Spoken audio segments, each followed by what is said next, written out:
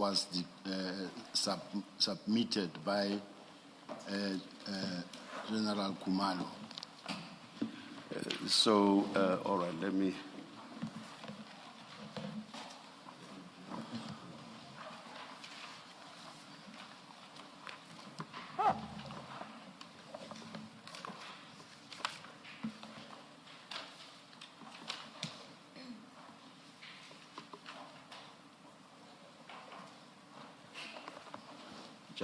I just asked you to have the statement close by, and I don't have mine close by, but I've found it.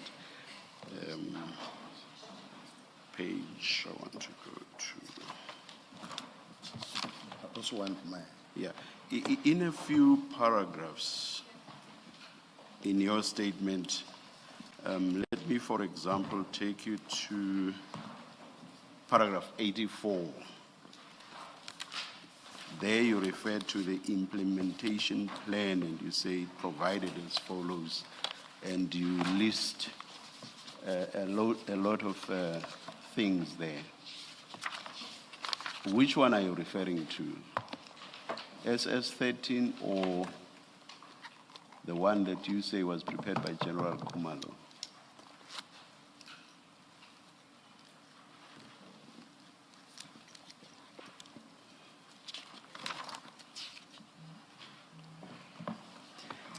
Paragraph 84. At paragraph 81 as well. You say, consequently, I changed the name on the implementation plan to my own, and on 17 January 2025, I signed the implementation plan. So you refer to that at 81, you refer to that at 84, possibly you refer to it elsewhere as well. I refer to this one that has got my initials on the body of the. This is the one on 80.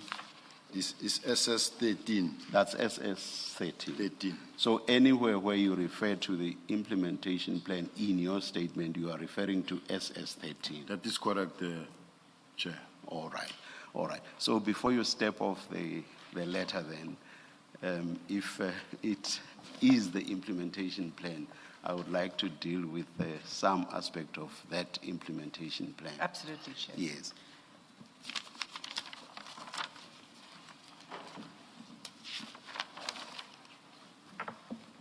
Now, General, do you accept that a repository is a place of storage?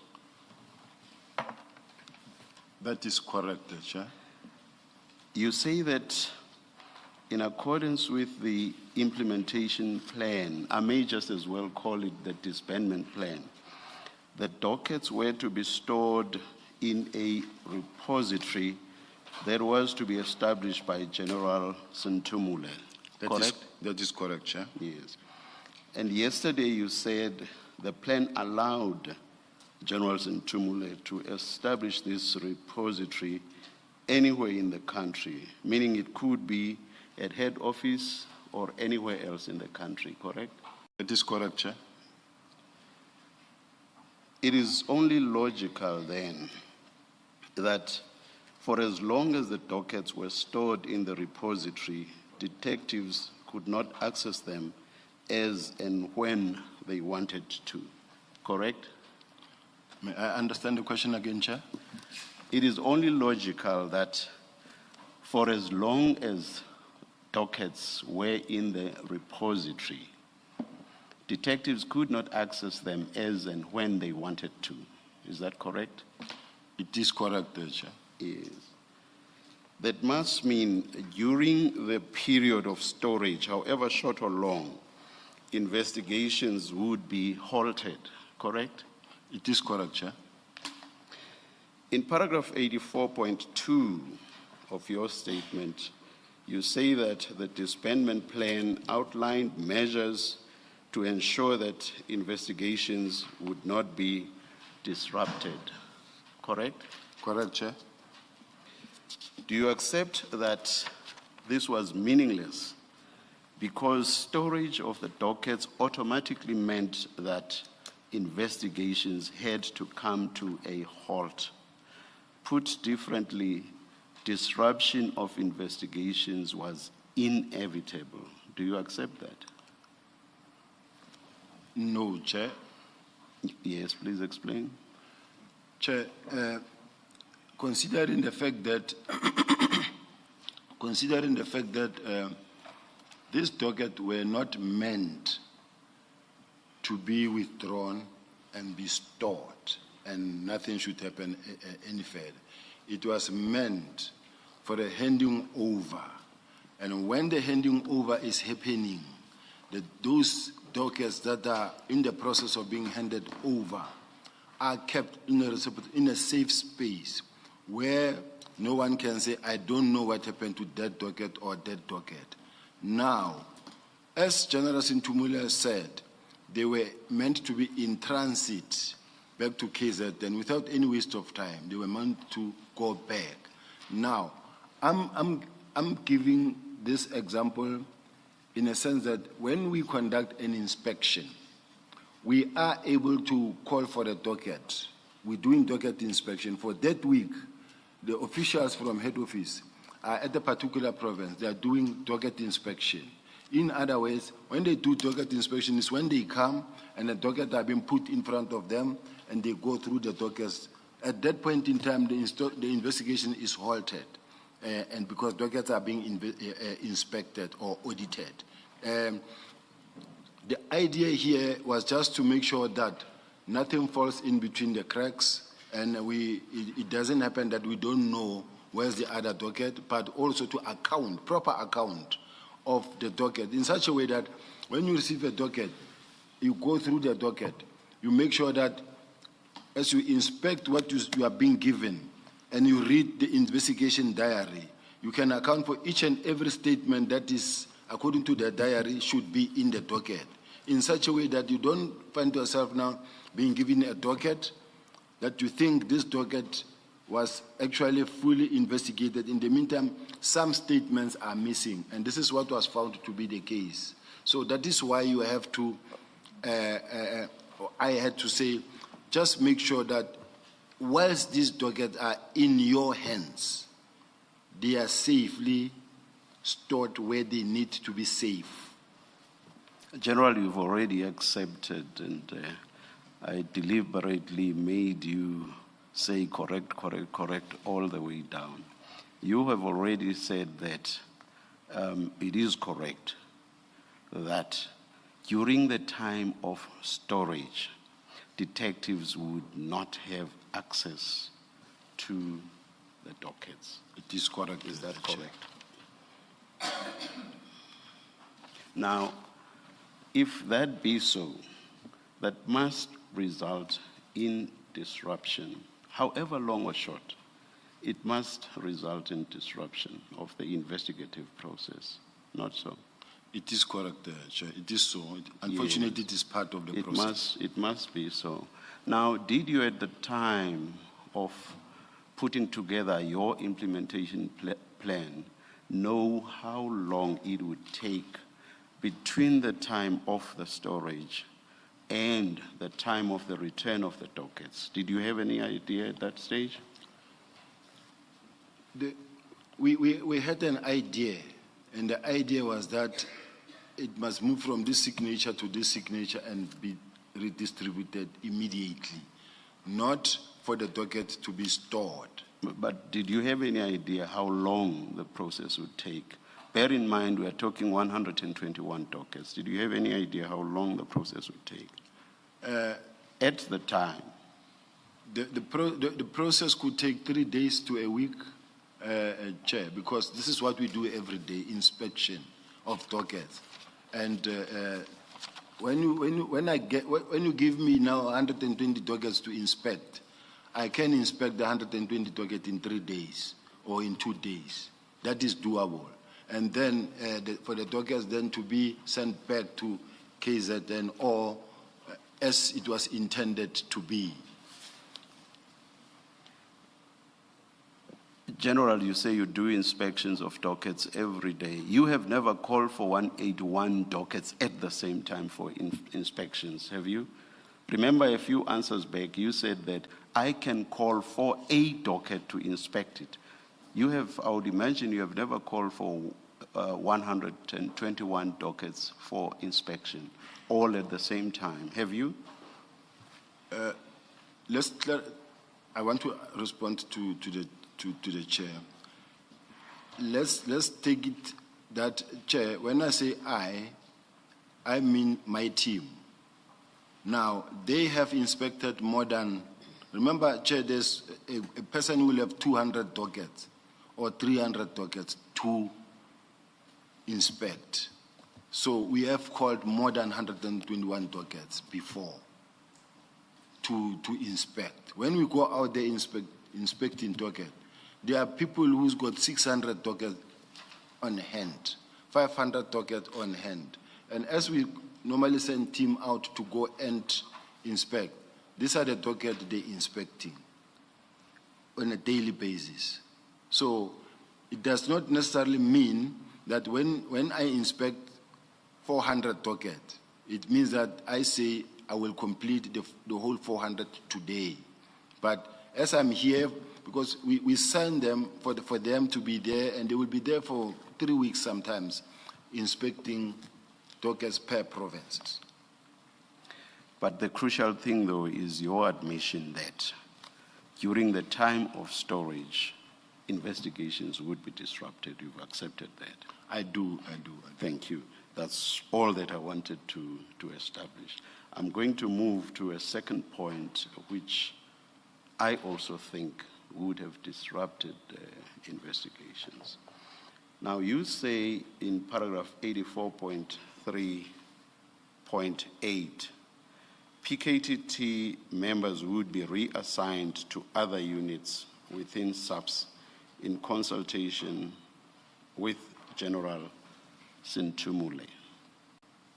I understand that to mean, you'll correct me if I'm wrong, I understand that to mean that they would no longer necessarily be allocated the dockets that they were investigating within the PKTT, correct?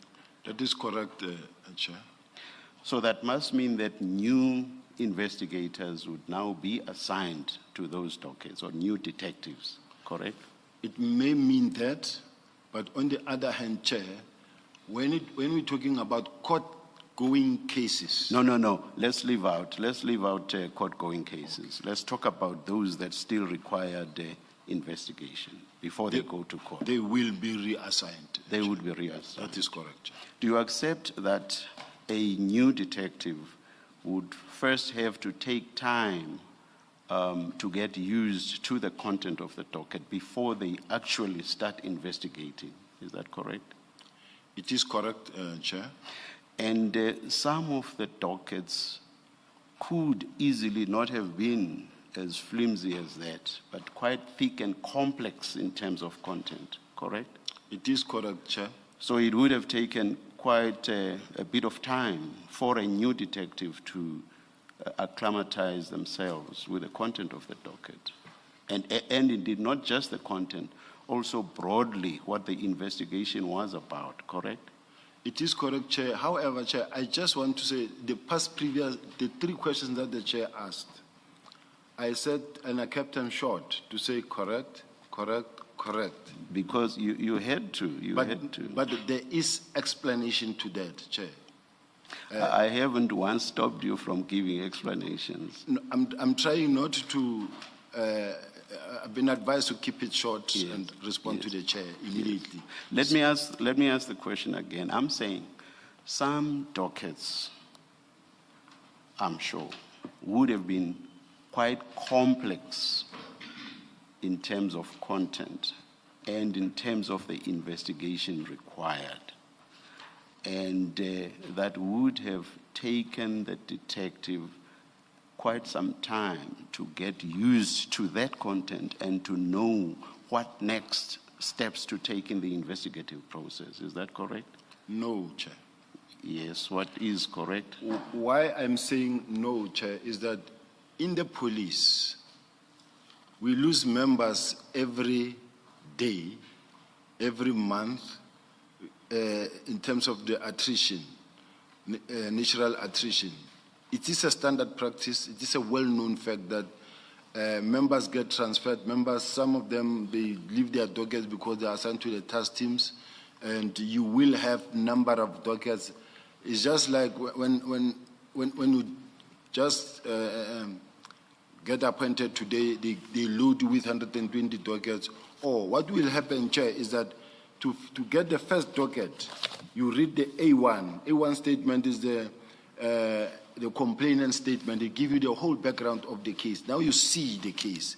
And then after that, on A1, then you can see what was the directive of the commander in red pen, and then other statements that were attached. So it's a normal practice, Chair, that is not really. It is unfortunate, the system and how the system is built and how it works. It does not necessarily mean that only the PKTT. And the last example that I'm going to give the Chair is this one. Remember, Chair, in December, they took the dockets that were being investigated by a team from head office. They took all those dockets, the PKTT. They took all those dockets, and themselves, they didn't consider the fact that what they expected to have been done in their own docket. They didn't consider having to speak to the stakeholders or going through those dockets themselves. They even returned them without having written any instruction on them or having done anything on them. So what I'm saying is that it is a standard practice. It may be some of the weaknesses within the system, but it is exactly like at court, in the prosecutor. There are instances where, for instance, the prosecutor is running with a case. All of a sudden, either the prosecutor dies or transferred or feel that I'm conflicted, and this docket now get allocated to a new prosecutor, and it happens on a daily basis, Chair. General, unfortunately, that does not answer my question. Okay. All it does is to say that this happens, and then you have to bring in a new detective. That's not what, and then the new detective has to then look at the content. Doesn't answer my question. My question is, when you bring in that new detective, even in the circumstances that you describe, which are that this happens all the time, when you bring in that detective, they have to get used to the content of the docket. And if the content is complex and what needs to be done by way of an investigative process is also complex, that new investigator will take a bit of time to get used to that docket and also to know what needs to be done. Even in the circumstances that you refer to, which you say happen all the time, surely that must be the position. You can't walk in and within 2 hours you know what you need to do, not in respect of a complex docket and complex investigation. This is only logical. Do you agree? I fully agree. Yes. Now, do you agree that these two, in addition to the earlier disruption which you have accepted, do you agree that these two would be disruptive to the investigative process? The fact that in circumstances where you already had PKTT investigators, you halt everything and you bring in new investigators, that too was going to be disruptive to the investigative process. That is correct. Yes. So again, I make my earlier point that your 84.2 was meaningless. Disruption was simply inevitable. You must agree, based on the other agreements you've already given, it must simply be so, correct? I choose not to agree with the Chair on this one. Yes. Chair, in any normal process of exchange or handing over, or this outline measures necessary to ensure that ongoing investigations were not disrupted, at least it should be a plus on my side, Chair, from the Chair, to say I agree with you and you did very well here. and dealt with transitional arrangement relating to the disbandment of the PKTT. In other ways, I'm trying to at all times be mindful that we shouldn't lose the fact that docket must be attended to.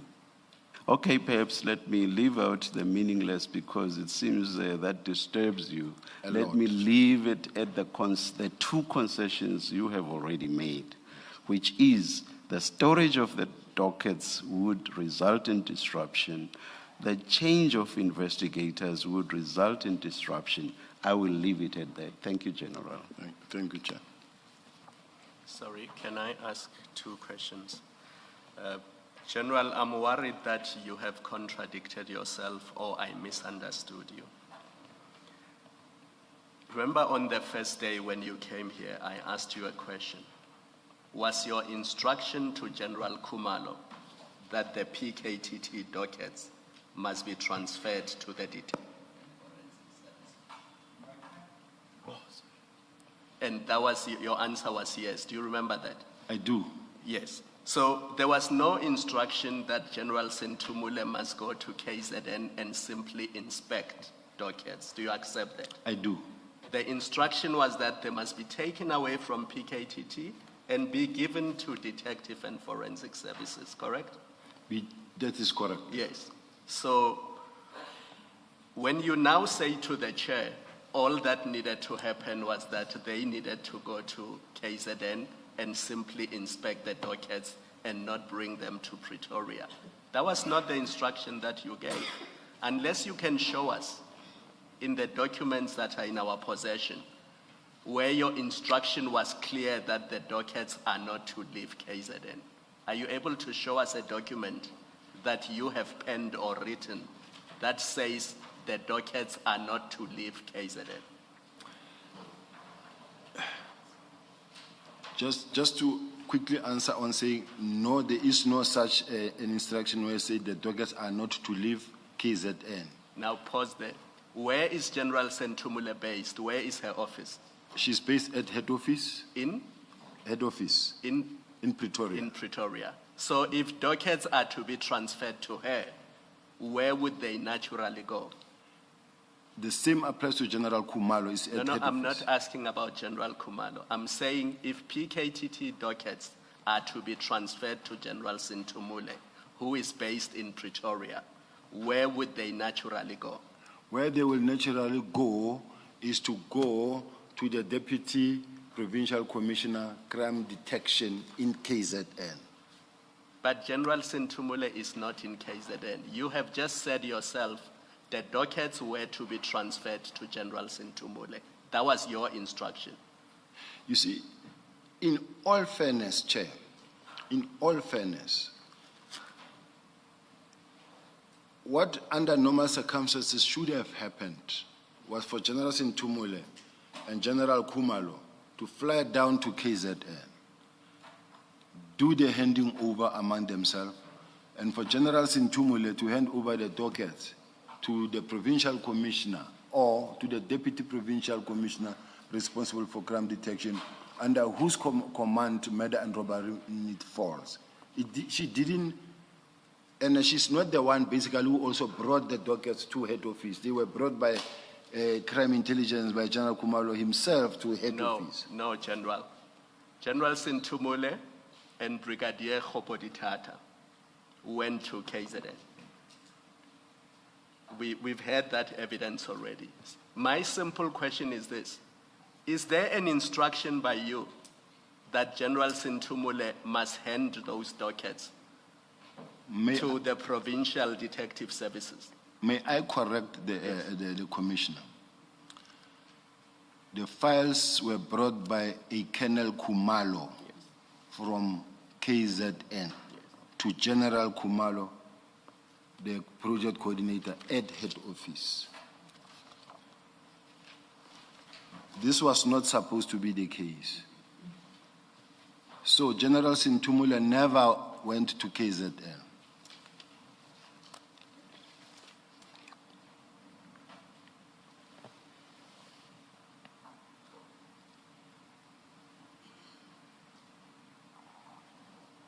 General, remember my question was, can you show us your instruction? Remember in SAPS we work with instructions.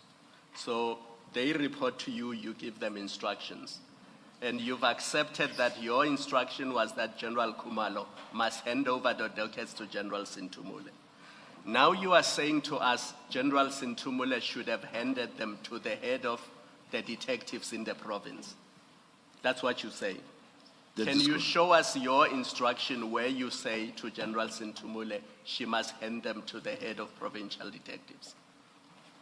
It either exists or it doesn't. And if it exists, can you please show it to us? Commissioner, in a normal working environment, I understand I'm now in the commission or before the commission.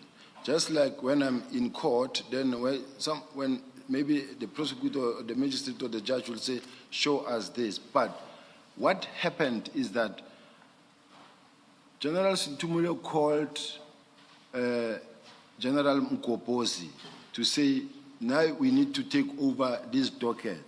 And then General Mkopozi said, you must please speak to the PC before I sign for this docket. That's when General Sintumule called the PC. And the PC said, I don't want this docket here. That's how it happened. So can we leave it at there is no such instruction? That's fine. Because it's either there or it's not.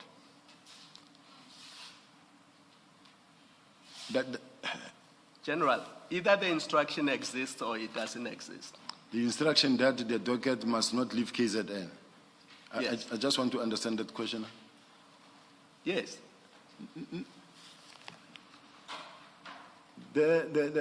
For the docket to be brought to KZN. General, the instruction exists or it doesn't exist? It doesn't exist. Yes, thank you. Chair, may I raise, Yes, General. may I raise a concern? Yes, General.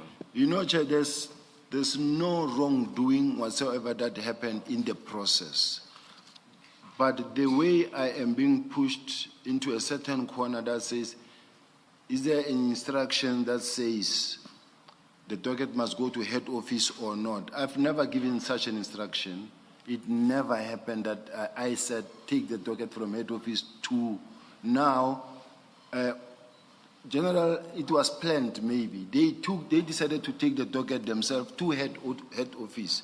Now it is on my shoulder, and I'm the one who must now bear responsibility why they left KZN to head office, when in fact I did not give such instruction. That's the only concern I wanted to raise, Chair. Thank you, General. We will assess the testimony at the appropriate stage and see what we think happened or did not happen. Thank you, General. Thank you, Chair. Thank you, Chair. On this same topic, the letter we were going to move to may make this discussion even more clear.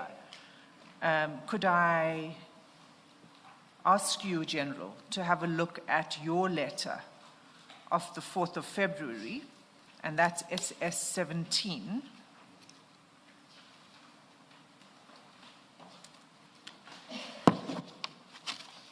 SS17. Ms. Hassan, can I just check something? You're not starting a new topic. Okay.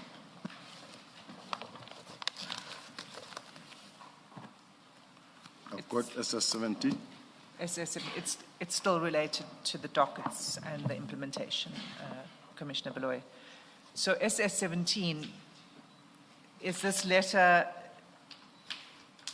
from you to the Divisional Commissioner, Detective and Forensic Services? Did you give this instruction, was this letter sent, this instruction issued at your own instance, or was this from the National Commissioner? This was from me. Yes, but what made you do this? Was it because you had been instructed by the National Commissioner, or were you acting on your own? I've never acted on my own other than this is part of the implementation of the decision that has already been taken. Now, having been assigned to conduct a particular exercise, I don't always have to receive a letter from the National Commissioner. This was now my own instance following up or giving orders in terms of what needs to happen. Okay, so this was at your own instance, this letter? That is correct. And if you see paragraph 5 of this letter, you direct the Divisional Commissioner, Detective and Forensic Services, which is General Sentumule, correct? That is correct. You direct her to engage with General Khumalo, correct? Correct. With a view to do a proper handing over. Do you see that? And That is correct. And then you say what that handover should include. And in paragraph 5.3, you say all cases or projects, documentation relevant to the political killings task team. So it's clear from this letter that you're saying to her that she should engage with General Khumalo to hand over to you all cases or projects, documentation relevant to the political killings task team. And then just to be complete, you say in the concluding paragraph that she's required to ensure that this is done within 7 days.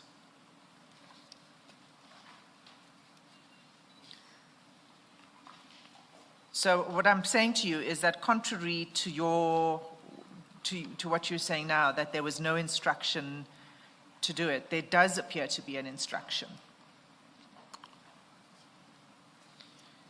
for the dockets, amongst other things, because it says cases or projects, documentation, all material, electronic recordings, all evidential material to be handed over.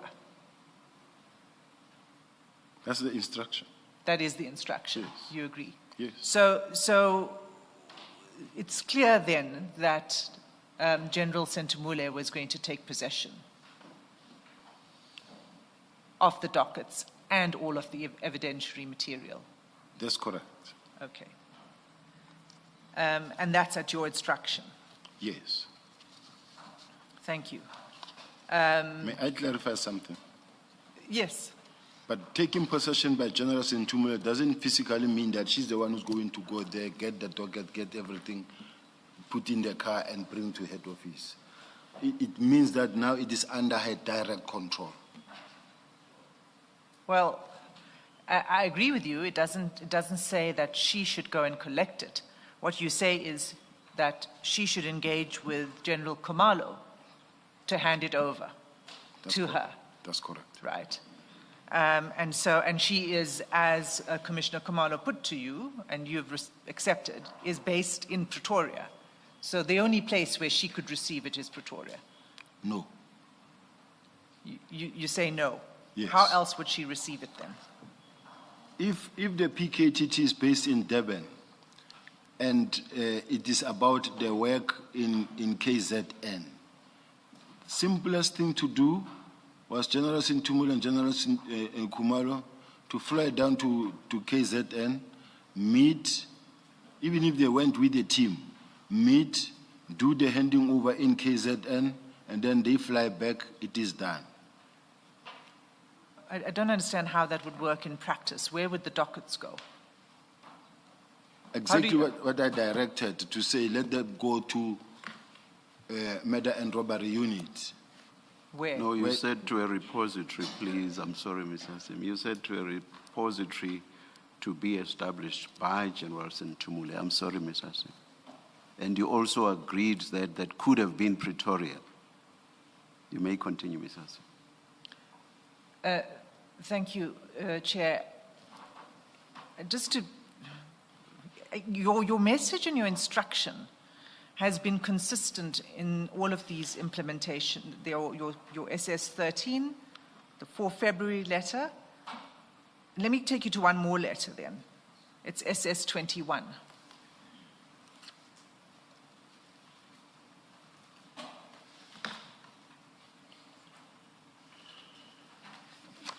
It's a letter 22 April.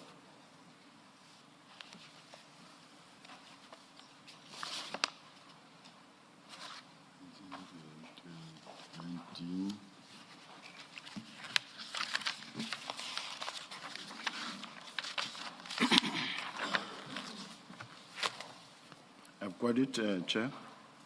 So I think that this makes it, the interpretation that we are proposing to you is made abundantly clear here. If you look in paragraph 2 of this letter, the last sentence says, okay, let me read the whole paragraph. In compliance with the directive of the Minister of Police on 31 December 2024 and subsequent directives on the matter, you are advised that this process should be finalized by Thursday, 24 April 2024.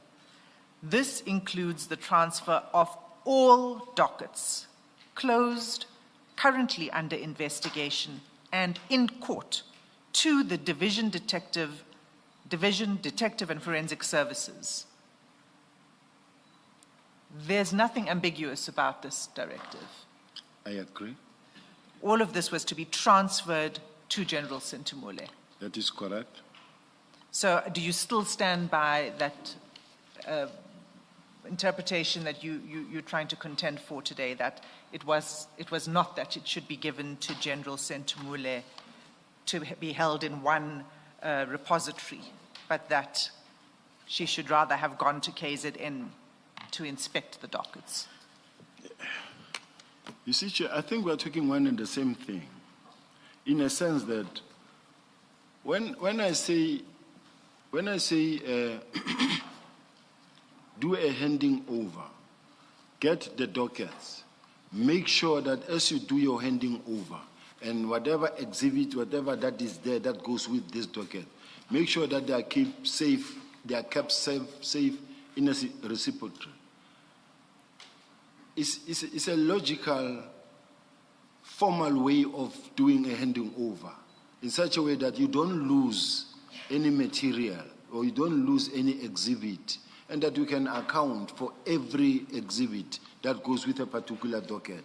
It was just a precautionary measure that says, make sure that these dockets, all of them, if there are any exhibits anywhere, make sure that they are also kept safe.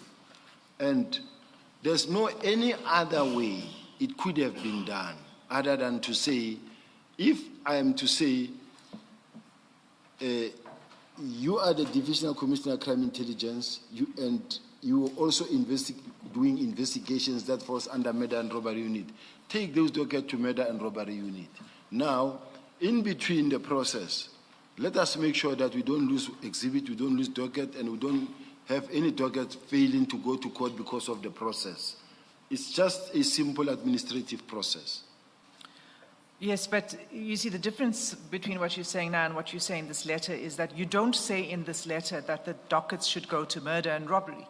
You say the transfer of all dockets closed, currently under investigation, and in court must go to Division, Detective and Forensic Services. Murder and Robbery Unit yes. falls under that. So you're saying what you actually meant was that it should go to murder and robbery? Yes. That's what you meant when you wrote this? That is General Sintumule. General Sintumule has given evidence to this commission and testified that she was placed under pressure to collect the dockets, placed under pressure from you to take possession of the dockets. What's your response to that? I would agree. Okay. And General Khumalo has also testified and speaks specifically to this period after the 4th of February, the letter. And he said that between 4 Feb and particularly after 4 Feb, he said it was during that period that the Divisional Commission, that General Sintumule was pressing him to hand over the dockets to her. So you agree that her understanding was that she must take possession of it?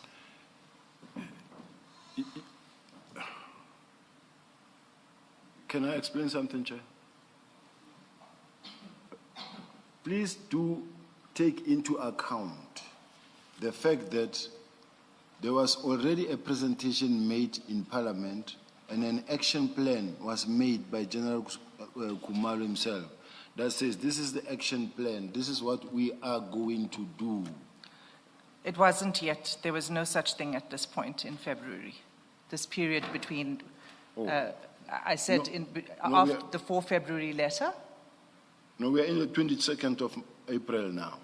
Now, I was referring you to the pressure that was being applied on General Sentumule in February to take, as you agreed, to take possession of the documents, of the dockets.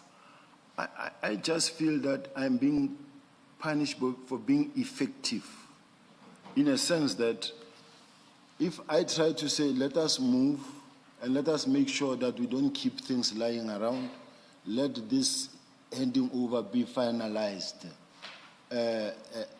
it's a problem because now someone was being pressured into bringing the docket, and we were working within the official instruction coming from the minister to the national commissioner to us.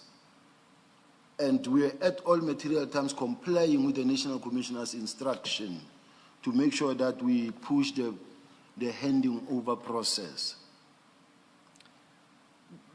So now you're saying it was the national commissioner who gave the instruction to push this process? Because earlier when I asked you about these letters, you said, no, this was your responsibility. You took initiative on this. But the letter, or the email that was written to me on the 3rd of January was directing me to get involved, communicate the minister's directive to the relevant team, and then the subsequent meetings that took place. Those subsequent meetings were in relation to the disbandment itself and making sure that the minister's instruction is adhered to. And that was what was happening.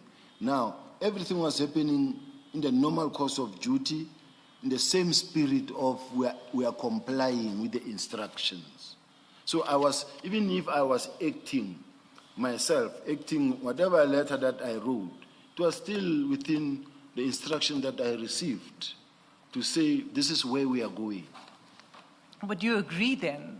I mean, I think what you're saying is, no, you did not give this instruction that it should be transferred to the head office.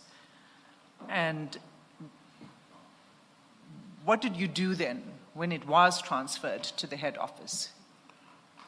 General Sentumule informed me that General Khumalo came, brought the docket, and then she put a team together to do a handing over.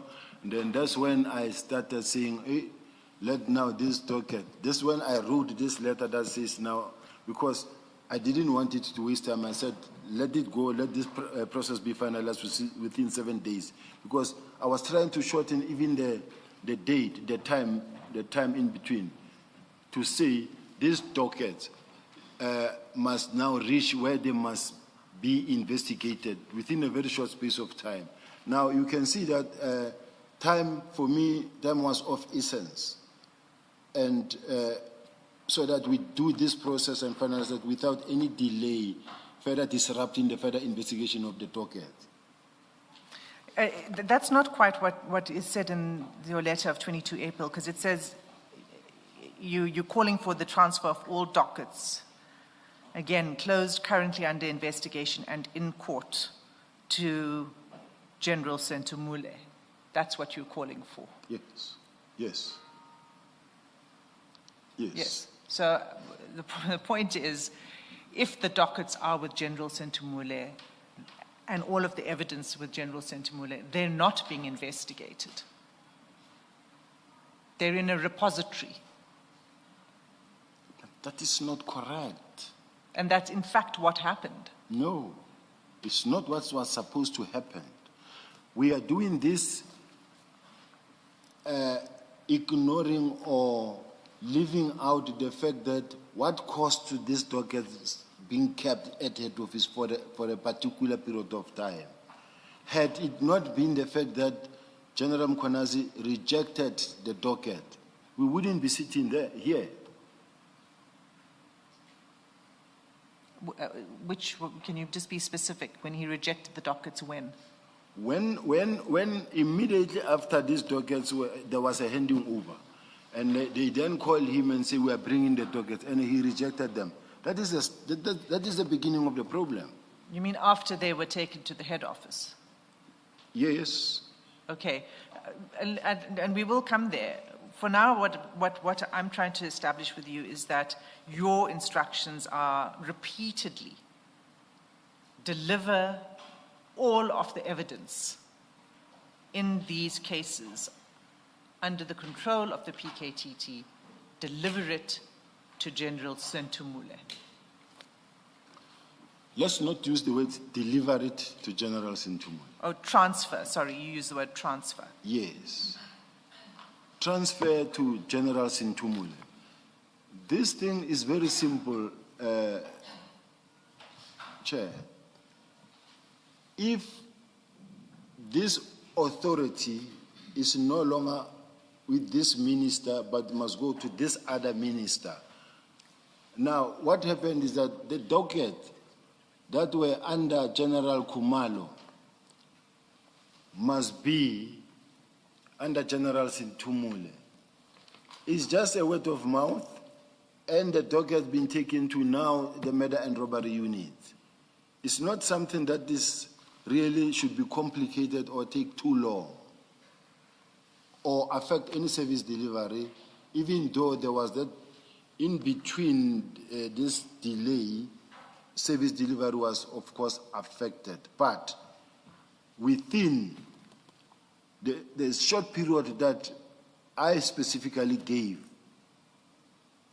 it was not supposed to be a major interruption or an interruption at all, because a week or 7 days should not be regarded as an interruption, because it does happen that a docket goes by for more than a week without being investigated. Have you had any experience in disbanding a task team? Yes. And have you previously removed dockets from a task team and distributed it?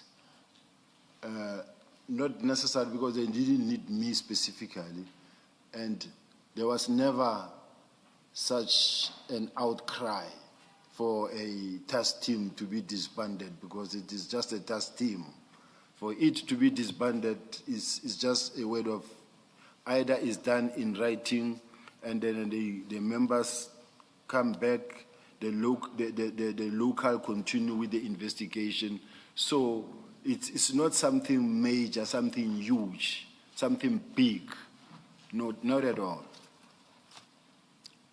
Right. I wasn't asking about whether there was an outcry. I'm asking about the removal of dockets from a task team and reallocating them to other investigators. We were talking about 121 dockets.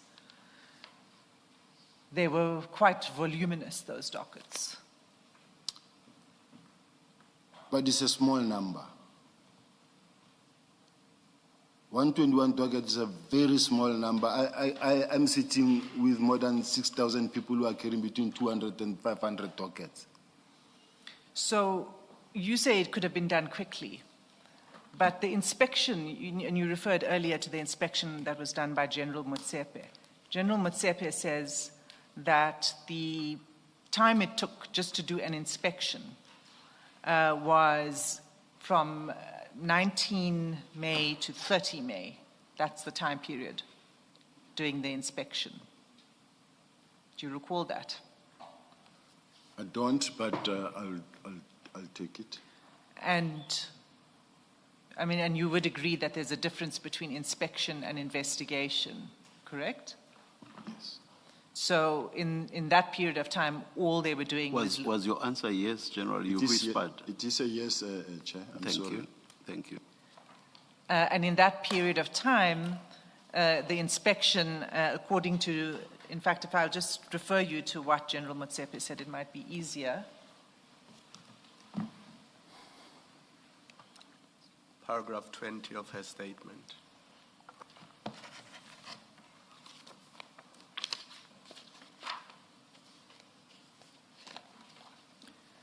Thank you, Commissioner Kumalo. That's quite right. It's paragraph 20. First of all, let me tell you which file it's at. File 4 of 10. File 4 of 10.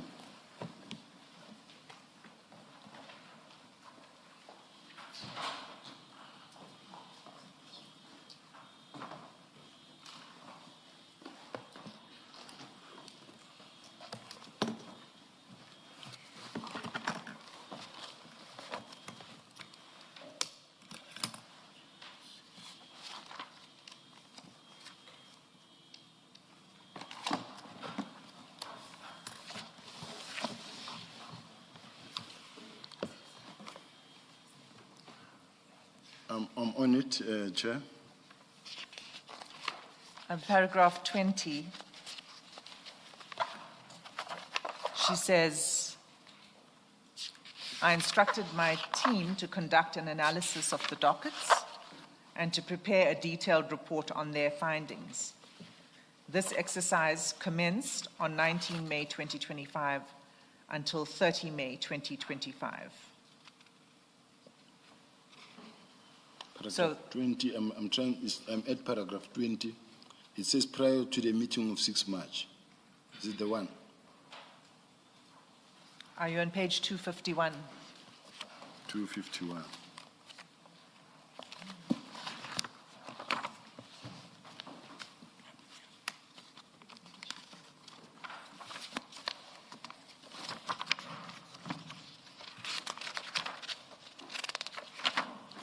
Call it.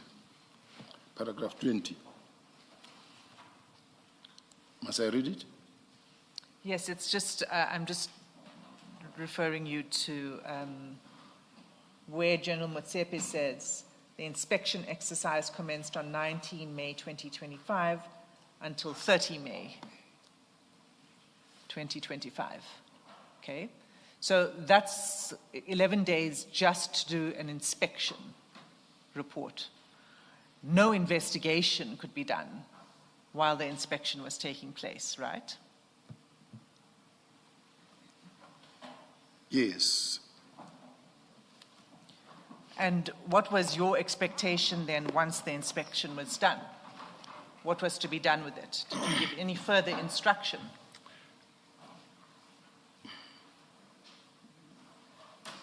Before I respond to the Chair,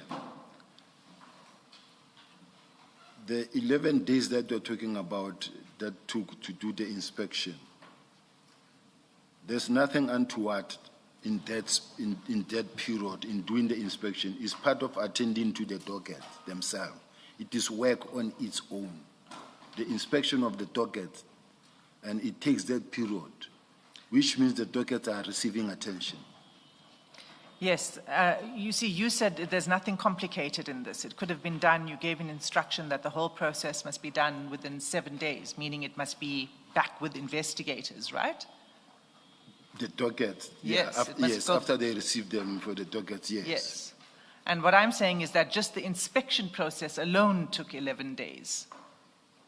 Yes. So it wasn't quite as simple as, well, it can all be inspected, assessed, determined which station or which murder and robbery unit these should go to within 7 days. That was impossible. It is possible, Chair, in this sense. In this sense, the team is doing inspection, but ensure that this whole process is finalized of handing over and everybody, whatever that needed to be done is done within these 7 days. I don't necessarily mean that it's very difficult to conduct an inspection. I don't know how they go to 9 days, whether how many people were involved. 11, not 9. 11, not 9. Yes, Chair. But what I mean is that, Chair, sometimes when we conduct investigation or let's say inspection, I can be alone, sit here as a commander doing an inspection, but we can be 4. There can be 4 of us or 5 of us, and then we share this docket. Then it can be done within a day or 2. So if it's done within 11 days, it means that maybe one or two officials were the ones now doing these inspections. I don't know how they did it.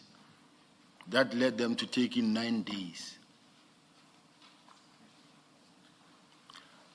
But what is very much crucial to note, Chair, that I General, always... It was 8 people. It was 8 people. Yes, You yes. see that in paragraph 28 of the same statement. I know it was 8 people, Chair, but it does not necessarily mean that all of them were actually going through the dockets. But what is very much crucial in this regard is the fact that we are talking about dormant cases here that were not being attended to by themselves.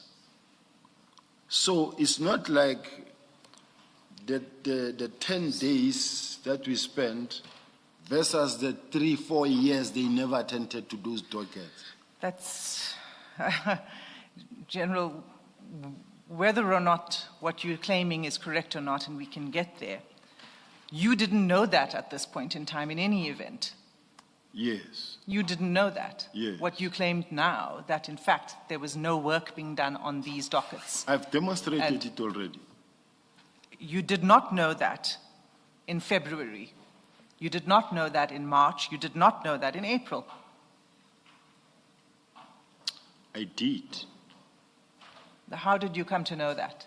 Remember that the docket came, and there was a comment made that they gave us dockets that are actually not, that haven't been attended in a long time.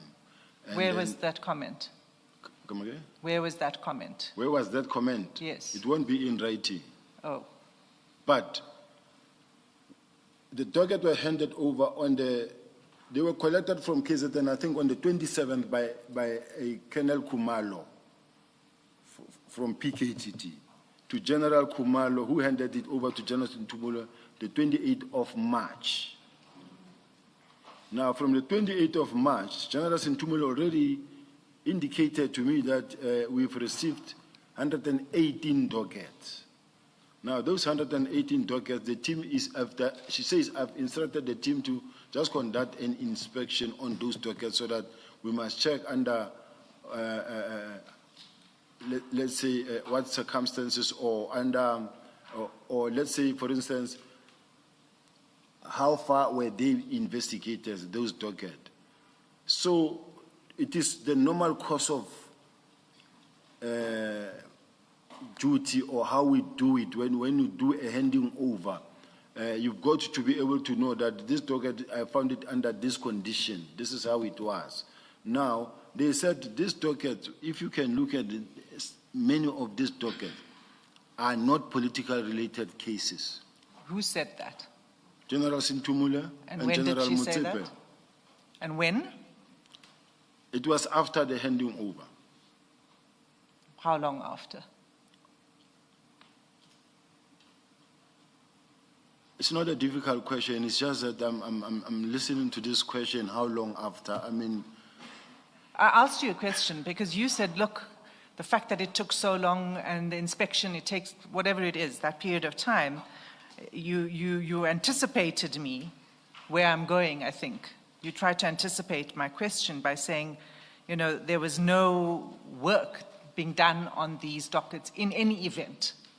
So what does it matter if an inspection period was 11 days, which is a long time? to me, I was given the inspection report that demonstrated that these dockets are very old cases. When were you given that inspection report? Unfortunately, at this point in time, Chair, I'm sure Chair, I've mentioned it before.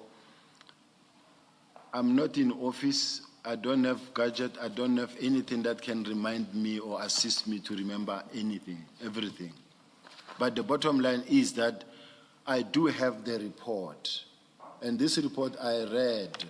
And what I unfortunately even failed to do as I was reading that report was to also say which ones are political, which ones are not political related. And Just an approximation, then perhaps, General, it was May, it was April, it was June. And to be clear, you're referring to the inspection report, inspection by, report. by General Motsepe. by the team,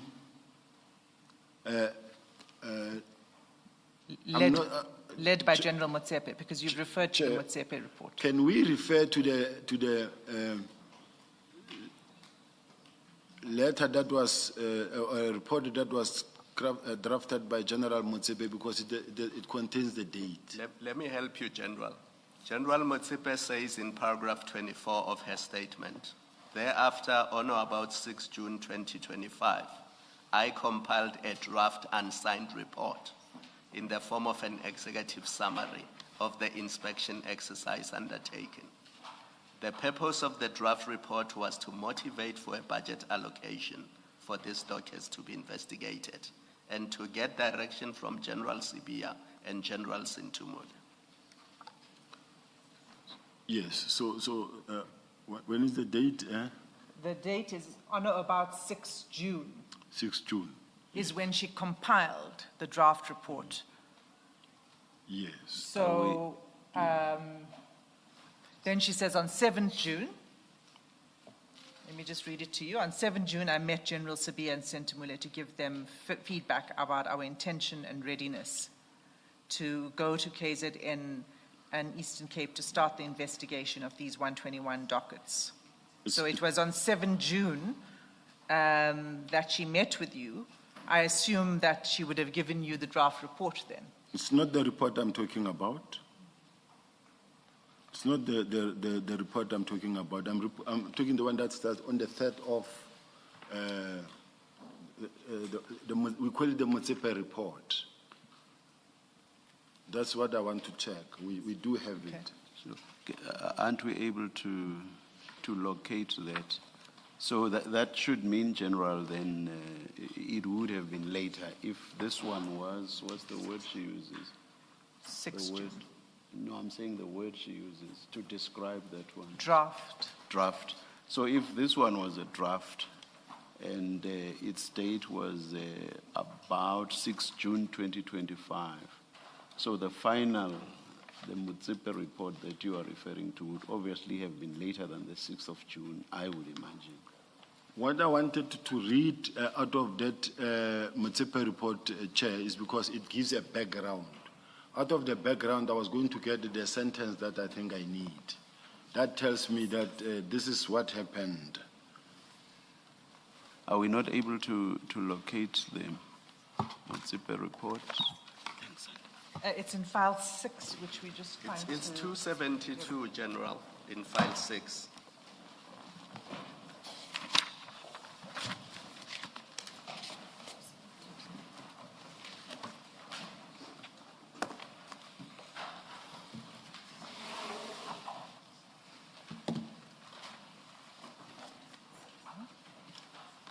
You'll see the bottom page numbering in red, because the top one will say MCM 1A2. I think it's the very first document, if not the second.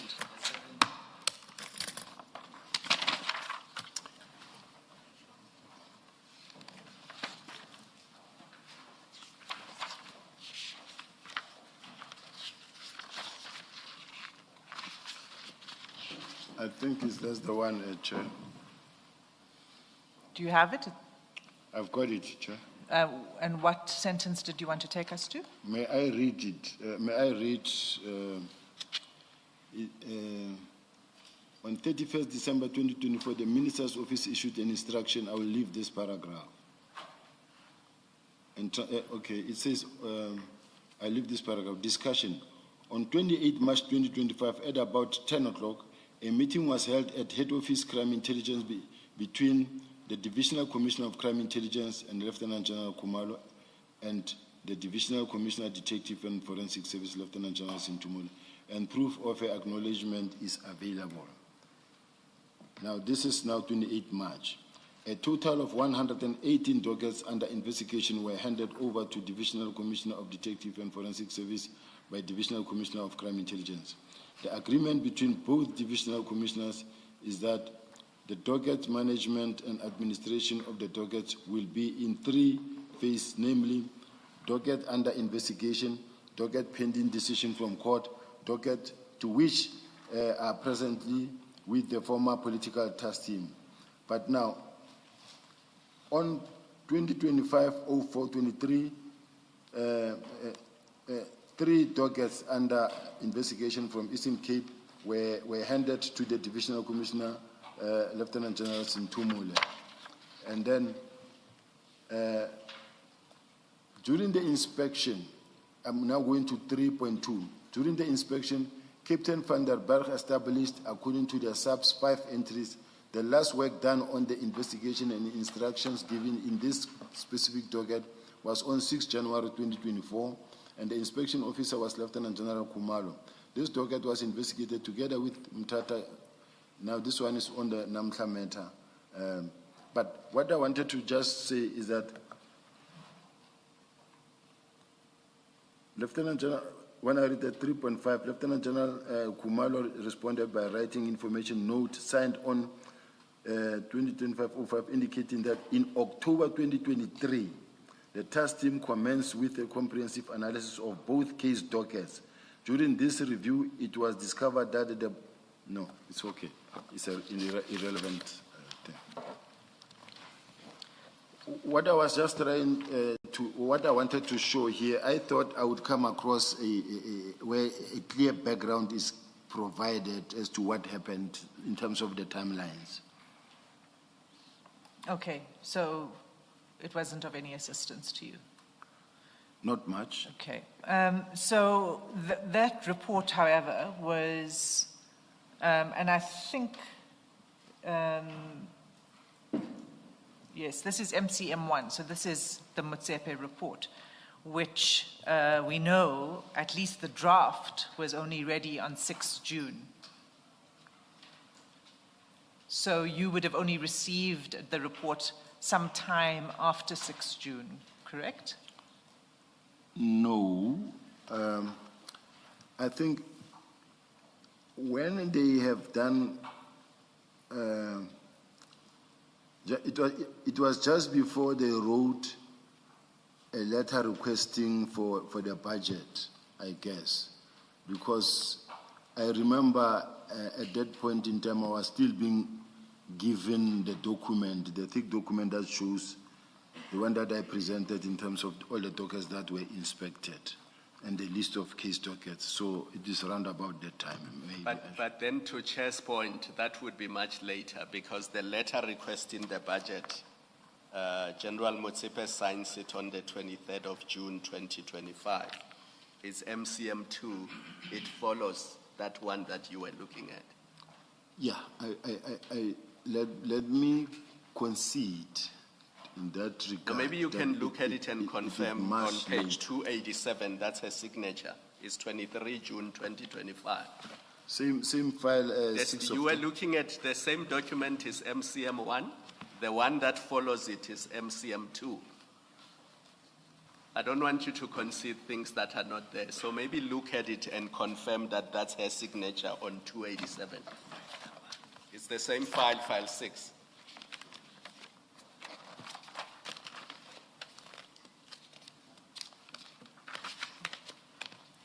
Yes, this is a signature on the 23rd of June.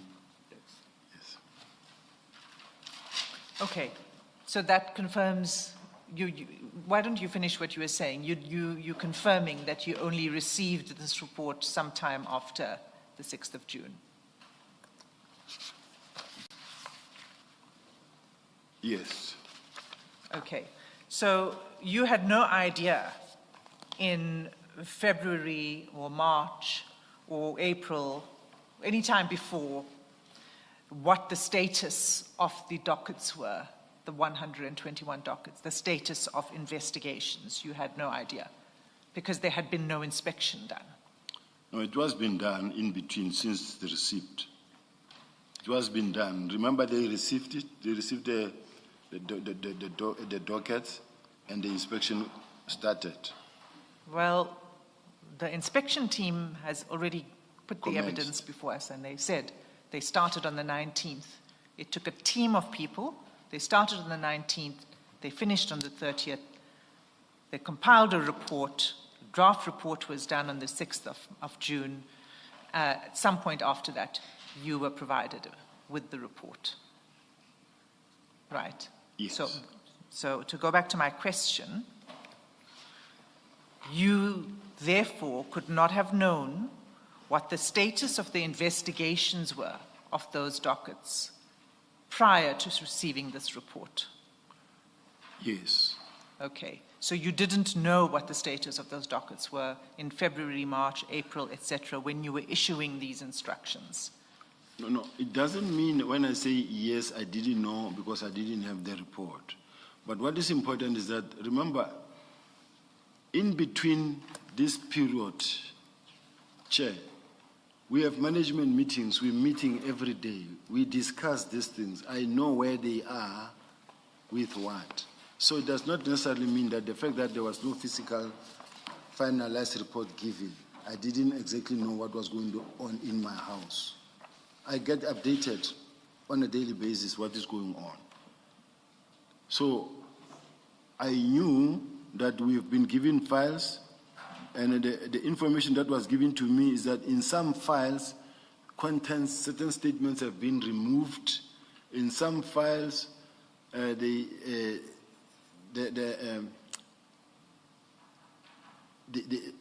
in terms of the number of years, they haven't been attended to. So this, then, to me, I was interested to have that final report then.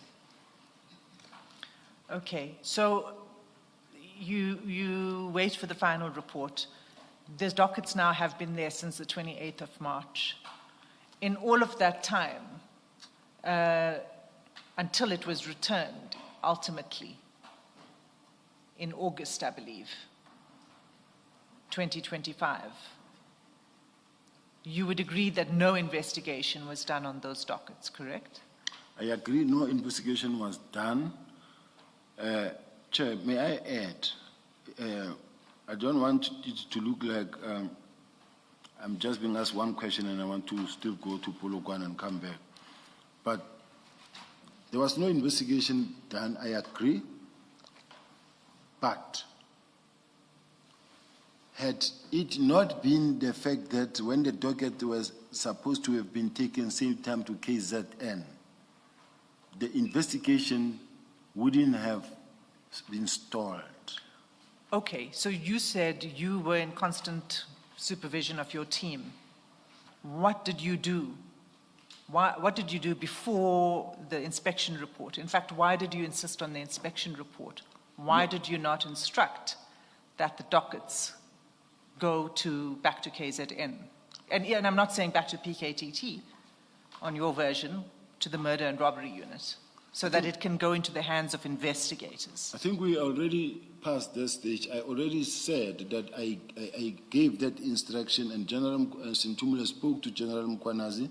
General Mkwanazi rejected, and then we had to then speak to the National Commissioner, who then said, okay, make a plan. I will attend to it, but make a plan. In the meantime, for the docket now to receive attention, we were not now in a position to send investigators to KZN to just go investigate. To put a task team together. Now we have to take people who are carrying dockets from somewhere and put them together here. And then to say, now we have to go to KZN, now we need a budget. And now we had to write to the National Commissioner to say, National Commissioner, the KZN PC doesn't want to accept the docket back. Now what must we do? We are going to appoint a team to go and investigate. Then he advised that, okay, now put together a team so that the work must continue. Then we had to do a budget for the members and the number of teams that we were recommending. It was not our intention to disband a task team and form another task team.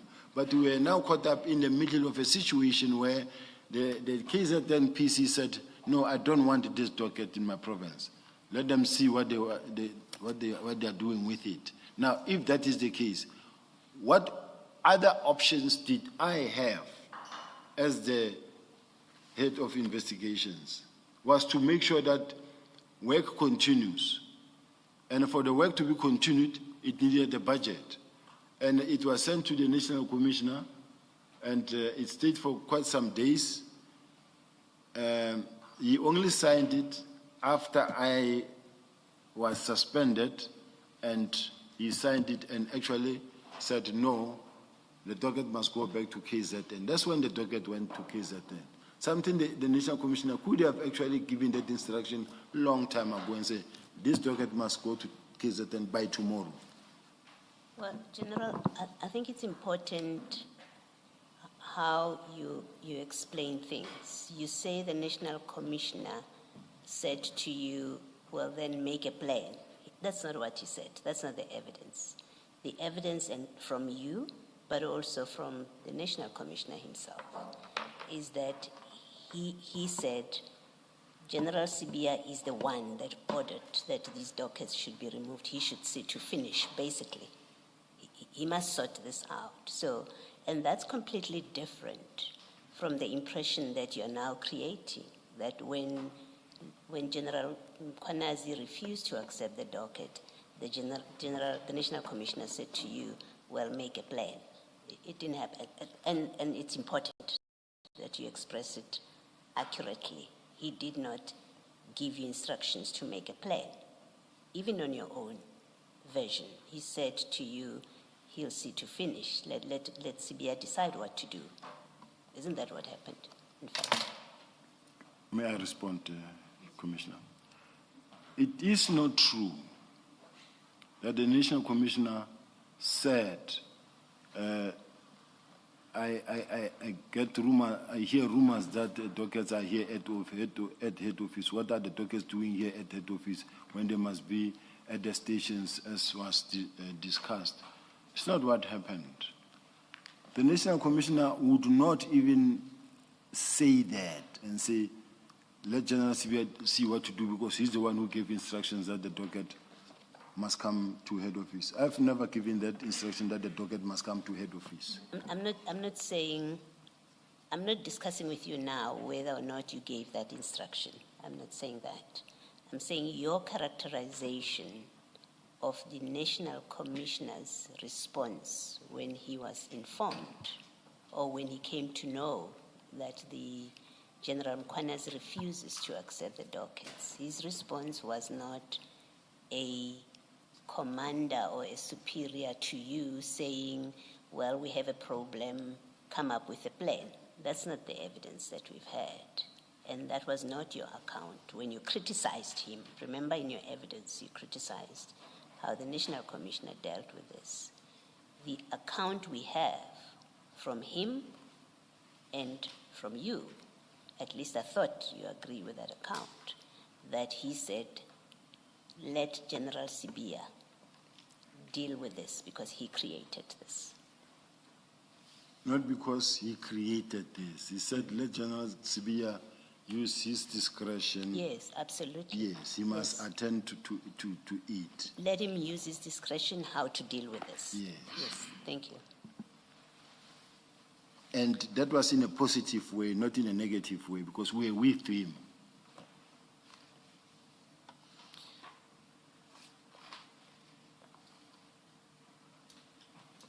Let me give you my understanding of this, the way it appears, and then you can comment, is that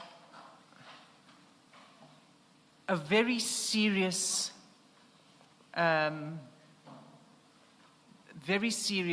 disruption with the administration of justice occurred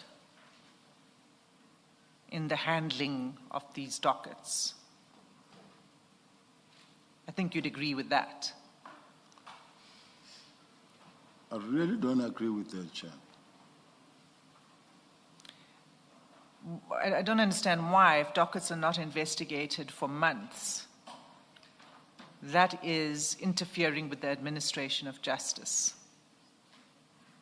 And I'm not talking about you personally right now, I'm just saying as an objective fact, what happened here was very serious. and it constituted interference with the investigation of active cases. I fail to reconcile the fact that the evidence leader ignores the fact that this docket were not being investigated since 2018.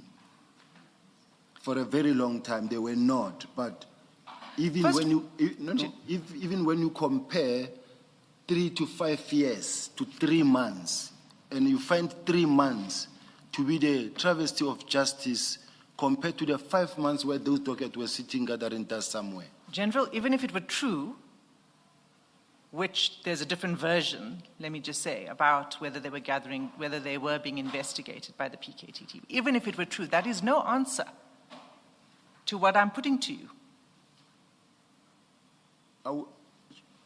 I will simply not agree that there was a travesty of justice by not, for the 3 months period or 5 months period compared to the 5 years period. I still believe that it was also not by our own making or my own making, because let us accept the fact that someone refused to accept to receive the docket or rejected the docket.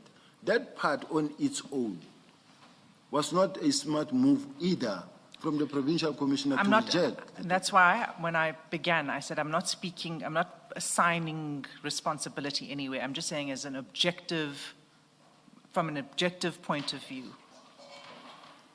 Dockets sitting in head office for that length of time not being investigated is an interference with the administration of justice. And you said you would not agree with that. From the neutral perspective, I agree with it. From a person who is neutral watching, not apportioning any blame to whoever, I will say it is true. It is correct. It was very serious interference with the administration of justice. I do accept that one. What I would like to next say to you, and this you can comment on, is that if you had not issued, what started this problem is your issuing these instructions for the transfer of all of the dockets to General Sentumule. That's what started this problem. I don't agree. I'm saying to you that that is my observation on it, and you're free to disagree with it. Why is it? Why did you instruct that all of the dockets should be transferred, including the court-going dockets, when you knew that that wasn't part of the plan? I mean, that wasn't what was under discussion in your meetings. Why did you instruct that even court-going dockets should be transferred? Just to remind myself, Chair, may I go to the action plan that was suggested by, starting from what was said in Parliament by General Kumalo, and also the meeting of the 6th, where he came up with the action plan on what must happen. Yes, certainly, we can go there. It's file 6, and it's HKS2. File 6. Page 368.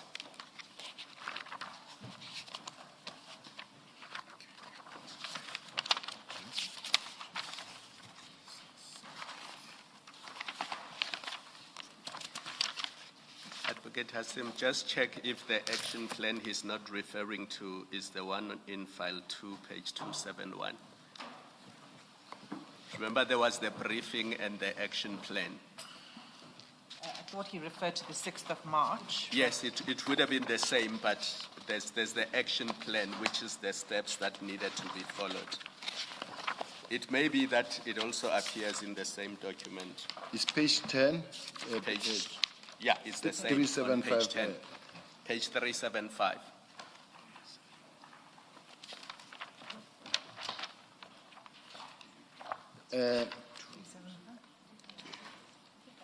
Sorry, Commissioner Kamala, I need your assistance. It's File? the one he's looking at is the action plan in file 6 on Oh, page it's file 6. 375. Yes.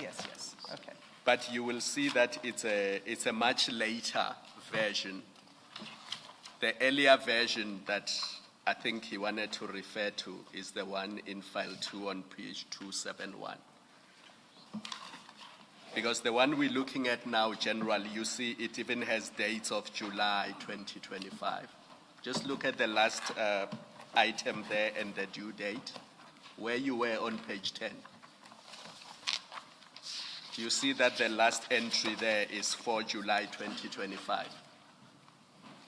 Yes, that's the one that I want to read. Yes. But this is the much later version because the earlier version had the action plan that you said was presented on the 6th of March.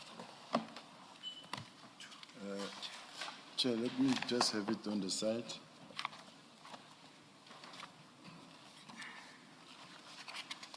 File 2, Advocate Hassim, on page, it has 2 page numbers. The other page number is 271, the other one is 337.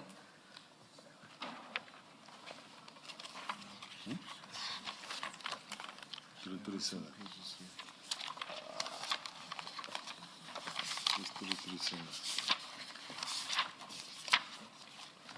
the Yes. same. It's the Yes. same. It's SS 19, I think.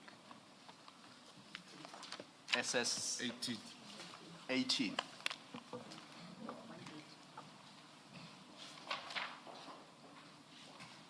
Sorry, General, so is this the plan that you wished, is this the document you wanted us to refer to?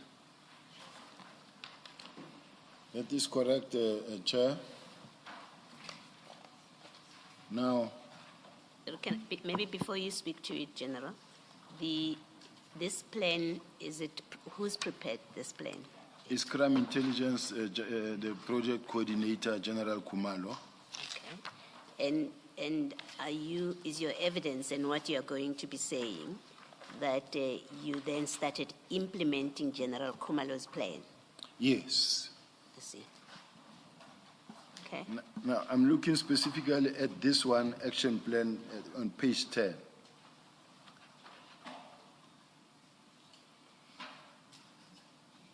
On page 10. Oh, this one, no. I see it's a new one that I'm not aware of because you can see this one, it has got 2025-0704. No, I'm going back to the original one. Yes, that's why I said don't look at page 10, because page 10 is a much later. That's why it has entries for July. Go to the actual one that was presented in March. Yes. That one you find in file 2, it's SS 18. I've got it, Chair. Yes. I've got it, Commissioner. Approval of disbandment plan by Minister of Police on 6/3/2025. And then stakeholder engagement with NPA, including... Which page are you reading at, General? I think it's 337. Yeah. Please let us know where you are reading, and please go by the page numbering top right-hand corner, please, so as to guide us. Thank you, Chair. Thank you. My apologies, Chair. No need. Thank you. I'm reading at page 271, the action plan. No, General, Chair said the right-hand corner, so that would be 337, not the left-hand corner. 337. Do you see that there are 2 page numbers on that I page? see they are confusing, Chair. Yes, so look at the one on the right and just 337. put it on the record. 337. Thank you, General. Thank you, Chair. This action plan is the one that was presented on the 6th of March to the Minister. That says approval of disbandment plan and the responsible person is the Minister on the 6th of March. This is, in other words, by the 6th of March, this was the due date, set by themselves. Stakeholder engagement with NPA, including prioritization of the 114 cases, National Commissioner on the 17th of March. Approval of the new call-up instruction and financial authority 2025-2026 National Commissioner on the 17th of March. Retaining the docket under investigation to the KZN Eastern Cape is the NPKTT Project Manager and Division Commissioner, Detective and Forensic, both of them, 17th of March. Provide progress to the Minister, National Commissioner and Deputy National Commissioner, Crime Detection, and submit the final close-up report, Project Manager, Divisional Commissioner, Detective and Forensic Service, on the 25th of March. And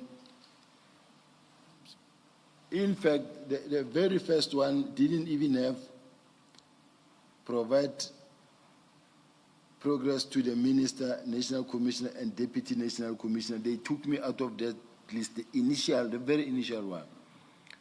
And then I think I asked a question to journalists in Tumul and say, why am I not part of this, but yet I'm the one accounting?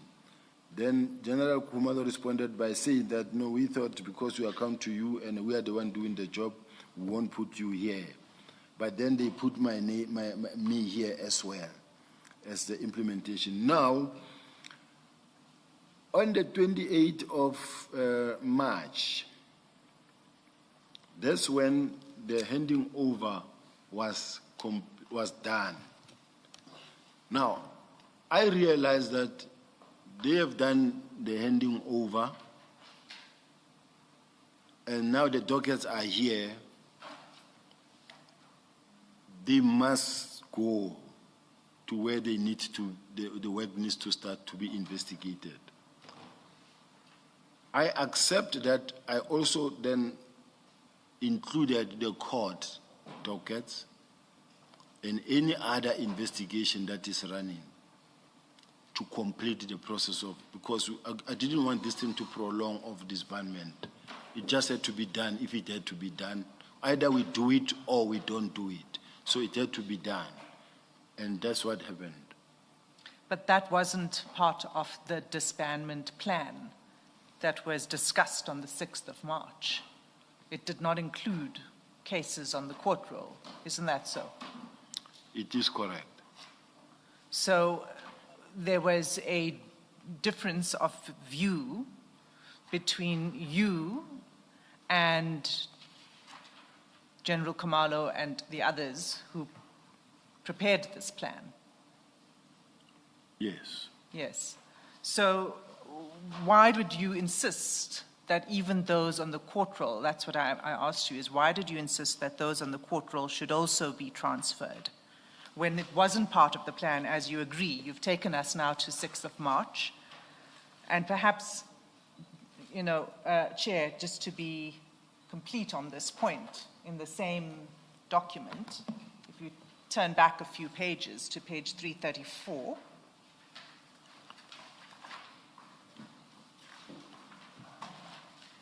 the last bullet point.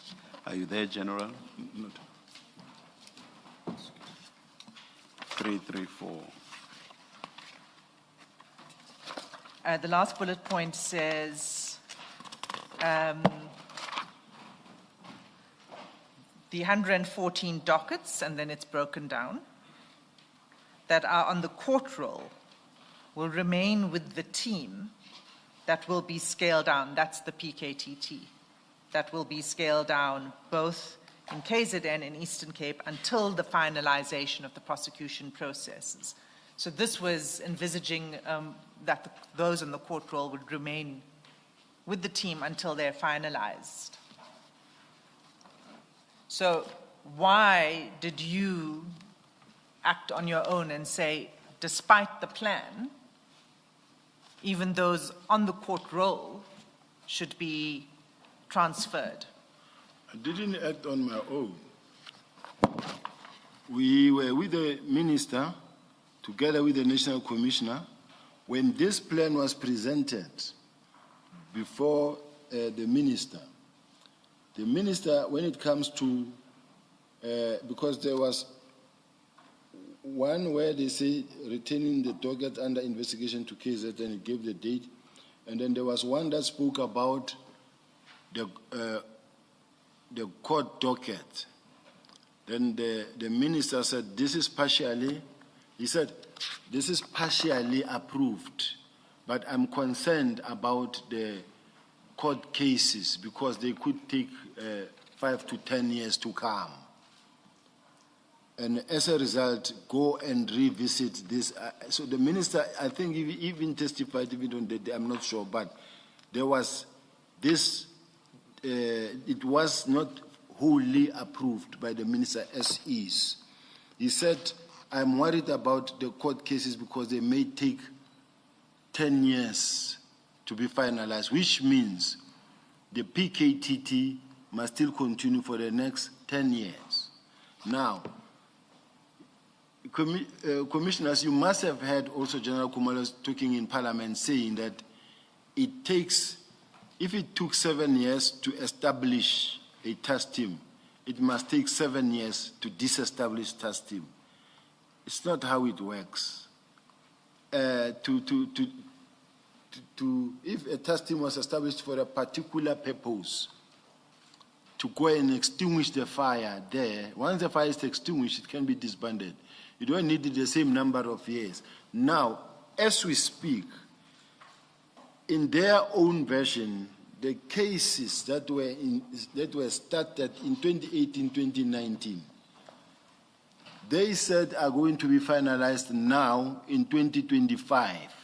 And they said, all this, in Parliament as they presented, they said that they expect that all the cases will be finalized in 2025. Themselves saying all the cases will be finalized in 2025. To date, I don't think that's the case because it's not how it works at court.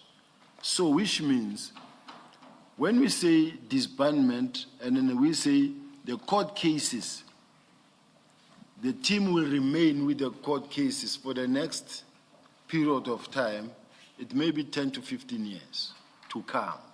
Now, as far as I'm concerned, as far as we are concerned, as the detectives, is that if cases are transferred, even the investigating officer who investigated this case can still go with his own investigation. The rules are not strict or hard enough, fast and strict to say that. General, I think the question, you've gone far away from the question that's been asked of you. You were referred to page 334 of this plan, which you referred us to, the 6th of March presentation to the minister. And 334 says that, that in that last bullet point, that cases that are, or dockets that are on the roll will remain with a team that will be scaled down. So this is on the 6th of March. Your letter of April, so you were in a meeting and you seem to now be, reconciling with this plan on the 6th of March. But that report or that plan on the 6th of March says the matters on the roll or the dockets on the roll will remain with the team. They will not be taken away from the team. But you in April, even an earlier date, but in April, you say all dockets must go to General Sintumule. So your instruction in April contradicts what is contained in 334. So you have to have an explanation. And that's why I asked you earlier, my question, if you remember, I asked you earlier, is your evidence that you then started implementing General Kumalo's, I call it General Kumalo's plan, but I'm speaking to this plan. Is your evidence that, and you say, yes, I started implementing their plan. That's what I was acting on. But that's not what you are doing in April. In April, you give a contrary instruction to what is contained in 334. It's one or the other. You either carried on implementing your plan, which is what SS21, the letter of April, is about. It's your plan. You carried on with that. Because then it doesn't make sense that you would give the instruction you give in April and still say, well, I was implementing their plan. Please explain that.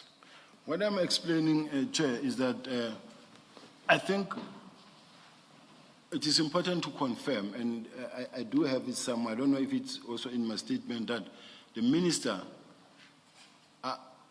partially approved this plan, this action plan, not wholly, not as a whole.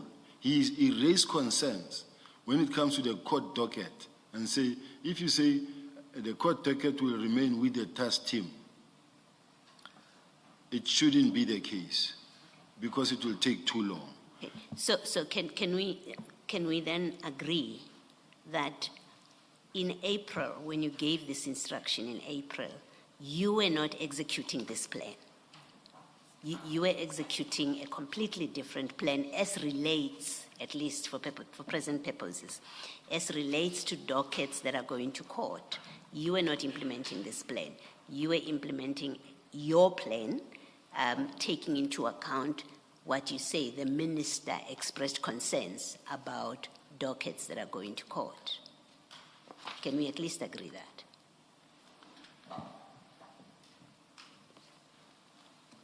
I want to say, Chair, I was implementing this plan, but I was pushing for completion of this process. Yes, that's your justification. That's your justification for what you did, that I was pushing. I'm not there. I'm trying to establish a factual inquiry to get an answer to it. It is 334 says the dockets that are on the court roll will remain with the team. That's what it says, 334. That's General Kumalo's plan. Your letter of April says differently. It says even those dockets must go to General Sintumule. Can we agree that it's a fact that comes out of these documents? Forget why you did it. I just want us to agree on the fact. We do, Chair. All right, thank you. And just to add to Commissioner Baloy's point, even the much later plan that was presented to the minister on the 27th of March had the same entry. That's the page 10 you were referring to. On page 372 in 56, it also says court-going cases, all 117 of them. Remember the much later plan, you said this one was partially approved, and in March, on the 27th, they had to present a new plan to the minister. And you referred us to page 10, page 375 in file 6. Do you remember? On this, the one on page 10. Yes, in file 6, remember? You see, Chair, this one, quite honestly speaking, I see it for the first time. No, listen to me, General. Later in March, remember there was a plan presented to the minister on the 6th of March. Correct. And you say he partially approved it and told them to go back. And to And consider. on the 27th of March, they revised the plan and they presented it to the minister. And we all know that that's the day when all hell broke loose. But the point being made is that on page 7 of that 10-page document, on 372, that entry remains that the 114 dockets that are on the court roll will remain with the current investigating officers. So just to make it clear, it's not new investigating officers. It's the same investigating officers.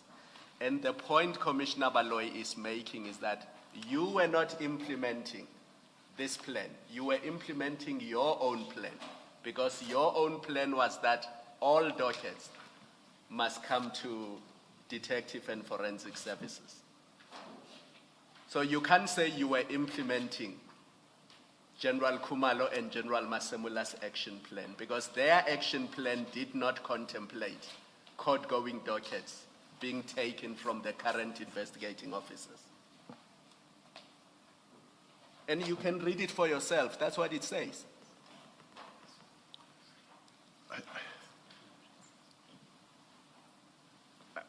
General, it says that. That's what it says. You can have a justification for why you did what you did, but the action plan is clear. And that is Commissioner Baloy's point.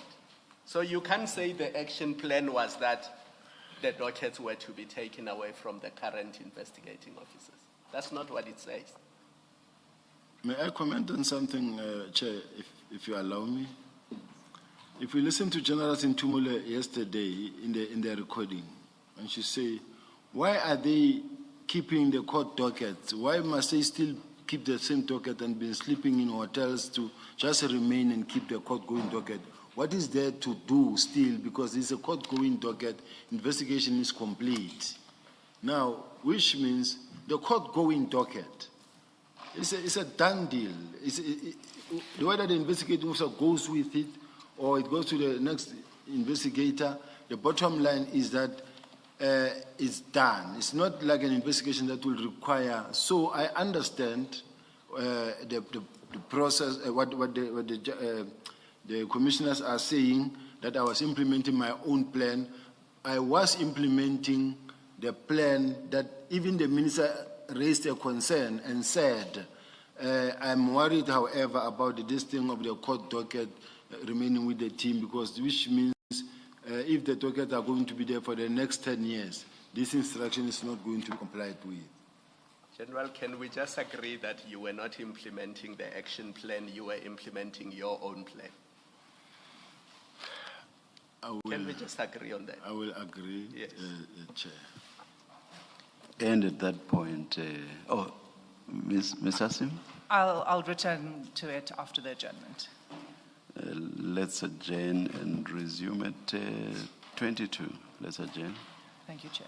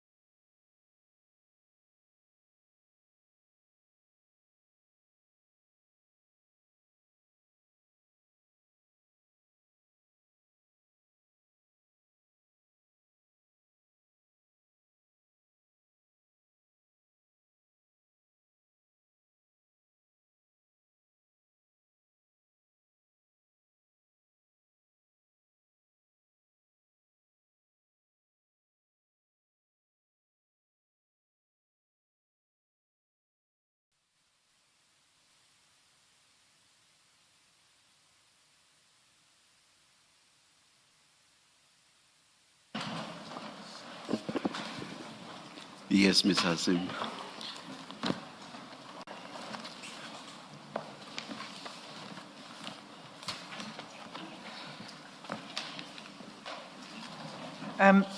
General, we were just dealing with the question of your instruction that dockets that are in court should be transferred before we adjourn. Do you recall? Yes, commissioners. And you took us to these disbandment plans, the action plans, right? And I just want to close up on that. The first version of that plan, which is the one that was presented on 6 March, which we looked at, and which is in file 2 at page 334. It says, just to refresh your memory, that the dockets that are on the court roll will remain with the team. That will be scaled down both in KZN and Eastern Cape until the finalization of the prosecution processes. That was the plan that the minister, you said, partially approved. Yes. And requested that it be amended and brought back to him, right? Correct? Yes. And then at the meeting of 27 March, the revised plan was presented. And that's file 6, and the relevant page for this purpose is page 372.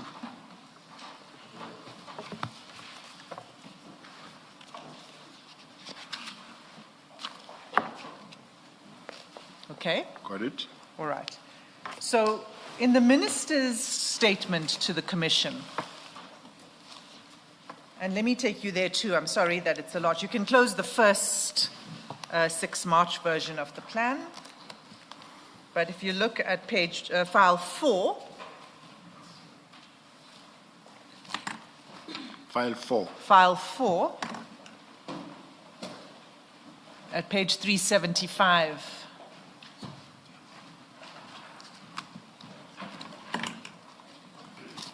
Here is it. Page 375.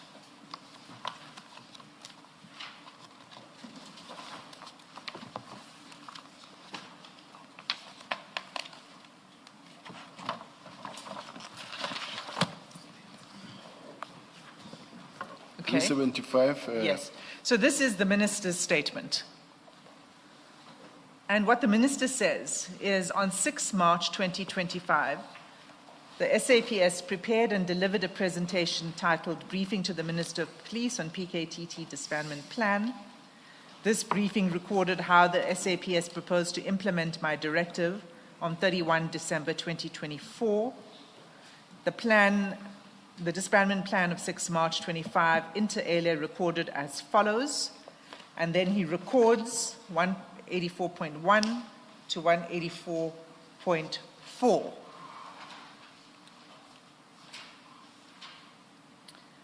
And then he continues, the briefing of 6 March also included a progress report of political killings cases.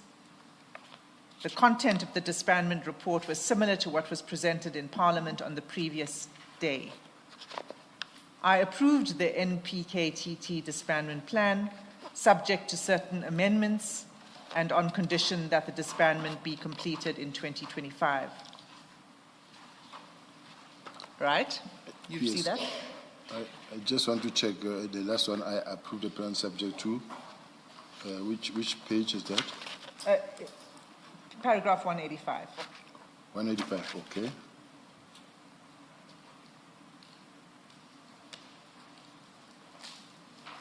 And then he attaches the revised version of the plan as SM27. Okay? And that's the plan that is that we are looking at page 368. It starts on 368. But specifically on 372, you'll see what we discussed just before the adjournment, that the revised plan contains the recording that the 114 dockets that are on the court roll will remain with the current investigating officers. Right? So the minister didn't disapprove. He never said that those court roll, those cases that are on the court roll should be transferred. There's nowhere where the minister gave that instruction.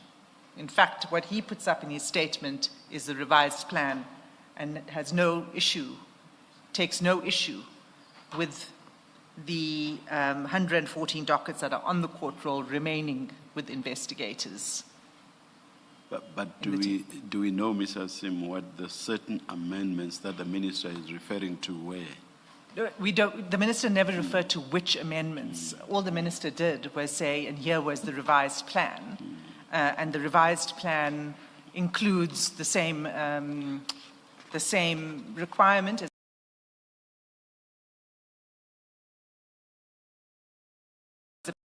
it wouldn't have remained So in the next version. This is a revised plan after the amendments. After the amendments.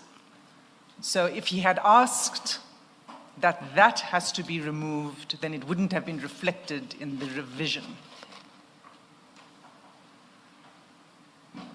So what I'm saying to you, General, is that the minister didn't request that should be removed. May I be allowed, Chair, to read this fourth one, because this whole action plan, I haven't come across it, I haven't seen it myself.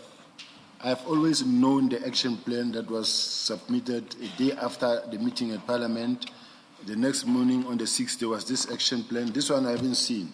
So I'm reading it now.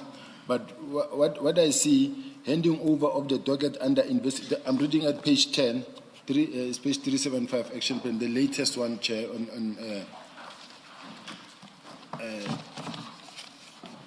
it's file 6 of 10, page 375. Yes? It says approval of disbandment plan, Minister of Police now is 27 March. Stakeholder engagement with NPA, including prioritization of the 114 cases, National Commissioner on 28 March. Approval of the new call-up instruction and financial authority of authority on 2025-2026. National Commissioner 27 March. Handing over the docket under investigation to the Divisional Commissioner Detective and Forensic Project Manager, Divisional Commissioner Detectives on 26th of March 2025. Submit quarterly progress report on both the case under investigation and court-going 114 cases. Minister, National Commissioner, Deputy National Commissioner, Crime Detection, and Deputy National Commissioner, Policing, and the responsible person is Project Manager, Divisional Commissioner, Divisional Commissioner, Detective and Forensic Service on the 4th of July and continuously. So, as far as I'm concerned, the handing over, including the handing over of the court-going docket, it had to be done by the 4th of July, and continuously. That's not what it says here. What does it say? It says submit quarterly progress reports on both cases under investigation and court going. It's about progress reports on the cases. And there are two individuals who are responsible for this progress report, General Sentumule and General Kamalo.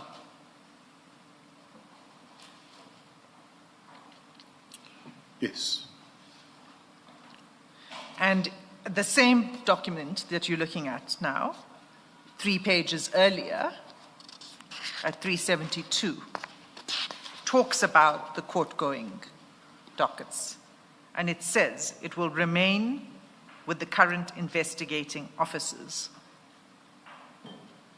So what I'm saying to you is, do you accept that this is a correct reflection of what's in this document?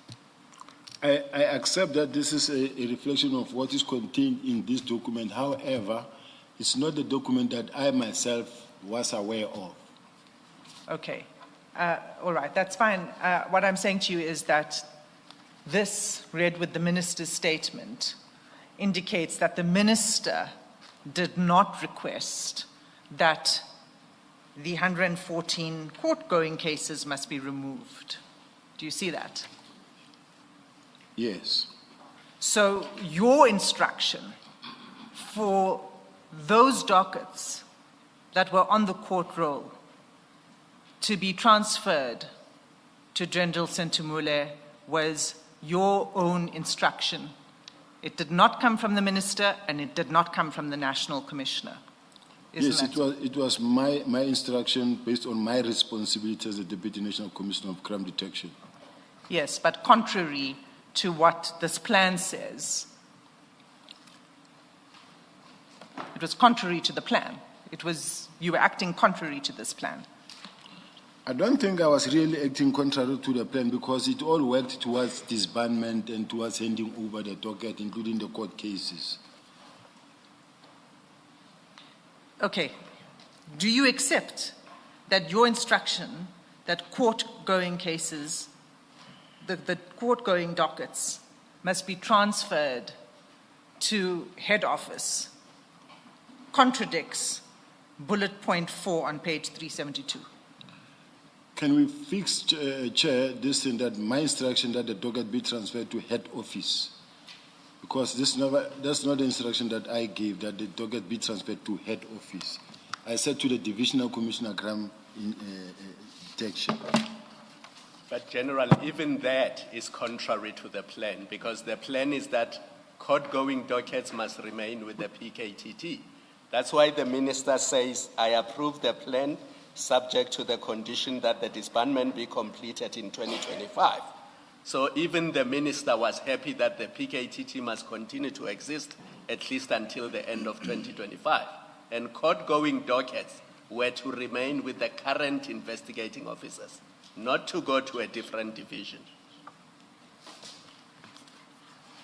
Even the minister says that. You know why I'm taking time and quiet, Chair? It's like when I juxtapose what is contained in the report, the study that says we need to re-establish the specialized unit, the murder and robbery unit, and to capacitate them and to make sure that we resource them, resource capacity. And then with this instruction that says, all right, investigate, and then the court-going docket must remain there. Now, I'm trying, from my angle, in trying to push the performance of the detectives and capacitating the environments that we are talking about. In my case, to me, it was like all rivers leading into the ocean. I was saying we need to capacitate the murder and robbery unit, because in the murder and robbery unit, you don't have ordinary detectives who are not experienced. And even the same people that were there, they could still be the same people that just taken into the murder and robbery with their dockets. General,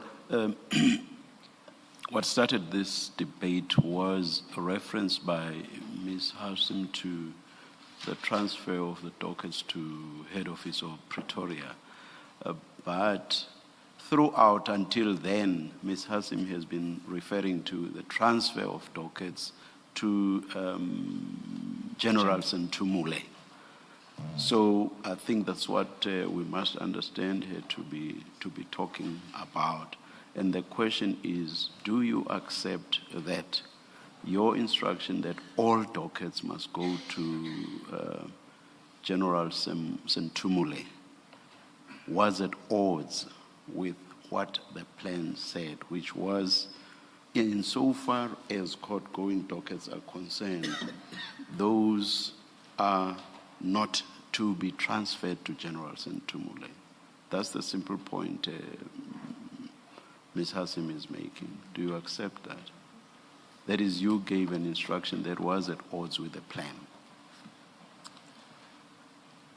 Whatever the justification. Out of respect of the chair, I will accept, but under normal circumstances, chair, I was not going to accept in this sense, in a sense that, You must testify in accordance with what you know, the factual position that you know. It doesn't matter who the question comes from. Do you accept that your plan was that, or rather, your instruction that all dockets, including dockets in respect of court-going matters, should be transferred to General Sentumule? that was my instruction, chair. Thank you. The answer, Ms. Hassim, is that he accepts that his instruction was at odds with the plan. Thank you, General.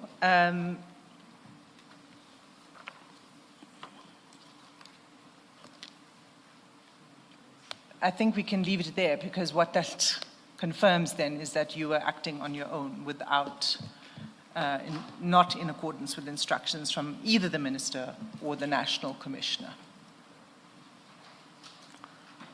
I was not acting on my own, I was acting in terms of my mandate as the head of detectives. Okay. Before I leave this topic, there may be some further questions from the commissioners. I do. General, if you would have in front of you your statement and file 2. And then in file 2, you go to that January 17 letter.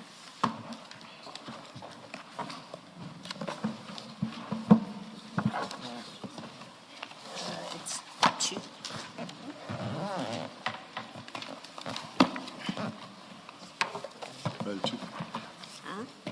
Well, page?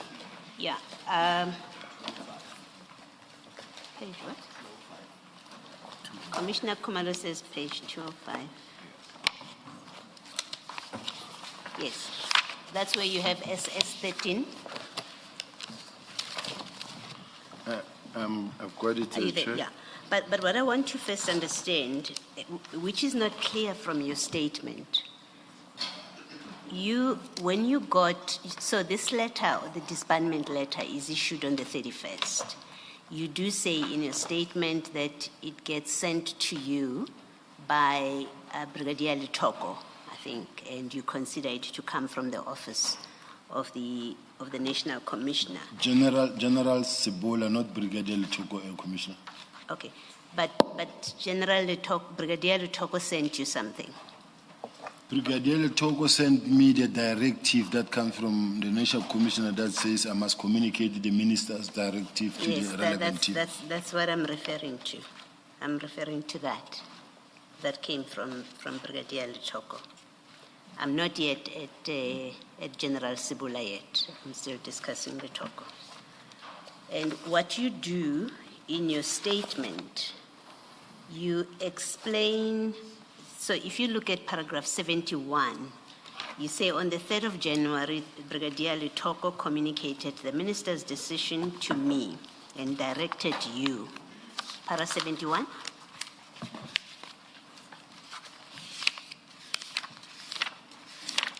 And and a copy of the communication from Brigadier Lutoko is SS9. I just want you to keep your finger on that. We'll come back to that SS9 because that's really what I want to discuss. But My apology, Chair. Page 71. paragraph, yes, we are in your statement now, page 25, paragraph 71. Page 25. Paragraph 71 in your statement.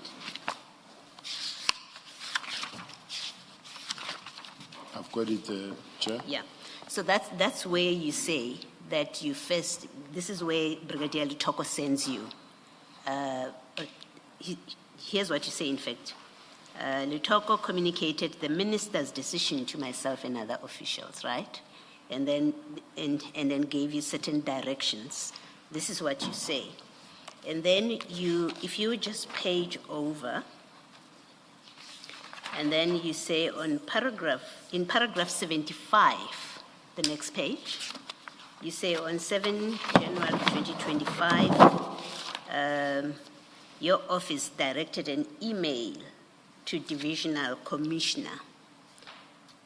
And at this point, I'm still trying to understand the chronology, how things happened. So on the 7th of January, you write to General Khumalo and brought Brigadier Lutoko's communication to his attention. And then at 77, you explained the National Commissioner was on leave. That's on the next page. And then at 78, paragraph 77. The commissioner is running fast than I Okay, do. I'm going to try and... I'm still stuck at 75, trying to read, to understand, so that when I go... slow me down if you need to. You read 75, and then you can tell me I can move on. My office directed an email to the division communications and to this attention. I directed that he provided the report. I've read 75. Okay, go to the next page. And then at 77, and it's not really of significance, but you say the National Commissioner was on leave at the time, and then you say, I called Major General Rabi to assist me with preparing an implementation plan. Okay? Do you see where I'm reading? Yeah, the national paragraph 77. Yes, sir. Yes, to assist me with the preparation of the implementation plan. Yes, okay.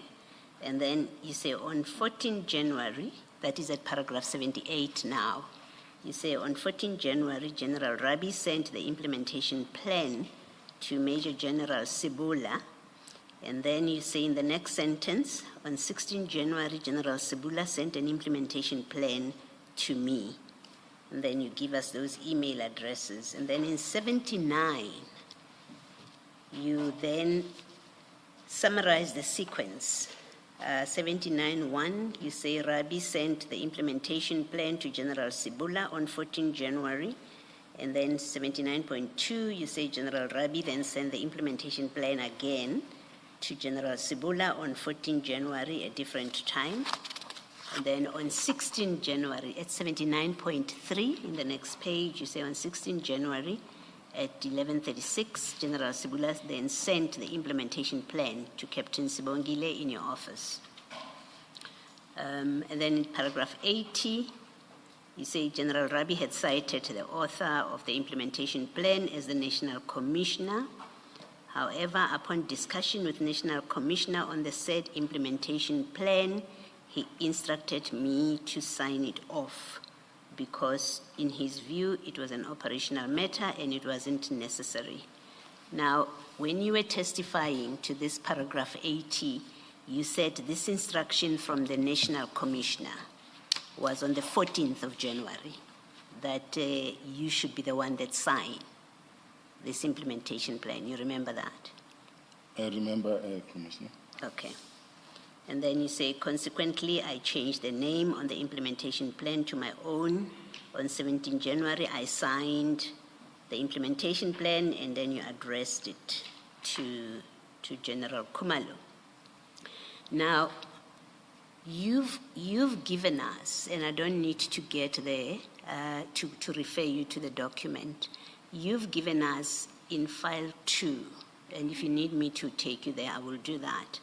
What you say is an affidavit of the National Commissioner in your application, where he speaks to you coming in when he was in a meeting with General Sibula. You remember that? I do. You don't need me to go there. And there, General Masemula says that was on the 15th of January. You accepted that I date? accept that. Okay, that's fine. Now, so you've had 2 discussions with the National Commissioner. The first is on the 14th, and the next one is on the 15th. That's what happened, right? I will admit to that. Okay. Now, you say everything that you did from the letter of the 17th that you sent to General Khumalo, you did it on the basis of an instruction communicated to you by Brigadier Letoko on the 3rd. And that's how, and when communication comes from Brigadier Letoko, you know it's from the National Commissioner. You remember that evidence of yours? I do, Commissioner. Okay. And what do you say was the instruction that was communicated to you? By Letoko. Yes. You may look at paragraph 71, if it will help.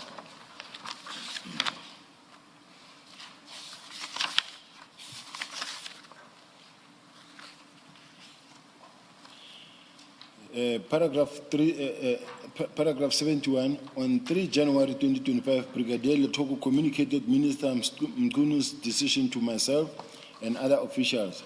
This communication directed me, the DNC for Crime Detection, to communicate the deactivation of the PKTT to the relevant teams, implemented the deactivation of the PKTT, and to further submit a close-up report by 14 January 2025 for the National Commissioner's consideration and sign off. Yes. And it is this instruction that you rely on to say you acted on the National Commissioner's instruction. That is correct. Okay. Now let's look at SS9 in file 2. It's at page 199. File 2, remember I said to you, have your statement and file 2 in front of you. Are you there? I want to go there, but I've got one thing that, as I'm following the commissioner, Yes. where the commissioner say on the 14th and the 15th we had that meeting. You had a discussion we had with a the discussion. National Commissioner, yes. Yes, but what I don't want to leave behind is the fact that on the 16th, I don't want to get off the subject, but I just want to keep this one on the table that says, if the National Commissioner on the 15th said, leave it up to me, but I still get correspondence from the National Commissioner's office on the 16th. So I didn't want to leave that point behind that. Even after that meeting of the 15th, on the 16th, I still got instructions from the National Commissioner. So I can then go to... Okay. I'm actually not at the 16th, but I accept what you're saying. It will go on record. I'm not going to explore it further. Okay. I just want us to go to SS9, but maybe before we do that, still in that same file, we'll come back to this. Let me find my place.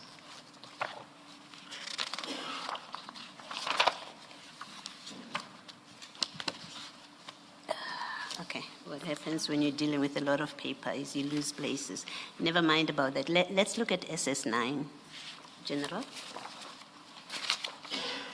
I've got it, Commissioner. Yes. Now, that is from Brigadier Letoko on the 3rd of January to Keketsi Sibongile in your office, and this is the instruction that you rely on. Can you just read the second paragraph that starts? In fact, read the subject matter refers. If you can just read the next line and the one after that. As directed, DNC is requested to accordingly communicate the deactivation to the relevant team. Okay, that's one instruction that you rely on, yes? Your office is further requested to submit a close-up report to be submitted on 14 January 2025 for NATCOM's consideration and sign off to the minister. Yes. So when you say that this SS9 instructed you to implement a deactivation plan of the PKTT, where do you get that? Where I get it from, commissioners, is that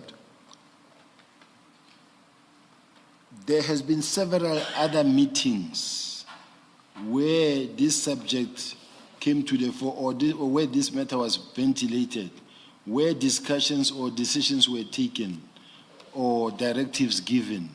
This was the first document that kick-started the whole thing. But there has been a number of meetings. In those meetings where we're sitting with the minister, national commissioner, and this point is being discussed, and then we know coming out of that meeting, this is what must happen.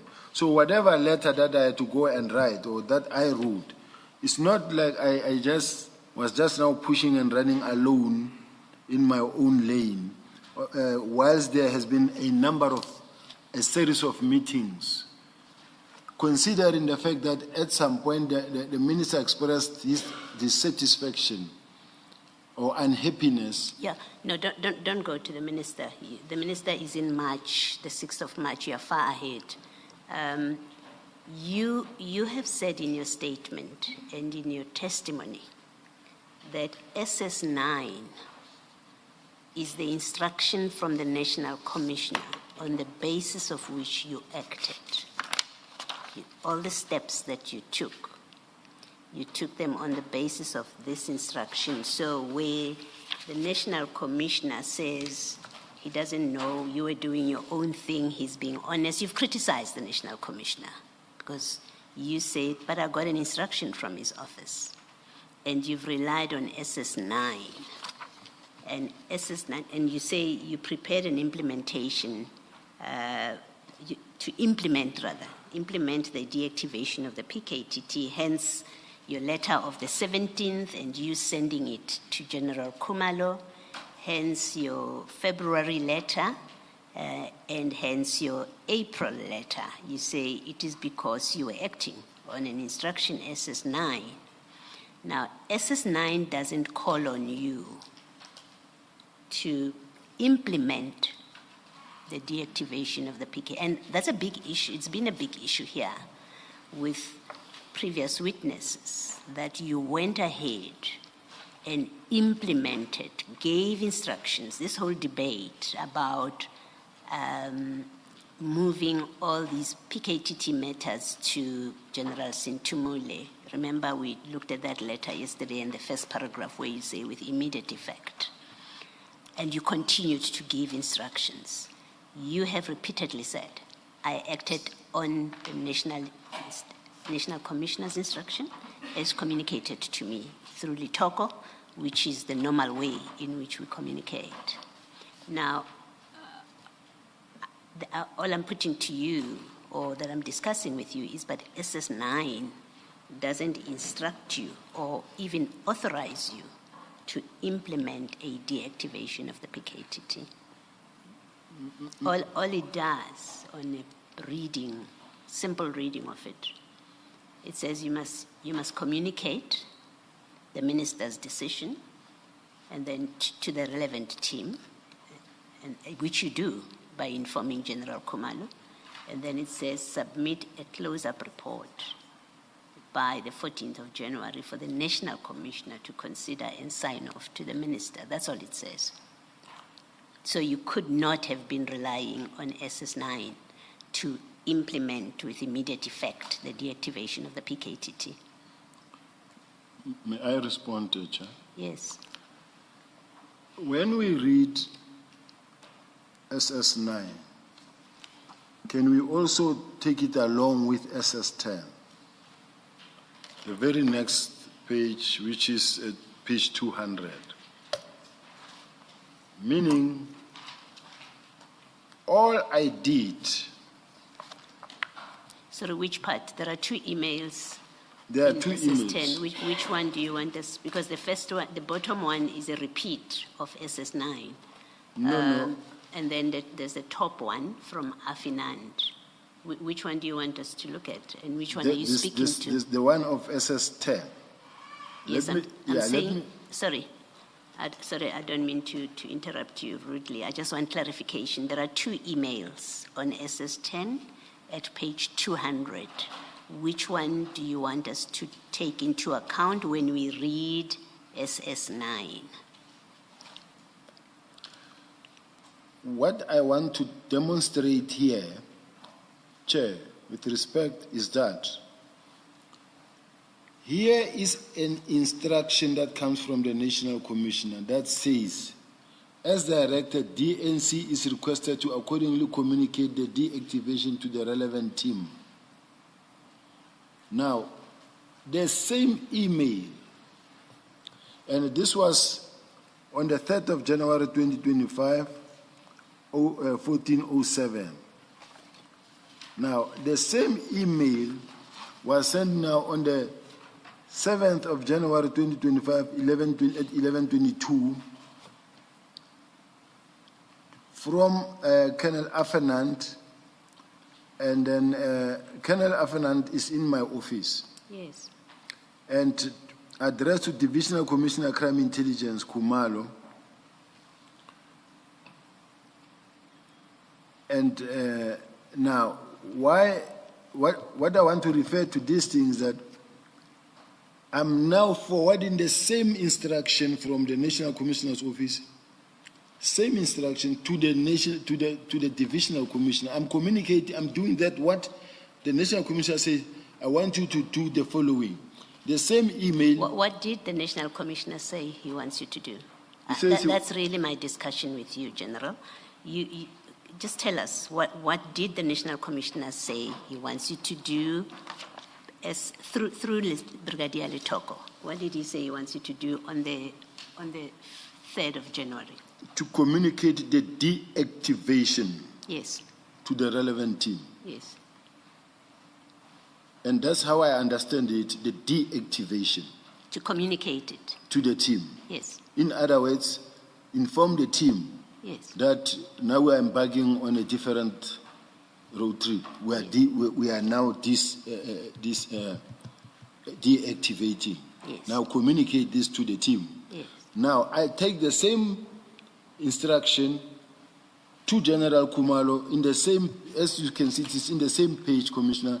Now say, the DNC crime detection has directed that the trailing email be forwarded for your attention and the closing report for sign off by the 13th January 2025, please. In other words, the National Commissioner, because he was coming back on the 14th of January, he wanted me to come and brief him on the 14th of January. So in my case, I had to be ready by the 13th, so that when he come, I already have the report. And I've discussed it. Then the next morning, I present it to the National Commissioner. All I wanted to say was that I didn't just out of my own act. Something triggered and directed me to act, and I acted as per the directive from the Office of the National Commissioner to the relevant team. That's what I did. Yeah. General, you said in paragraph 71 and consistently in your evidence that email from Brigadier Litoko was the National Commissioner's office, or the National Commissioner himself, instructing you to implement, to implement, in fact, you say to communicate the deactivation, which is paragraph 1 of this email. So that you discharge. But then you then say to implement the deactivation. That's the second thing that you say the National Commissioner instructs, to implement the deactivation of the PKTT. And then 3, to submit a closeout report by the 14th of January, right? And what I'm saying to you is, looking at this Brigadier Litoko email, it does not give you instruction to implement the deactivation. It says only 2 things. It says communicate and submit a closeout report. The implementing part is not in that. It's not the basis on which you could have acted, because it's not part of that email from Brigadier Litoko. To start with, Chair, I believe that the moment I begin, let me put it this way. When the minister wrote a letter to the National Commissioner to say, this is what I see, how I see it, and this is what I want done, the moment the National Commissioner implement the national, or forward it to the next person lower, the National Commissioner is beginning to act on the minister's letter. That's the way you see it. That's the way I see it. That's now beginning to implement. Yes. That's the implementation now. Because if the National Commissioner was not in agreement, it was going to have to bounce back from that level back and say, can I engage? But now, in this case, the fact that now it had to now cascade further down, it means now we are now in an implementation stage. Can we agree? I think it's easier if we agree that that SS9, which is also repeated in SS10, does not say to you, implement the deactivation. It doesn't say that when you read it. Just on the face of it, General, and it really should be easy for you to accept that. What makes it difficult for me to accept is that a close-up report, the word close-up report, is a big word. No, it may be a big word, General. You say three things. You know you're distinguishing between, in your paragraph 71, you distinguish between a close-up report and implementation of the deactivation. So you understood it as you were drafting this 71, paragraph 71, that those two are different. So let's not now conflate them and try and make them to mean the same thing, or implementation flows from a close-up report. You understand and you express it that way in paragraph 71, that he instructed you to do three things. You don't say in 71, he said, communicate and prepare close-up report, and because he said prepare close-up report, I started implementing. That's not what you say. You say, he said implement. And so where he says he never gave me instructions to implement, he's being dishonest. That's what you've said, consistently. And what I'm putting to you, or what I'm simply discussing with you, is you could not rely on SS9, and insofar as you're trying to rely on SS10, you can't for the instruction to implement, because they do not say to you implement. They say only two things: close-up report, communicate. I think, Chair, at this point in time, and I beg for your indulgence on this one, Chair, in this sense, if myself, I get this email and I give it to my legal team who assist me to craft the statement, who also understand it the same way and say, all right, in crafting and the word implement was used, as far as I'm concerned, this is how I understood it to mean. But if I was wrong, or maybe in the eyes of the chair or the commissioners, it's two different words, I will accept it without being argumentative. But as far as I'm concerned, the intention was not to deviate from the National Commissioner's instruction, because to me, as far as I'm concerned, I thought it means exactly the same thing. So I just want to say, Chair, that communicate the deactivation to the team and prepare a close-up report. Already we have crossed the line of, we are now implementing. That's what I thought. But if I'm wrong, Commissioners, I will give up on this one. So I just want to be clear, and it's not about what we prefer or the mistakes made by lawyers, if that's what you're suggesting.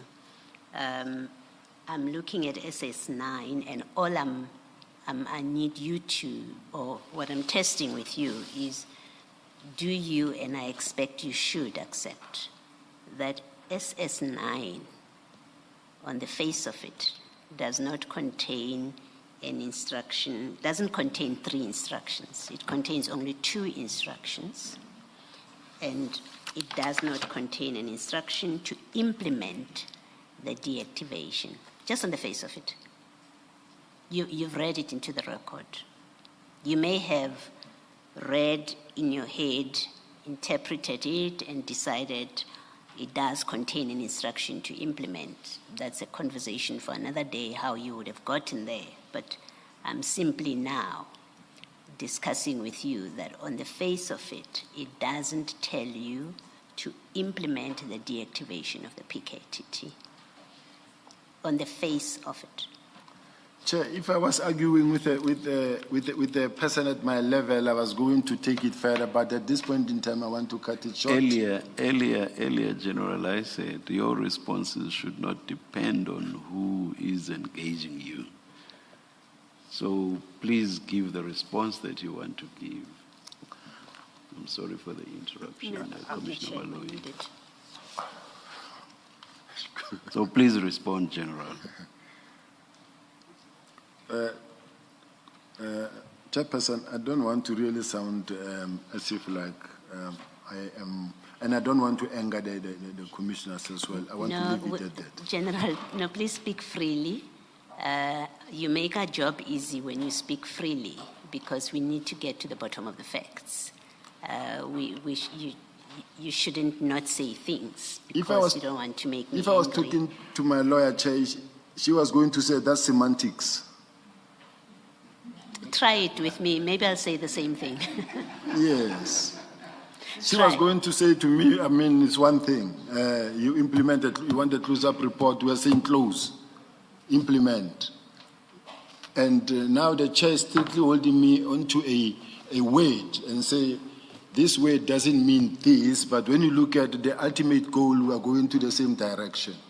General, maybe that word means, this word means that, whatever you mean with that. All I'm asking you. I want to apologize, Chair, that I said that I hope it's not going to be used against me anywhere as well. No. All that we will do is to assess the evidence. Be assured of that, Thank you, Chair. General. General, all I am seeking from you is, do you accept on the face of SS9 that it doesn't contain an instruction to implement? It doesn't contain, maybe let me simplify it. Do you accept, and as I think you must, that on the face of SS9, there are no words that read, which is in your paragraph 71, there are no words that say implement the deactivation of the PKTT. I want to keep it simple. Do you accept that? On the face of it? I accept it. All right, thank you. In fact, when you tend to, still in that same bundle, if you go to page 211, this is a document that you gave us, and I think you said it's an affidavit, that it's SS14. I think you said it's the affidavit that the National Commissioner filed in your application in the High Court. Page 211, it starts at 210, SS14, you see that? There, the National, are you there, General? I'm there at 211, there the SS14. Yes, and then go to paragraph 8.5 of that document. There, the National Commissioner says, on 14 January, I had a discussion with the applicant, being you, and he presented a plan on how to close the task team in line with the minister's directive. You see that? So he says on the 14th, you gave him a plan. I was, however, not satisfied with the proposed plan and informed the applicant that it would be irresponsible to summarily disband the task team and remove the case dockets from them, as it will have a detrimental effect on the investigation of the cases. That's what he tells the court. And then at 8.6, just for completeness, the National Commissioner says, the applicant informed me that the task team should be closed down similarly to the way the Scorpions, and explained how they were closed down, saying they were individually called into the office with their dockets, they signed for handing over, and management signed for receiving the dockets. He says that's your discussion. Thereafter, each officer received a new deployment. And then he says, I told him that it would be irresponsible and I advised him to consult with Major General Rabi on the 14th. That's what the National Commissioner says. So now we know how, and then he says, I called General Rabi to assist him with a phase-out plan. So we know how you get to speak to General Rabi according to General Masemola. And then he says that on the 15th, whilst I was consulting with Major General Sibula, applicant presented me with an amended plan directed now at the Divisional Commissioner, facilitating the immediate closure of the task team and handing over of the case dockets, and requested me to sign. The proposed plan once again negated my instruction that there must be a gradual wind down of the operation of the task team, and I wasn't prepared to sign the document.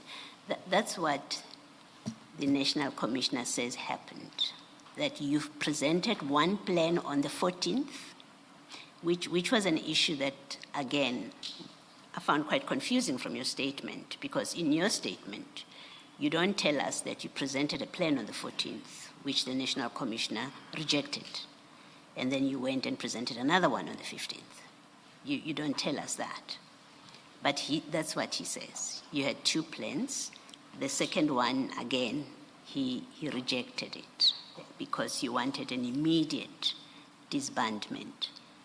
And then, just for completeness, in the next paragraph of that document, he then says he then went to General Kumalo and asked him to prepare a plan. And that's the plan, the 6 March document that we discussed, and the later plan. That's a General Kumalo document.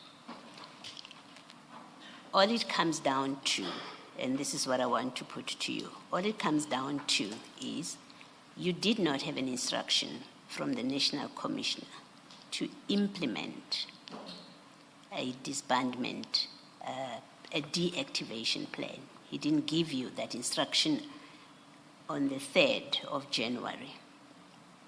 On the 14th, he rejected your plan, which you don't tell us that in your statement. You don't say that he rejected. I gave him my plan and he rejected it, saying he doesn't like immediate disbandment.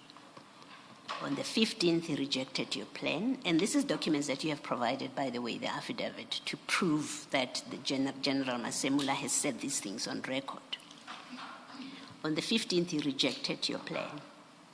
But on the 7th, and you don't tell us that, on the 17th, you then issue this much debated letter, which is SS13. You issue it on the 17th. And in your evidence, you issue it on the strength of Brigadier Litoko's email. Forgive me, Chair. Yes. Forgive me, Chair.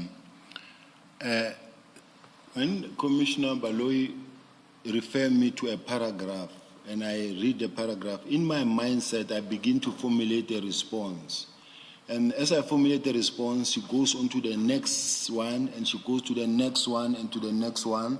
Now, I'm struggling to follow on her, because if she goes too deep, and I'm lacking behind in terms of formulating how I want to respond. It gives me a problem in a sense that I end up not now knowing how to craft my response. So I just wanted to say, I was on the 14th of January 2025, the one that was where the National Commissioner, I had a discussion with the applicant and he presented a plan. That is page 211. Now, what I wanted us to first agree,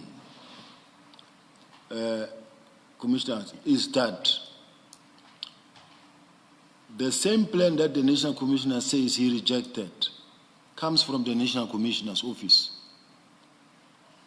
because General Rabi is in the National Commissioner's office. Even if I signed, I know we labored at that point yesterday that it is now your plan. But the National Commissioner doesn't deny that he asked General Rabi to assist me. And if it comes to General Rabi, going to the National Commissioner through General Sebola to me. Now, I just want us to settle this one, that the same plan that the National Commissioner said he rejected, it is still his own plan, because it comes from his office. I thought we settled that yesterday when you were discussing with Ms. Hassim and the chairperson, where you accepted that this is your plan, SS13. I thought we settled that. It's not the national court. It took a long while to get you to accept that it is your plan. You may have been assisted by General Rabi, but it is your plan. I thought that was settled. Just to get this one clear, Chair, so that I don't do this mistake again and come back to it again. Now, even though this plan comes from the National Commissioner's office that prepared by General Rabi, I own it, I agree. The fact that the National Commissioner's office is the one that crafted it, is it being thrown completely out of the window and forgotten about it? It is my document, as I'm the one who signed it. Since the National Commissioner said, let General Sibiya sign it. So is it completely now thrown out completely and forgotten, even though he's the one who said, General Rabi assist General Sibiya to prepare this document. And they prepared this document that he says he rejected. Now, this is the document that comes from the office of the National Commissioner that he says he rejected. I agree, it was labored for a long time yesterday, but I just want to make sure that now I should not ever again say, all right, I am the one who signed it, I own the document, because I should have, because the National Commissioner didn't to me say, no, I don't like it. So I'm just worried that the fact that the National Commissioner has had a contribution in the crafting of this document through General Rabi is not being taken into account. General, all I'm checking with you, and maybe let me do this. Do you disagree with the National Commissioner where he says he had a discussion with you on the 14th of January where you presented a plan, and he said to you, go and prepare a different plan? He didn't accept the plan that you gave him on the 14th. Do you disagree with that? I disagree. Okay. What do you say happened? What happened is that he said, let General Sibiya sign it because it's addressed to it's operational and that is addressed to the Divisional Commissioner. That is why, you will see now on the 16th. No. You're now at the 15th. I'm still at the 14th. Oh. Remember?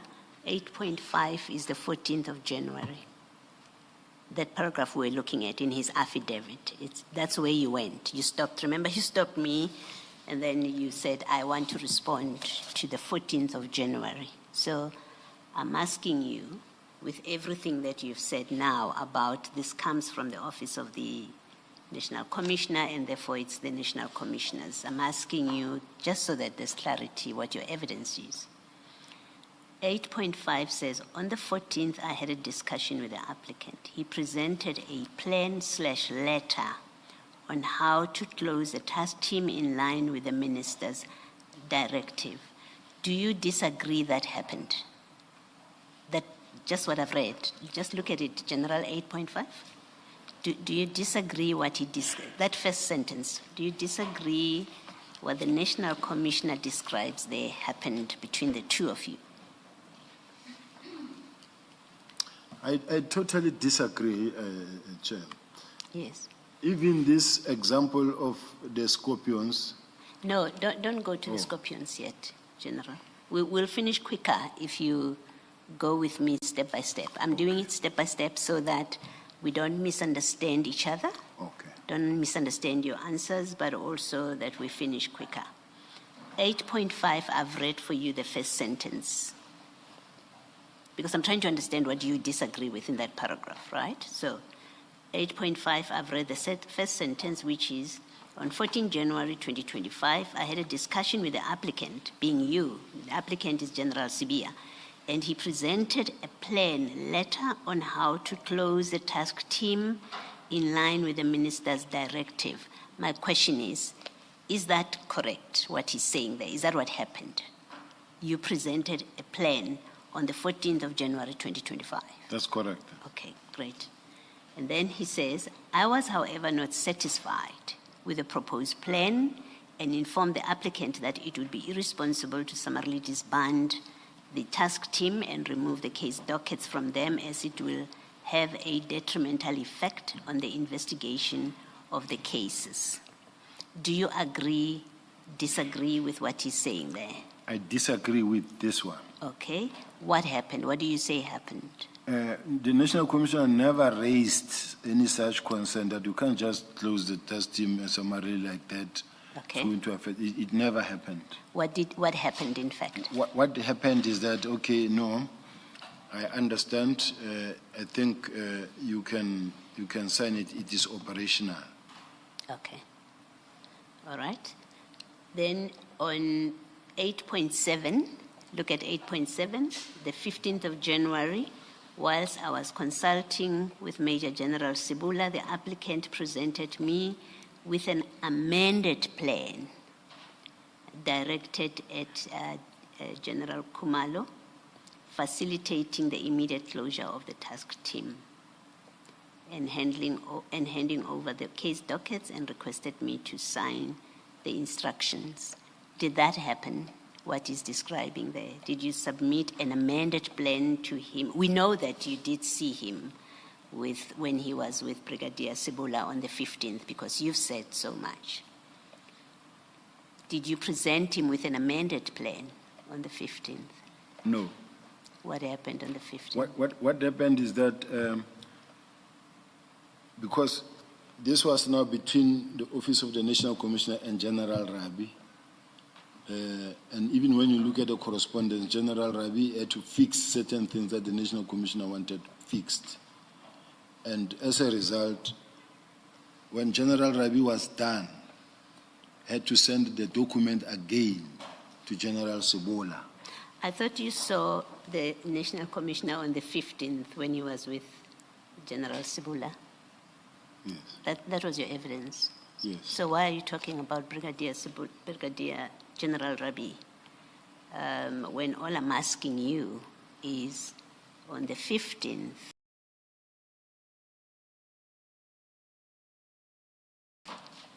did you meet with the National Commissioner when he was with Major General Sibula, as he describes there? I understand. Yes. Now I understand. You Yes, did. I did meet with the National Commissioner. And you presented him with an amended plan, because that's what he says. We presented with a plan. Amended plan. Yes. Okay. All right. Thank you. That's what I wanted to establish. Now, let me go back to what I was doing when you said I'm moving too fast and you're not getting the chance to answer. All I was doing was presenting to you what it looks like happened, and in the end I would have given you the chance to comment. But please do stop me if you think I'm overloading you with information. So here's what it looks like happened. On the 3rd of January, Brigadier Litoko forwarded you the deactivation letter and that instruction that you're supposed to communicate. That's what the document says, in fact, to communicate and then have a close-up report by the 14th for the National Commissioner to sign off. That's the first thing that happened. You then have this engagement with the National Commissioner on the 14th. That's the second thing that happened. You communicate to General Kumalo. Let me not skip a step. On the 7th, your office forwards Brigadier Litoko's communication to General Kumalo and others. That's the second thing that happens. The third thing that happens is on the 14th of January, the National Commissioner comes back from leave. You then present a plan to him, which provides for the immediate disbandment of the PKTT. That's the third thing that happens.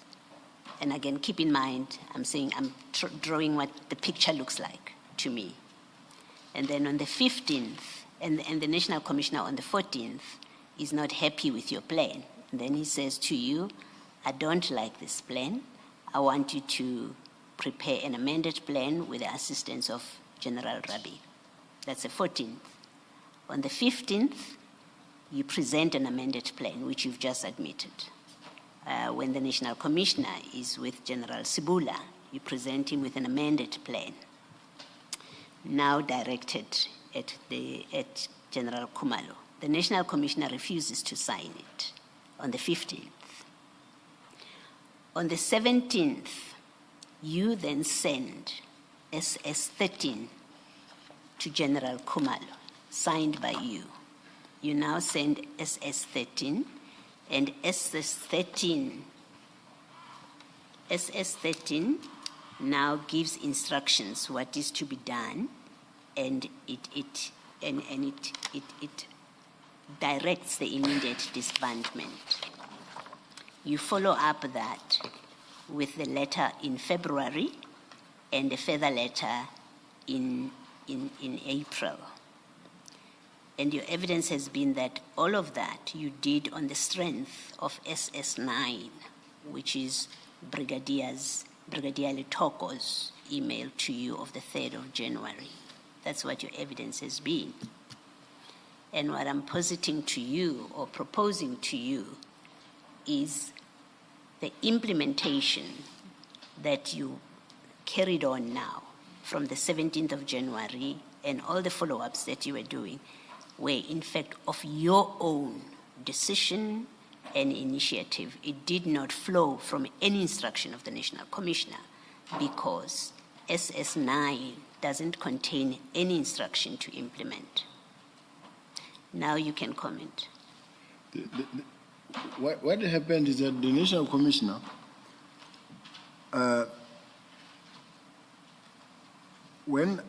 after I received this thing from Brigadier Letoku, this email from Brigadier Letoku, I did speak to the National Commissioner telephonically, and he said to me, just make sure that you prepare that report because the minister wants it by the 20th, but at least let me get it by the 14th when on my return to work.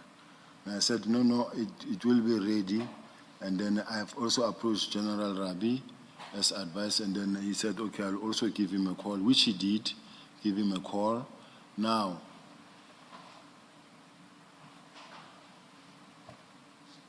I want to say that whatever that I implemented, it was just based on a common understanding that we are acting on this directive by the minister. At that point in time, no one ever expected that this could lead to this mountainous problem that we are now dealing with, because it was just all in the performance of our duties at that point in time.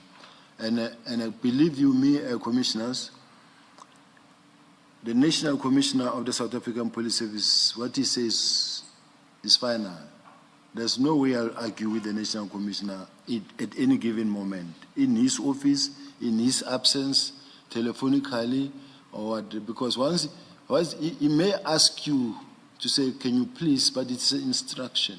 So all I'm saying is that whatever that he says, I would not deviate from what the National Commissioner said.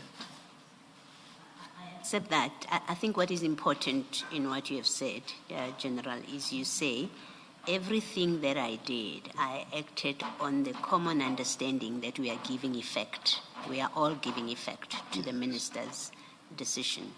That I can accept. That's how you acted. If indeed that's how you acted. Yes. What I was taking issue with and debating with you is it's a misrepresentation to say Brigadier Letoko's email contained an instruction from the National Commissioner to implement the deactivation. That's the issue that I was taking with you. And I take it because in that document, nowhere does it say that. So we are back to you saying things that are not reflected in a document. That's really what my debate is with you. If you say I acted because I was just doing my job, the minister has given an instruction, and I thought we are all on the same team. We all want to implement immediately and deactivate. That's why I went ahead and gave instructions. That's your story. That's your explanation of your behavior. What you cannot do is, for that behavior, you cannot rely on SS9 and then use it to say the National Commissioner is being dishonest when he says he did not give me instructions to implement immediately, because that's what you're doing. And it's problematic for that reason, that he did not say that to you, not on SS9, maybe on the phone. If you want to say on the phone, that's what he told me, or in an email, that's what he told me, then we'll say to you, fine, let's see the email. But if you're relying on SS9, which is what you've been doing since you sat on the stand, and in your statement, if you're relying on SS9, no, SS9 does not give you that instruction. You drew it from somewhere else, not from SS9. May I comment, Chair? Yes, you may. This words that says the National Commissioner is not being honest when he says that, if many will remember, after the 6th of July press briefing by General Mkhwanazi, at some point the National Commissioner was asked by the media, were you aware that he's going to make such press conference? He said, yes, he told me. And did you give such order that this team be disbanded? He said, I never gave anyone any instruction.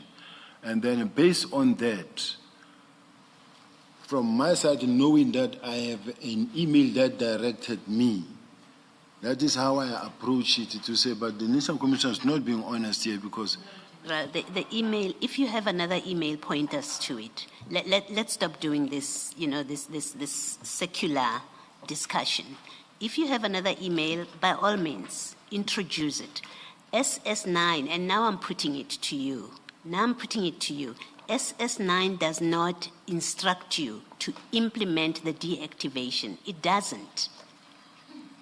If that instruction was ever given by the National Commissioner, it's contained somewhere else.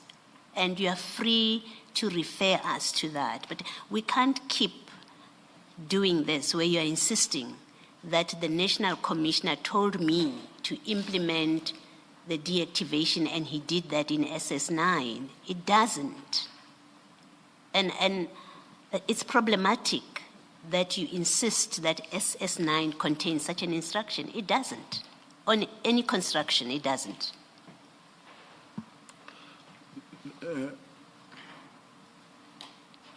Just a last comment for me on this one, if I'm allowed, Chair.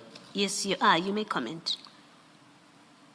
If there was this letter from the minister, then there is the email that comes from the National Commissioner's office, and there is a presentation in Parliament that speaks about the fact that the minister has issued an instruction to the directive to the National Commissioner, and there's been several meetings and consultative meetings held, and that we are now implementing, and this is how it's going to happen. As far as I'm concerned, there has been an agreement all the way that this is emanating from that letter, going to the directive by the National Commissioner, going to even up to Parliament and saying and coming up with an implementation plan. To me, the cycle is completed. But if it is rejected by the commissioners, I will accept it as well. General, the National Commissioner implements with General Khumalo. We know that. He goes to General Khumalo and says, prepare a plan for me. So he is doing something arising from that letter from the minister. You do your own thing.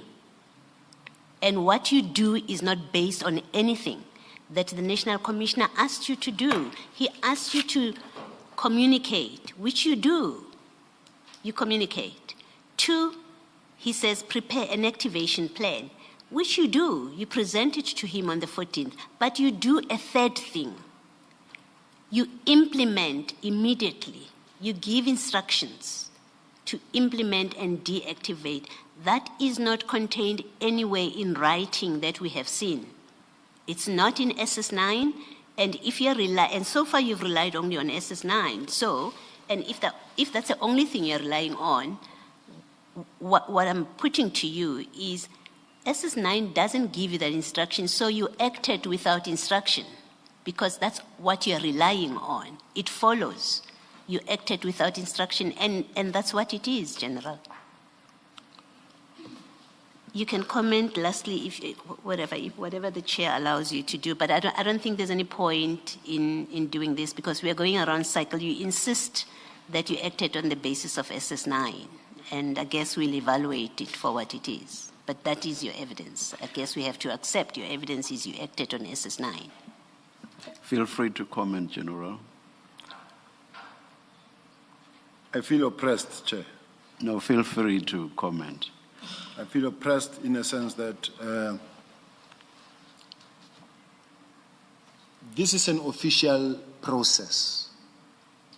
It's not a private process. It's an official process coming from the minister to the national commissioner to me. We are all in it. Now, when the national commissioner chose to do something with General Khumalo, which he never alerted me to. He never said to me, leave it, I will do it. And then went and did it somewhere with General Khumalo when I don't know. And I kept on communicating and doing things, hoping that I'm doing that what the National Commissioner also expects me to do. And then in the meantime, later, it transpired that, he was doing his own thing. But what pains me the most is the fact that even the same letter that I know is going around in circle, but even the same letter, this letter, comes from the National Commissioner's office. Now, although I own it because I had to sign it, it just kills me to see how the commissioners are rejecting it, that it comes from the National Commissioner's office. It was prepared from the National Commissioner's office, even though I signed it, I accept that. But be that as it may, Chair, I accept. And I don't want to really make the commissioners angry. I accept this point, and whatever direction it takes, I'll accept it, Chair. Thank you, General. Thank you, Chair. Chair. Shouldn't we perhaps take the adjournment at this stage? Were you moving on to a new point, Ms. Hassan? I had one last thing to round up on this, and then That's, move on to. So, that's in, I'm in your hands, Chair. That's in order. That's in order. Please proceed. It's just one. Let's say 3 questions that I'd forgotten at the end of my last round of questioning, and it's this. It's about the implementation. And we all know that 3 end up being 15. I'm happy to do it after lunch, Chair. All right, let's adjourn and resume at 2 p.m. Thank you.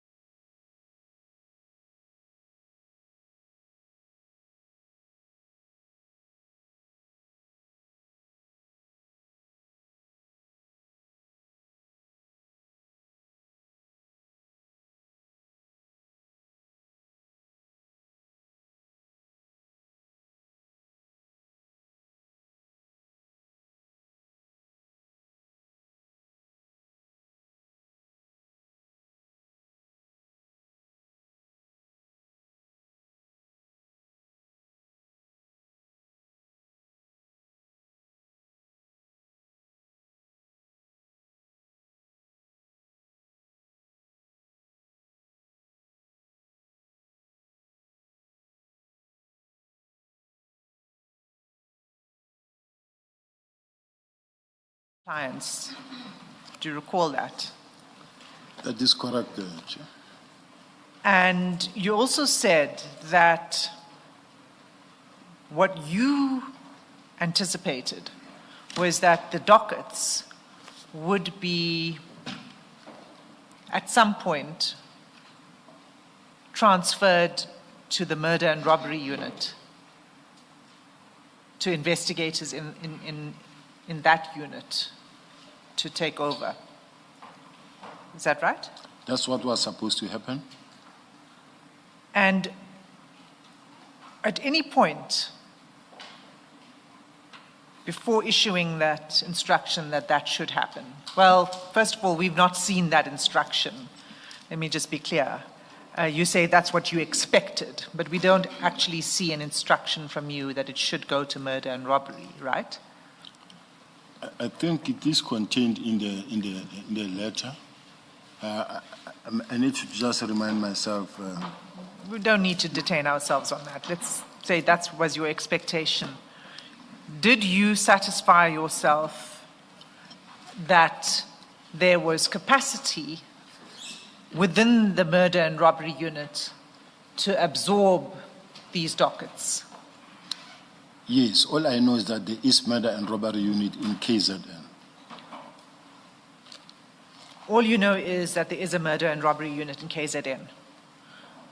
That in your view, had the capacity to absorb these dockets? Very much so. You satisfied yourself as to that? Yes. So why then, in July 2025, did you have to make a request for funding for a new team to be established to handle the dockets? Why didn't you, at that point, send it to the murder and robbery unit that you say had the capacity to handle it? Chair, we discussed this point, and I did mention that because of the fact that the national commissioner, the provincial commissioner rejected the docket, we had to come up with a plan. And in coming up with a plan, we could not just call people and say, go to Durban to go and conduct investigations. You needed to put a budget together because people must be accommodated because they will be coming all from outside KZN. They don't even know KZN, so you also need protection. Because then if the provincial commissioner say, I don't want them in the province, and the national commissioner allowed him to say that, now from head office, we have to make sure that there's continuity. And in so doing, we had to put a budget together. So you had to constitute a new task team to deal with the dockets? Yes. Okay. Thank you. That was my question on the dockets. Can As I far as just ask implementation goes? General, before all that, why did you not wait until the detectives that were already part of the PKTT were assigned to the murder and robbery unit in KZN? Because if I understood you correctly, you said because they were already in KZN, the detectives who are members of the PKTT, they could continue with the investigations, but they could do so now being part of the murder and robbery unit. Isn't a sensible thing to do before you remove dockets and you reallocate them, is to actually reallocate the detectives so that once you know that there are detectives in place in KZN who are able to continue with the investigations, they are no longer part of PKTT, they are now part of the murder and robbery unit. Only then do you withdraw dockets and assign. Isn't that the sensible thing to do? Chair, may you allow me to respond it in this way? If we all agree, let's take for a moment that we are all in agreement and this is what we want to do, we are not in defiance. We want to implement this decision of the minister. And then I wrote that letter that says, by this time it must happen, or it must have happened. All what will happen is that even, because we are all, it's all systems go, we all agree. And then from there, what will happen is that General Sintumile and General Kumalo will do a handing over. General Kumalo will say, okay, Madam Robbery Unit Commander and Deputy, let us have a meeting. They will have a meeting and say, now that the decision has been taken to disband that side, now all this docket now become to Madam Robbery Unit. Branch Commander, here are your dockets now, sign over, hand over. Then all the investigators, the resources get also attended to, in a sense that, let's say the decision that was to be taken was that, okay, in any event, they all work in KZN. Let's take them all and make them part of the murder and robbery unit. The work still continues as normal. But if that is not the case, others will need to go back to Limpopo, Northwest, wherever they come from. We're still strengthening the other murder and robbery unit in those respective environments. But the fact that the docket could be handed over to the branch commander or to the deputy provincial commissioner to sign for, it really doesn't change or make impact that much, because let's say you die today as an investigating officer having 400 cases. We still have to take your cases and redistribute them or take them and make a plan on those docket. I'm just giving you a clear example of a member who died now, having so many cases. Those dockets, they are not left somewhere. They just dealt with the normal way.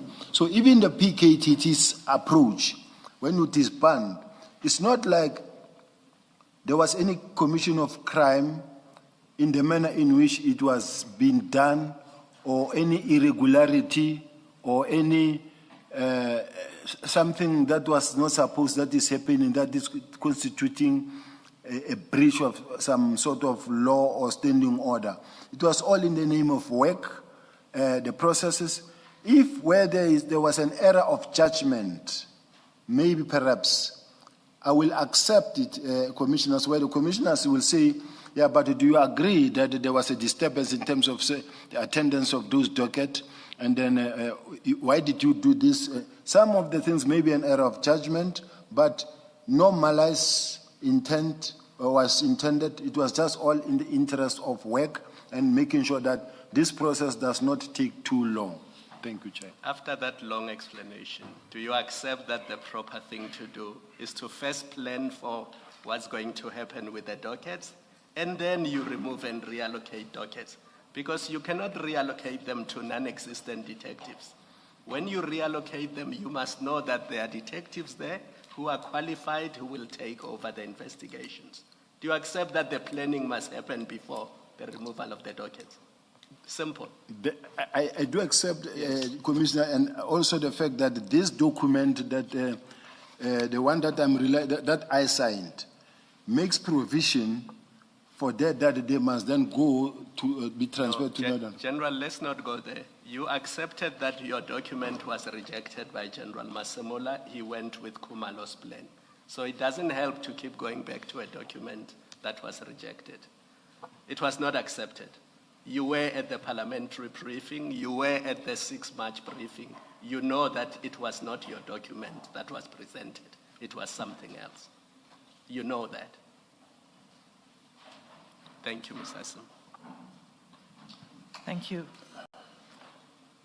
Sorry, General, did you want to respond? Chair, what I know is that what was presented to Parliament, what was saying we are disbanding? That what was presented in Parliament, is that what was saying we are disbanding? That's what I know. And there was no objection from any direction. But General, the big difference between what was presented and what you did was how you're going to go about it. Your document is immediate disbandment. As we discussed it, you immediately said things now fall under General Sintumule, and you gave all of those instructions of things that should happen, and you continued to do that in your subsequent correspondence, when in fact the National Commissioner's position was we're going to do this gradually. So you're right to say there was no in Parliament, there was no disagreement with the disbandment, at least what was presented in Parliament. It was about how it is done. And we having this big debate with you, and suggestions have been made about your motives, why you approached it in a certain way. It's this big difference that you were going for immediate disbandment when the National Commissioner wanted a gradual winding up. And so you were implementing, the two of you were implementing different strategies. No, Chair. At some point, I began to, especially after Parliament, I began to realize, because I was there, that, okay, this is how it's going to be undertaken. And then I fell into the same line of thinking. The only difference became now when the dockets now were at head office. Then I say, all right, now that the dockets are at head office, let this docket then be transferred immediately. Let this process take place. Maybe I must accept that for me then to have said also, let them also, the members reporting back to their respective environment, maybe I must accept there that it could have been an error of judgment there, and I'm taking that part responsibility. But that's not the only difference. It's not about when the dockets had now arrived. We went through your different letters and the presentation in Parliament, which is that gradual way of doing things. This is the General Khumalo presentation, and you say you were present. You still went and issued a letter in April that contradicted something that was in that plan. And that's something, there was an endless discussion with Ms. Hassan this morning about it, where the plan was the court-going dockets should remain, should not be part of what is handed over. They should remain with whoever the investigators, I think it is. And you offered, you gave a contrary instruction in April. So there was, you did fundamentally differ with what was done or what was preferred by General Masemola. Yes, commissioners, I do hear and understand. But for the court docket, when we talk about court docket, we're talking about investigation that has been concluded. It's a court docket. Now, those ones, it's not the reason why you should still keep the task team still alive, because these are dockets that have been investigated, even if a person is to go. Let me stop you. Don't misunderstand me. I'm not saying that's why the task team should have continued. I was just dealing with you saying the only difference was about the dockets, that, the dockets were brought up to General Sintumule, and as soon as you found out, you ordered they should go back. And I was just correcting that no, there was another point of difference between what you were doing and what the National Commissioner and General Khumalo were proposing and approved by the minister to be done. One example is this issue about the court enrolled dockets, I think that's what it is called. You said even those must be given to General Sintumule, when in fact the plan that ultimately in that 6 March meeting, the minister says, I was okay with it, said those should remain with the investigators. So that's another point of difference between your plan and what you were doing, and General Masemola / General Khumalo's plan and what they were proposing. That's all I was pointing out. You can comment, General, if you want to. I don't want you to. We were.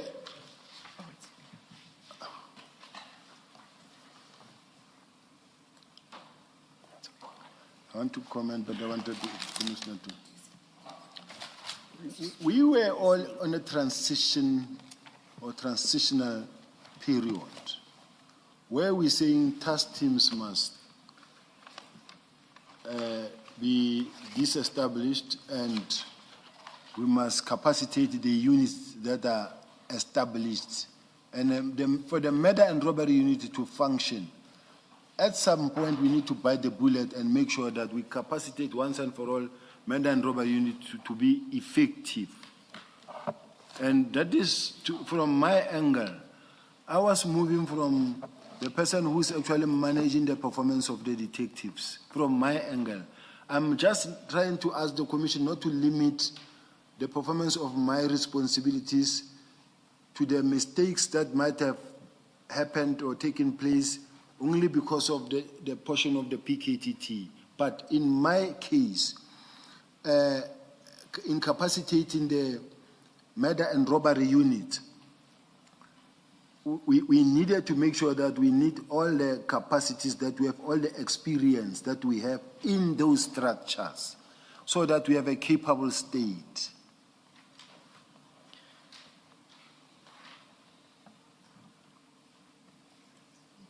Thank you, General. Thank you. Thanks. Can we move to another topic? And this is just to address something that you have raised on multiple occasions, and that is that when an inspection was done of the dockets that were brought up to head office, what was found was, in fact, they had been gathering dust with the PKTT. There had not been investigations for many years of those dockets. Am I summarizing what you said correctly? Correct? But of course, you did not mean 100% of the dockets. Yes. Yes. Chair, I'm referring to the 121 Yes, docket. yes. And even But what I'm saying is, you did not mean 100% of the 121. You referred to examples 20, I think 17, 18, 19, 20, and so on, but not 100% of those dockets. Yes, That's Ms. correct. Hassim. Thank you, Chair. The- Are you aware that only 92 of the dockets were audited? 92 of the 121. Are you aware of that? I cannot agree with it, Chair. And why I say I cannot agree with it, I'm basing on what I have, the document. Personally, I have never seen even a single docket. So if the question is, how can you not agree when you have never seen a docket, I will accept. But with the list that we have here, and where I am told that this is the list of the dockets that we inspected. If this is the list of the dockets that we inspected, I will take it that these are the dockets that were inspected. And instead, maybe rather, if the chair could say, can then General Motsepe come and bring all those dockets here so that we see, because they made entries in those dockets. We've already gone. Sorry, Ms. Hassim. I just need clarity on one thing, just to make sure that you are not talking past each other. General, is there a difference between auditing dockets and inspecting dockets? Do you know? Yes, there is a vast difference. There is a difference between auditing and inspecting. What's the difference? The difference when you inspect a docket is when you inspect a docket, but when you audit.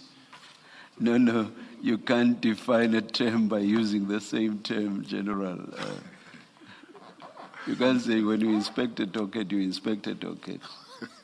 When you inspect a docket, the chair, is when you take a docket and then you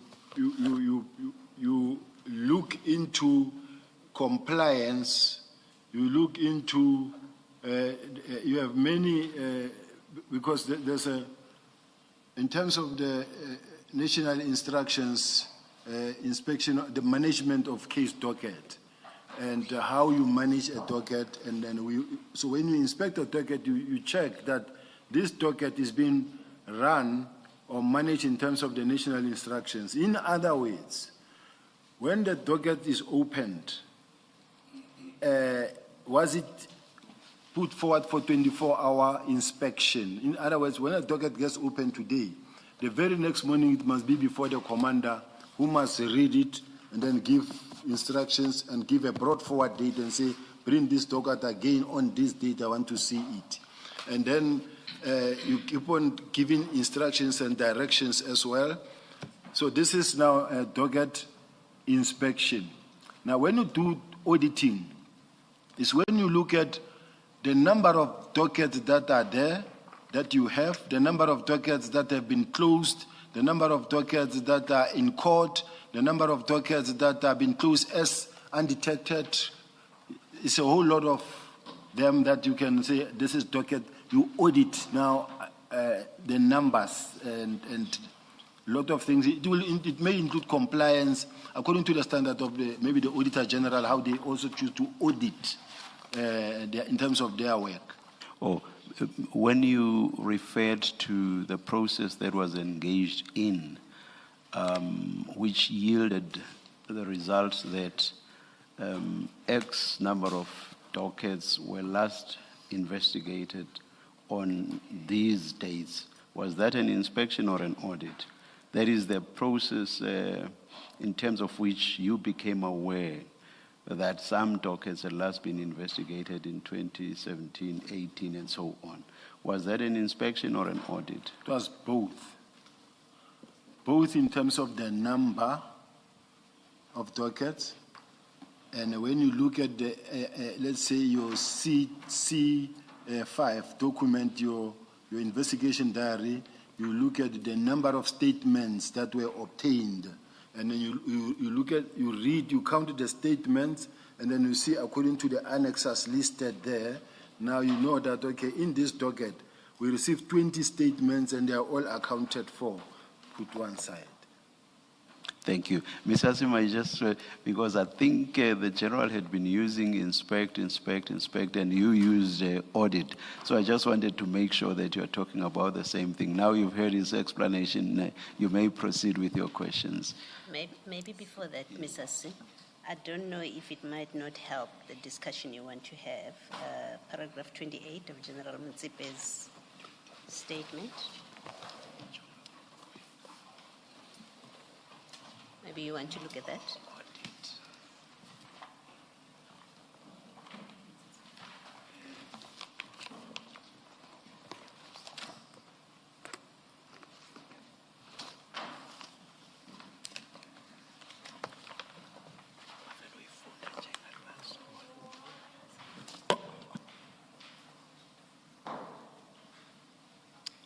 Thank you, Commissioner.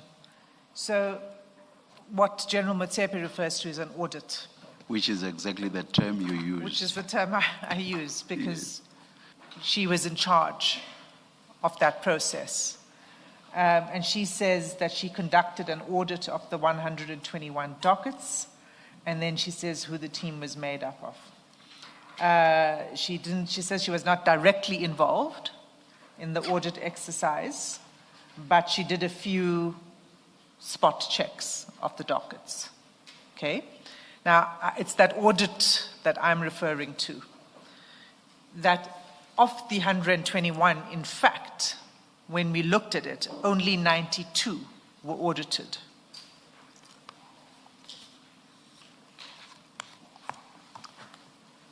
Did you find something different? Did you look at each of them?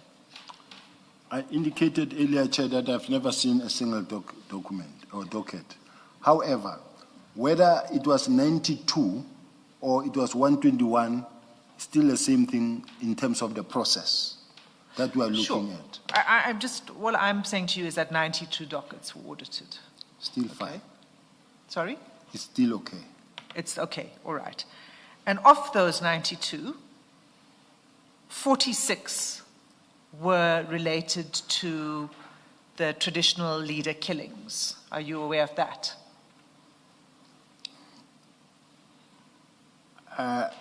Chair, I will be shooting from my head.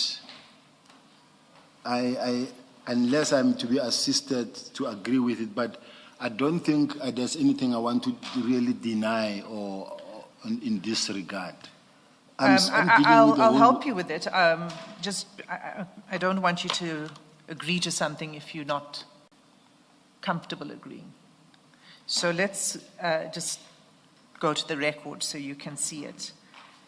It's in file 6. It's actually from the reports that were being prepared for the minister. So if we just go to file 6, page 371. File? 6.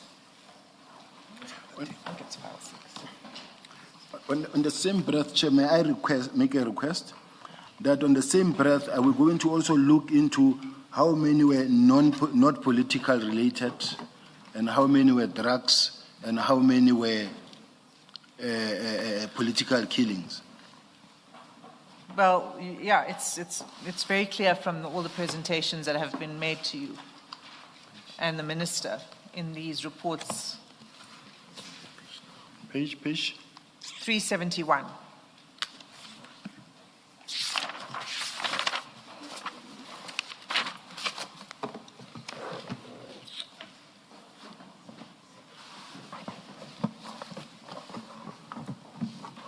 I've got it, Chair. Okay. So you'll see traditional leadership-related cases at the top of the page.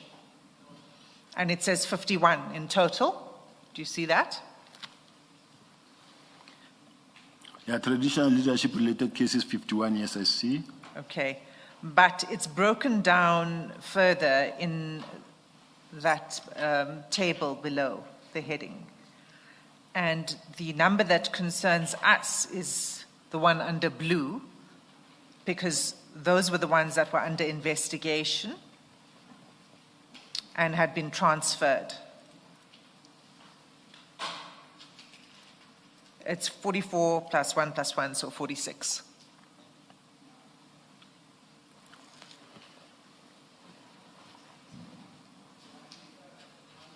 Do you see that? I see. Okay. So 46 of the 92 that were audited were traditional leadership killing cases. Now, the importance of that is that the mandate of the political killings task team was extended to include the traditional leadership-related cases from 1st April 2024. And just for the sake of the record, you'll find that extension in the same file 6 at page 609. But can I comment?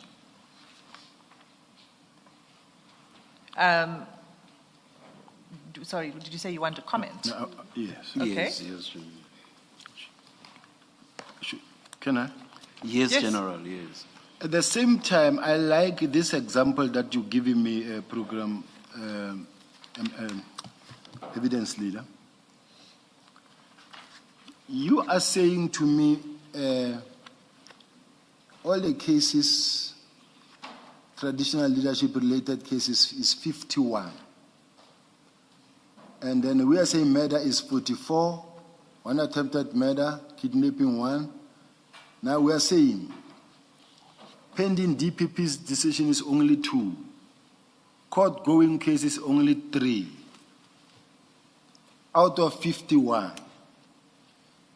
And we're saying this is good work. So I just wanted to point that angle. I'm sorry, but Yeah. if you let me finish, then you'll understand why what you're saying now is actually absolutely incorrect. And it's gratuitous, because you are intent on attacking the work of this task team, or else you wouldn't make that comment. So let me finish. 46 of the 92 dockets that were audited were traditional leadership-related cases, okay? I was taking you to the mandate. You find that on file 6 at page 609, okay? Page 6. File 610. Oh, Well, 609. 610. 609. 609. That's red 609, bottom of the page. At the bottom of the page, Chair. Somebody once said, Let's, let me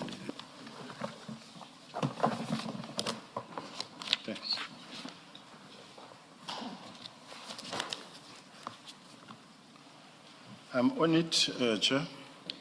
So you'll see the first bullet point on that page. I see there. It says the mandate of the task team has been extended with effect from 1 April 2024 to include the investigation of cases involving the killings of traditional leaders in KwaZulu-Natal. Okay? So this, And that was approved by Eugene. Oh, not, no. No, you recommended. Or what? Yeah. it was recommended by General Sibiya. Oh, yeah. Yes. At page 610. Yeah. Yes, you see that. Here, I hope we are dealing with the financial authority, not the extension of the mandate. Yes, you approved the budget Okay. to be expanded because of yes. this extended mandate. Yes. So the team was only, the mandate of this team to take on these cases was only extended on the 1st of April. In fact, the signatures here are later in April. So although it starts from 1st of April, by the time dockets would have been transferred to this team would have been sometime after signature of this document that we were just looking at. Correct? Yes. And at the time that the audit was done, so this is 2024, April 2024, okay? And the audit is done a year later. So the team had only received these dockets for a short period of time. Do you agree? No, I don't agree. They come back a long way with the political killing. With the political killing since 2018, 2019. This traditional cases was also really being investigated, or unless I don't understand the question. No, it wasn't being investigated by this task team. There would have been, these were dockets that were assigned to the task team. These were not dockets that were being investigated by the task team prior to April 2024. I don't agree. General, what do you understand it to mean that their mandate was, they were granted a mandate on the 1st of April 2024 then, to deal with the killings of traditional leaders? Not even that early. It's actually the 16th, yes. What do you understand that to mean? It means that their mandate now has been extended to also begin to investigate the traditional killing cases. And until that mandate is given, did they have authority to investigate the killings of traditional leaders before this mandate on the 16th of April? I would say yes. From where? The provincial commissioner decides on what matter to allocate to who. So are you saying it didn't matter, they actually didn't need a mandate to be given to them on the 16th of April? For me to accept this point, Chair, may we go to the list, the one that contains the inspection that was conducted, all those things. You remember where I was saying the last date of inspection was this? Because it tells us the case number, the case numbers. But General, I'm very sorry to interrupt my colleague.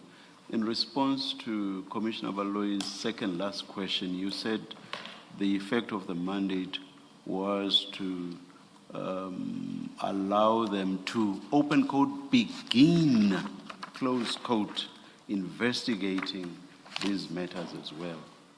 So they can't begin if they were already doing it, General.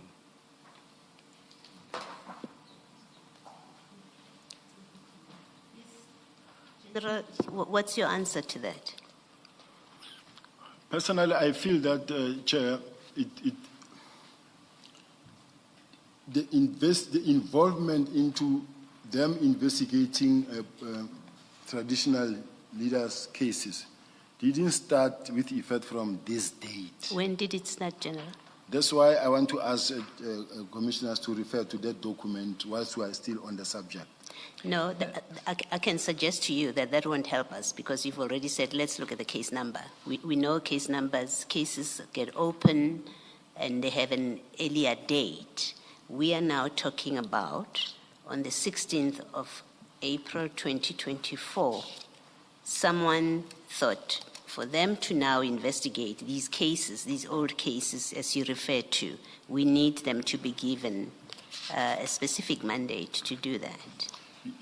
You see, the problem that I think the commissioners need to be aware of is that each and every motivation they are putting in to request for funding, they write one and the same wording.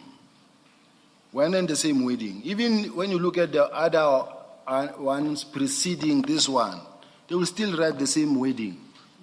But in this case, General, we are concerned about the date when they were given a mandate. Forget the other paragraphs in this motivation. This motivation for funding tells us when they were given the mandate to investigate the killings of traditional leaders.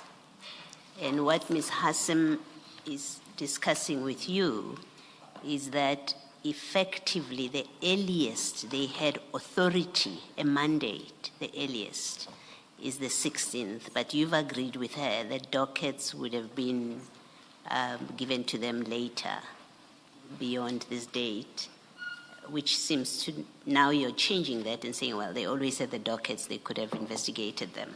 But put that aside. That's what she's seeking to discuss with you, and I don't understand how you have a difficulty with just simply giving the straight answer that, yes, the authority to investigate they only got at some point in April 2024. I'm not sure, not that I'm sure, I don't understand why you have a difficulty with that.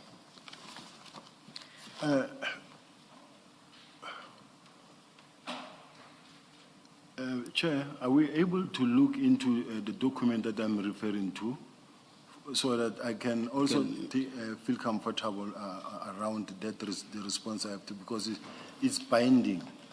Which document would you like to? May I just establish this before you take us there? Do you agree that upon its inception, the PKTT was mandated to investigate political killings?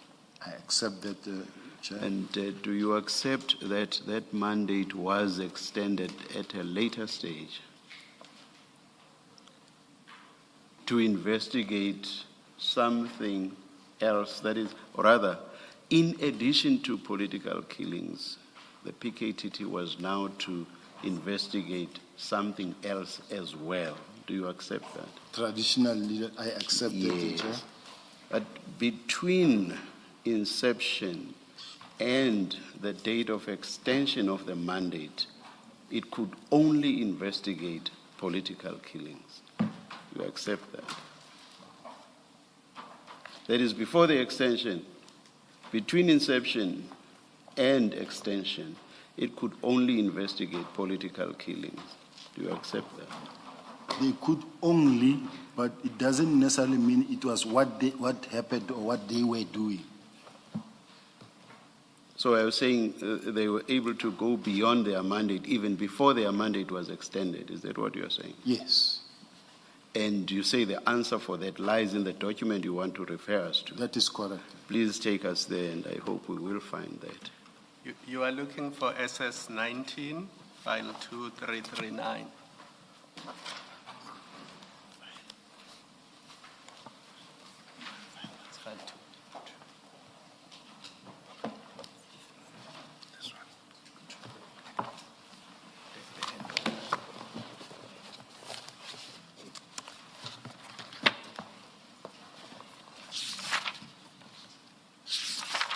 So, General, this is the handover report when the dockets were delivered on the 28th of March. I need, I'm getting there, Chair, let me get to this one. Yes, this one. File 3 of 10, Chair. Two. No, file 2. Oh, 3. File 3 of 10, SS 23.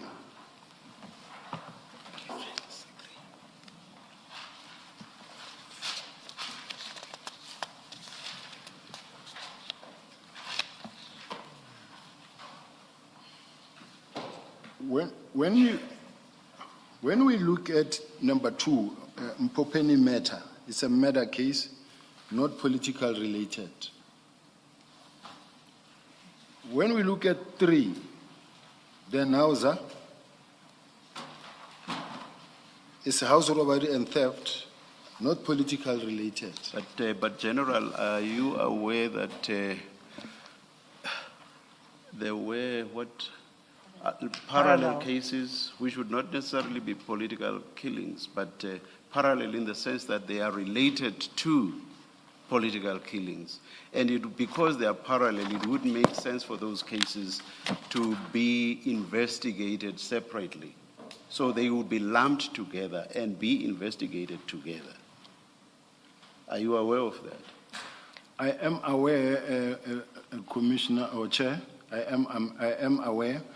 However, Chair, the documents specify that says, when you look at the one at Kwanongoma, number 4, is taxi related.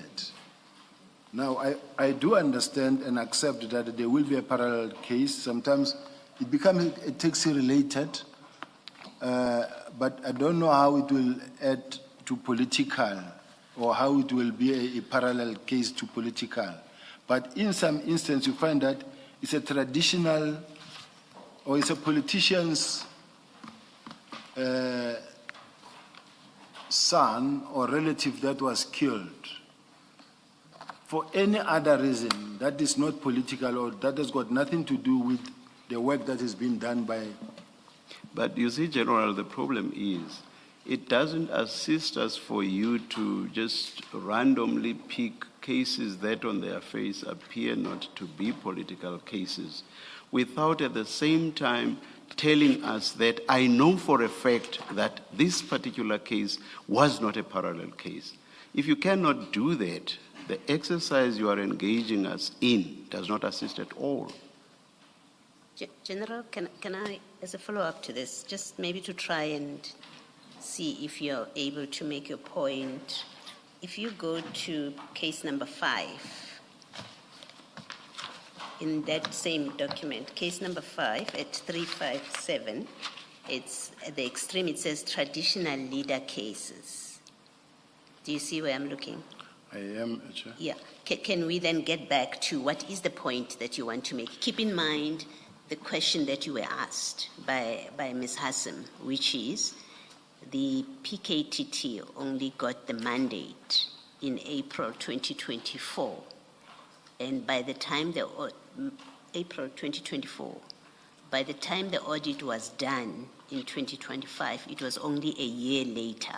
And so she was saying, but it's a short time. And your answer was no, but they've always had these cases. They could have investigated them. Let me show you. So I've referred you to that case, and it has a case number. Let's take it from there. What is the point that you're seeking to illustrate? It is cases like this one, Chair, that caused me to say, no, the mandate didn't start only in 2024, that was extended. They were in any way doing it long before. That is what I was trying to explain. But where in this document do you find support for what you've just said? Because you asked us to go to this document.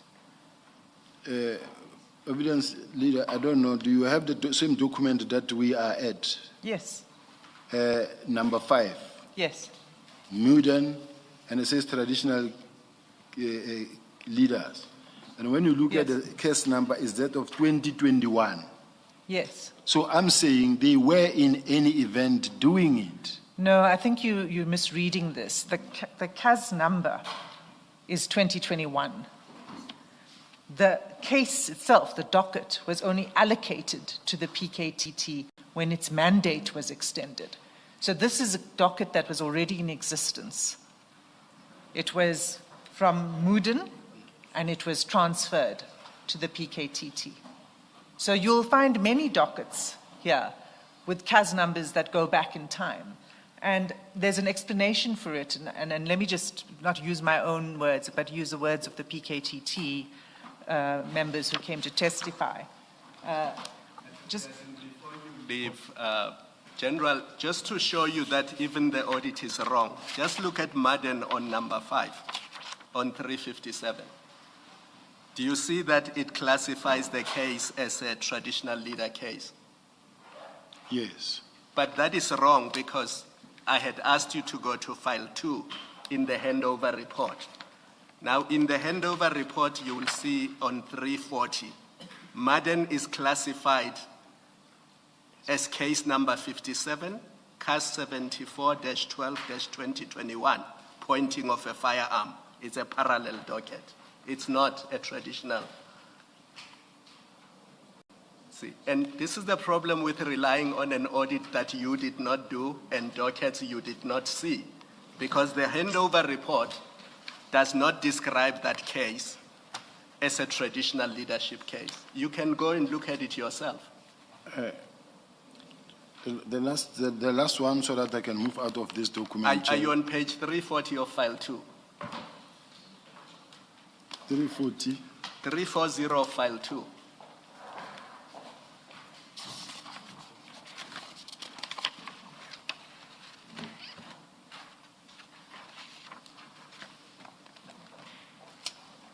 Remember, the beauty of a handover report is that it is signed by both General Kumalo and General Sentumule. Yes. Right? Yes, Chair. Whereas an unsigned draft audit report, nobody has signed it and we don't know who produced it. Now, in that unsigned SS23, it says Madden is a traditional leader case, and then it says it's a murder case, 7412-2021. But if you go to the handover report on page 340, you see that there are parallel dockets and it's 16 of them. And then case number 57, it's Madden, same case number, but it's the pointing of a firearm. It's not a murder case. And it is not a traditional leader case. Do you see that? Just to parallel cases. Madden case 74 of 12. 2021, pointing of firearm. General, these are your annexures. There's no way I can take a quicker time to understand them than you do. No, you know what I'm talking about. I don't deny, because it's something that I also see that is being pointed out to me now, that I see now. Yes. But, and I accept, Chair, whatever weaknesses are there or exists or mistakes exist in the document. But what I wanted to just also then point out in conclusion on this one from my side, I want to say, when you look at number 7, No, before we do that, can you accept that Madden is a parallel docket and it is a pointing of a firearm case? According to the handover report. I accept. And if you go to the next page, 341, starting from number 74, those are traditional leadership cases. Do you see that?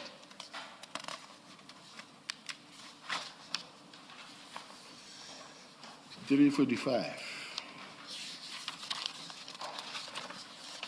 Box 3. No. General, where are you? I'm at page 345, looking at... No, we are in file 2. Remember, we were in file 2 on page 340, and we were looking at the Madden case. This is file 2. Item number 57.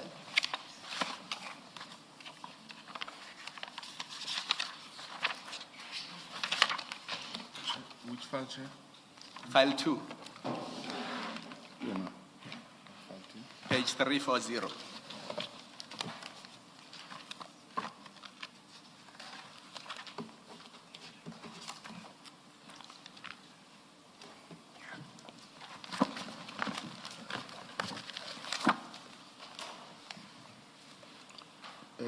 340. And General, I apologize for being impatient. I assume that these are your annexures that you attached to your affidavit and that you knew them. This is a handover report. You must look at it. Go to page 342.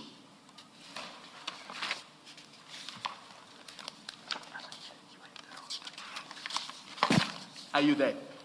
I'm at 342. Now, when the dockets were handed over by General Kumalo to General Sentumule on the 28th of March 2025, do you see that they both signed that document, I do, confirming that these are the dockets that were handed over? I do. And they are classified according to type of case. If you go back to 339, 56 of them are politically related. Do you see that?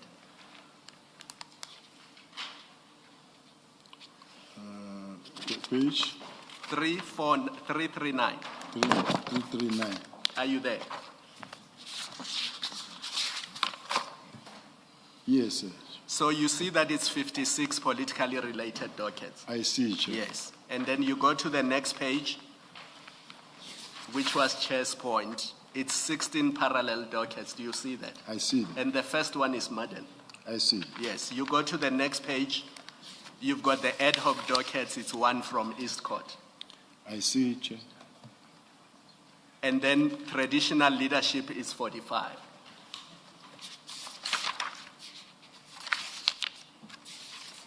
On page 341. 345. 341. 341. The next page.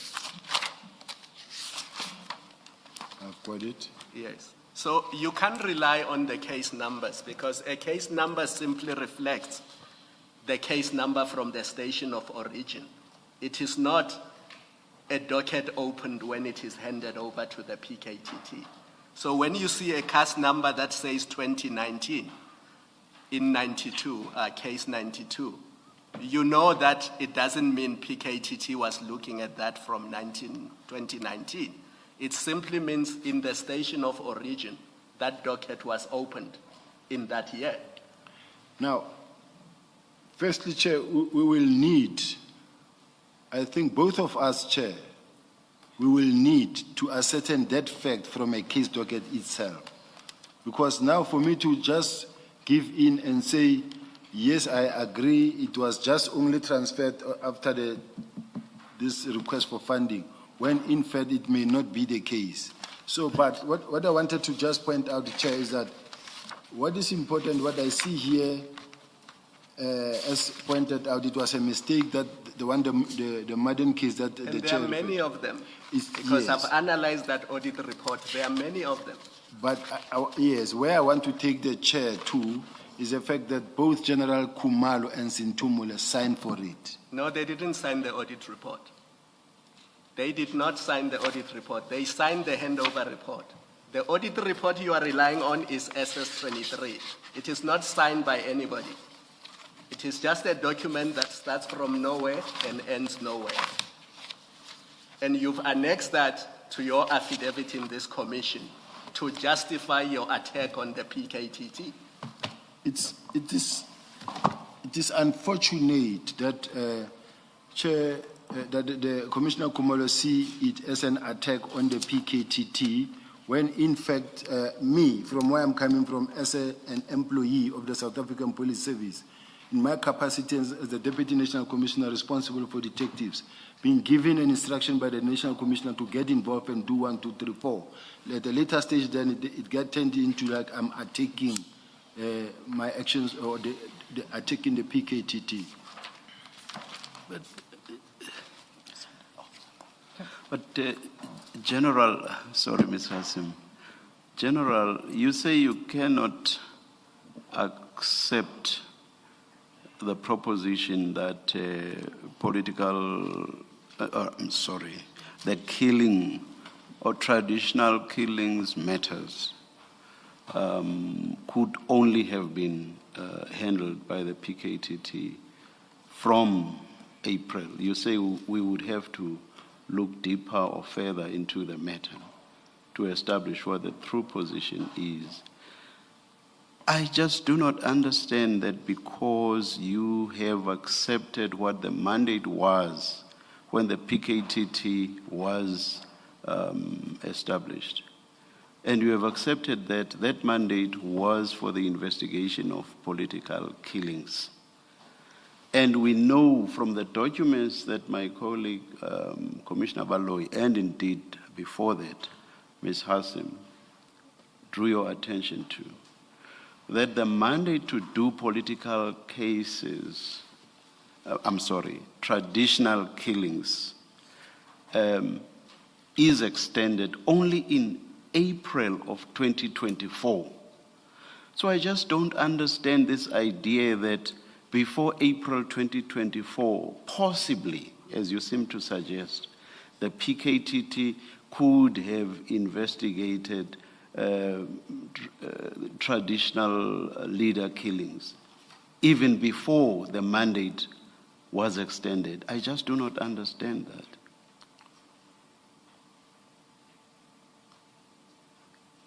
Can you explain? Chair, from my work environment that I know, is that long before the request for funding, they were already investigating such cases of traditional leaders. It didn't just only start last year. They were already investigating it. It's a point I'm prepared to lay my neck on the block and say they didn't start now. But you see, you took us to the document that my colleague, Commissioner Kumalo, was engaging you with, and you randomly showed us this case and that case and that case to make this point that you are making. And then I said to you, but, General, you do not seem to be distinguishing between the fact that the PKTT would also investigate parallel matters. And there's a logical reason for that. You cannot split related cases or parallel cases and to have them investigated at separate places. So there was a reason for that.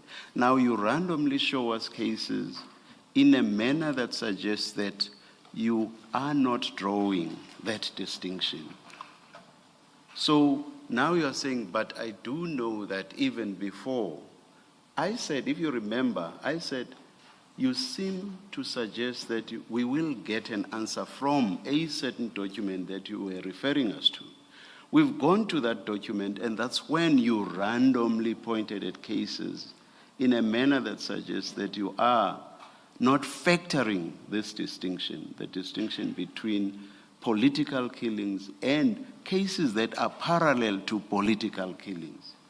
So thus far you have not really shown us the difference you sought to show us. Now you are saying, but I know for a fact that they had started long ago, and yet you had said the answer for them starting long ago is in this document. And thus far, this document has not assisted you.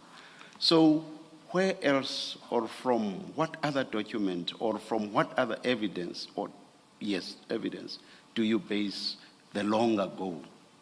May I just... Sorry, General, as you prepare to answer that question, keep in mind also that your testimony yesterday was that you had nothing to do, you knew nothing about the PKTT, their operations, what they were doing, until you were now suddenly introduced to this. You remember we did that exercise about what did you know, at which point did you know, but your evidence yesterday was you had nothing to do with the PKTT until you were asked to sign this recommendation in April 2024.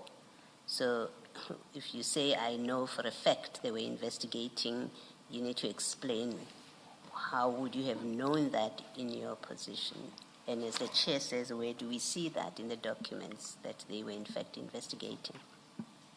You see, Chair, the line of questioning by the commissioners worries me in this sense. The chair asked me a specific question that I must respond to specifically.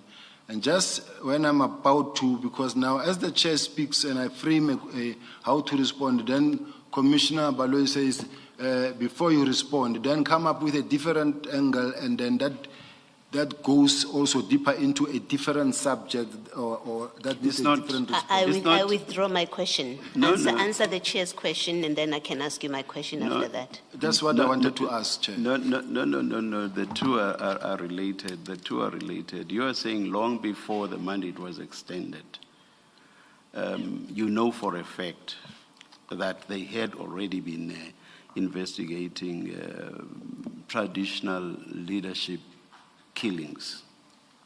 Now, all that Commissioner Baloyi is saying, the knowledge that you are referring to, or rather, bear in mind as you show us how you know, bear in mind that you have said you were not involved at all with the PKTT until the time that you were asked to sign the document on funding in 2024.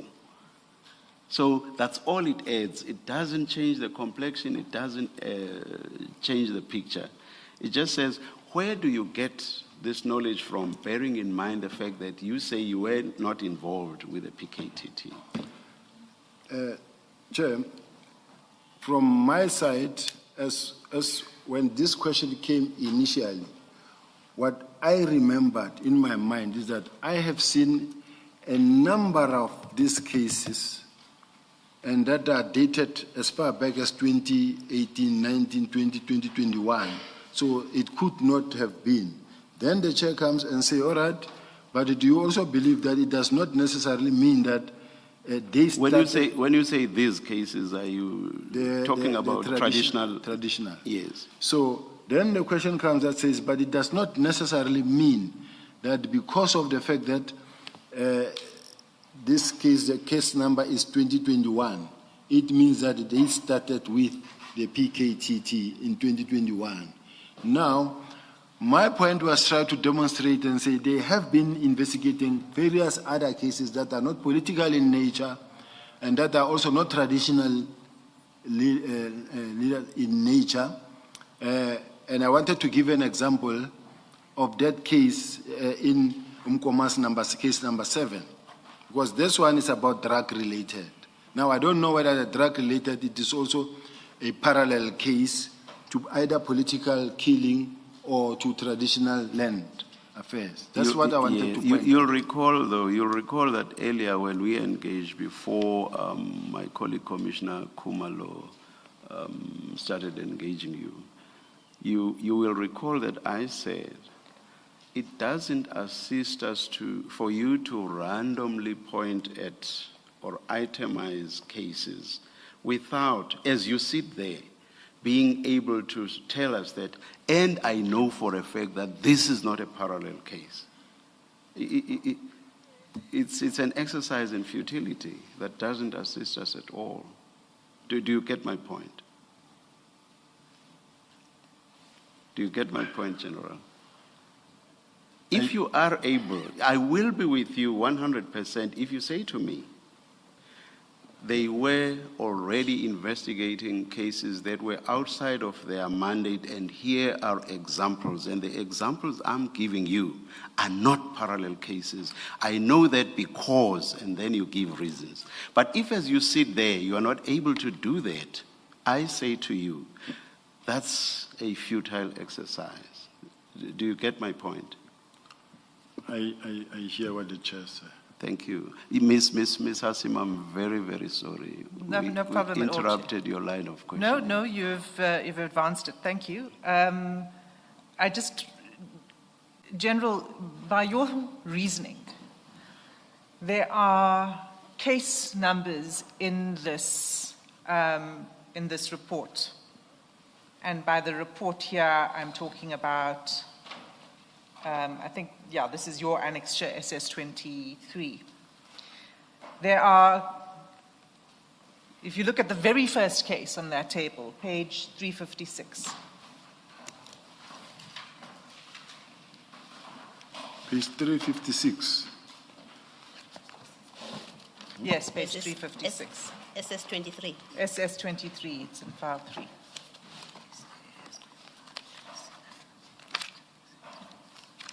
This is,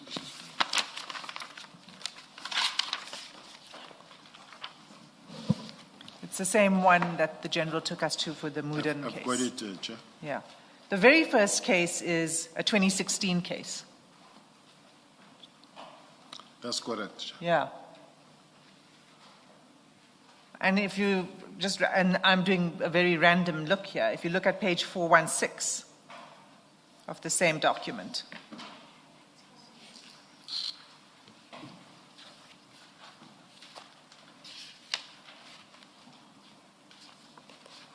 I've got it, Chair.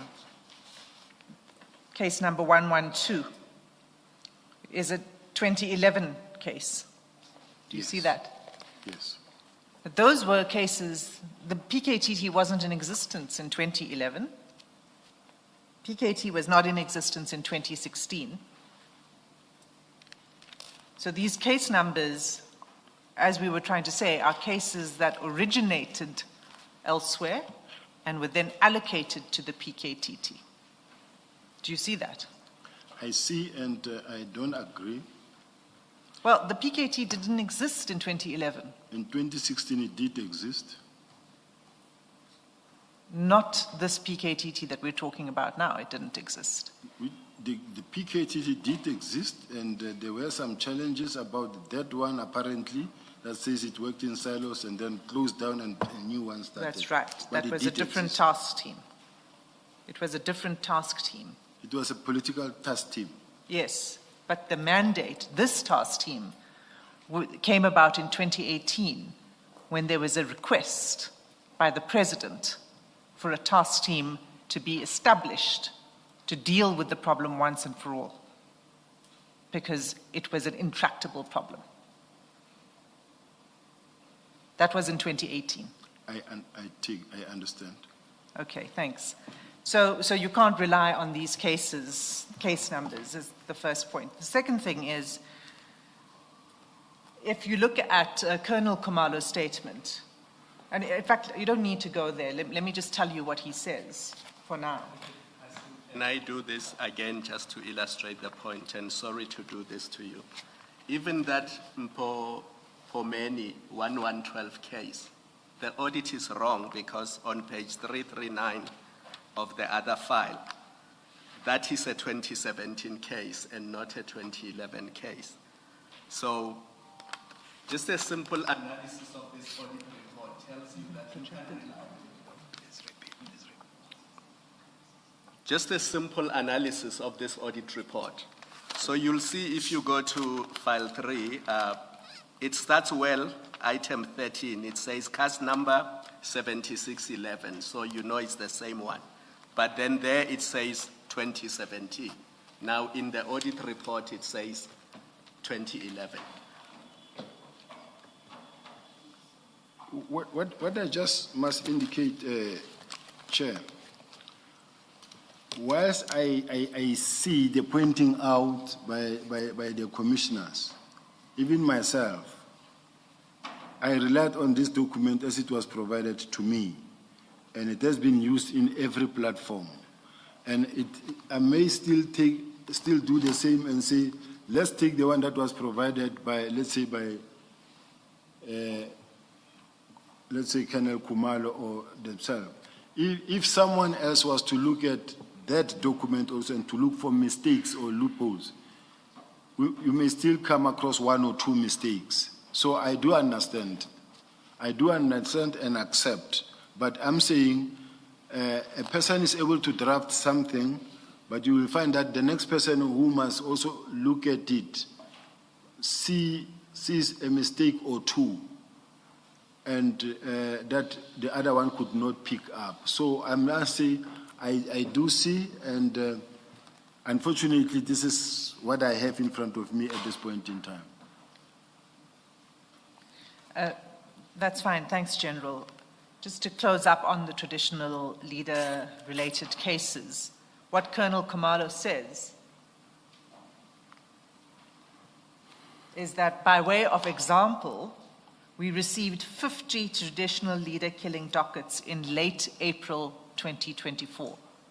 So after the extension of the mandate of the PKTT to include this category of crime. He says they received 50 traditional leader killing dockets. Some were not new matters and thus difficult to find new leads. So 50 dockets, traditional leader, were assigned in late April 2024. And in the handover, 45 or 46 of that audit were made up of traditional leader cases. Do you see the point? I do. So your contention that there was a delay in investigation, first of all, your reference to the CAS numbers, we've dealt with that. Second, where you refer to traditional leader cases to show these cases were just not there was no progress on it, they only received it in late April 2024. So they had very little time to work on that. Isn't that so? I'll still not agree with it, because even if you receive them in late 2024, the bottom line is that if that was the case, still in each and every docket, we need to see that you have done something on those specific dockets. Not that you'll find that the last entry made was in 2018 or 2019. Okay, let's deal with that. Have you consulted, did your team or yourself consult with the PKTT when you were doing this audit to understand how these cases were investigated? Did you consult with anyone? Did you say, can we talk to you about it? I find the question very unfair, in a sense that in my case it's at the point when I was actually being suspended. I think the atmosphere was already not a normal atmosphere where the question can say, did you consult? It was during that period when I got to be suspended myself. When was the audit done? In May? Yes. When were you suspended? I was suspended in July. Right. But this I didn't get long before that. I got it around about that time as well. When did you get it? Somewhere around July or June, somewhere there, just before. Before you were suspended? Yes. And this was done in May? Yes. The audit report? Yes. Okay. If you didn't consult directly, do you know whether your team consulted? I take it because it was under General Sintumule and with the team, Brigadier Kupoditata, I think themselves, I wasn't directly dealing with the process. General Sintumule was working with General Kumalo, so I wasn't directly involved. So, you see, the problem is that you hold a view and you've come to the commission to say there are dockets that are in this state, there are dockets where there was no investigation, but you weren't involved in it. You don't actually know. So you're speculating, and you didn't engage with the investigators on any of those dockets to clarify or to get information from them about how they were investigating it. Right? You come to make contentions based on that audit report. But then you say you were not involved in it, and so you can't answer certain questions. I really don't agree with you, unfortunately, evidence leader, because you can't say I'm speculating and I come here and I talk about things that I don't know. I am part of this process. I'm part of the management. I may not have been the one who conducted the inspection, but the report came to me. It's as good as you saying to the National Commissioner, you can't talk about these things because you didn't see this, you didn't check this, you were not involved in this. It's not a fair question. No, it's not that you can't talk about it. It's that if you come and make a claim, that your claim must have some basis. It does have some basis, because I do have, unless I'm proposing that this docket be here So that when I talk about a specific, copies were made. When I talk about a specific case and say, here is this case, this is the last entry that was made, then we put it aside. Then it won't be regarded as a claim because it will be showing documentary evidence. General, can I just ask this? Now that you know that General Kumalo says they received 50 dockets of killings of traditional leaders in April 2024, we know that now from his statement. And for purposes of my question, let's accept that to be correct for purposes of this engagement. Do you still persist in your criticism, comment, whatever you want to call it, that in fact they did no work on this? You're criticizing them that they did no work after they got the dockets in April. Do you still persist in that position? I still persist they did no work in those cases. From April? From I don't know since when they've been having those dockets. He tells us that they were given the docket. They got the mandate in April and they got 50 dockets in April. So let's keep those facts constant, right? That the mandate was in April. They got the dockets, 50 dockets. Let's go with what he says. That's how I'm formulating my question. Knowing that, or even for purposes of this discussion, accepting that, let's assume that he's correct, that they got 50 dockets in 2024, not before that, in 2024. Are you saying you still persist in your criticism that from 2024, when they got the dockets, to the day that the dockets were removed from them, they had not done any meaningful work? And so they are open to criticism. Once again, Chair, I want to put something on the table. It looks like everything that comes with General Kumalo or General Masemola is a gospel truth and it's accepted and is the truth. And anything that comes that negates that and that refuses or does not agree is a claim, or why do you say this? To me, it's a problem in a sense that what General Kumalo says and what we say, now for the chair to make a good determination, we need other witnesses or other dockets or evidence in front of us. Let me stop you. What from my question makes you say that? What in the way that I formulated my question makes you say that I've taken what General Kumalo as gospel truth and what you're saying is questioned?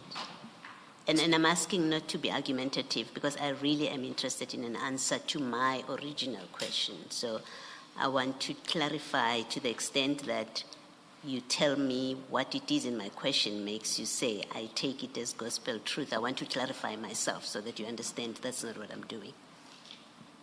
And in responding to the commissioner's question, I want to start it from where the evidence leader is saying, reading from Colonel Kumalo's statement. Yeah, no, General. I have to stop you. Please forget what the evidence leader has said. All she's read what she says is contained in a statement of General Kumalo. I formed my question this way. I said, assume, for purposes of our discussion, let's assume that is true. That's not an indication, at least from where I sit, it's not an indication that I accept the truthfulness of that statement. That's why I said, let's assume, for purposes of our discussion, that he is correct when he says they got 50 dockets in April. Would, on that assumption, assuming that to be correct, and maybe it's not correct, that's what an assumption means. When I say assume, the converse of it is I'm not taking it as truth. Assume that what he tells us is correct, or is the case. They got 50 dockets in April, mandate extended in April, therefore the budget allocation happened sometimes after you have approved an extension of allocation of budget, do you still say that from that period when they got the dockets and got their mandate, and when the dockets were audited, do you still say, well, too much time passed in that window? Too much time passed. They should have been more than this, so they are useless. Do you still say that? That's what I'm saying, Chair. Okay. I had asked you what is it in my question that made you say that or think that I am accepting his statement as the gospel truth. Are you able to answer that, even after I've said to you, let's assume? It's when the chair says to me, when the commissioner says to me it appeared as though the commissioner believed in what General Khumalo is saying, that says we only received or started this mandate in 2024. And when I look at their existence over a period of time, there are many investigations that...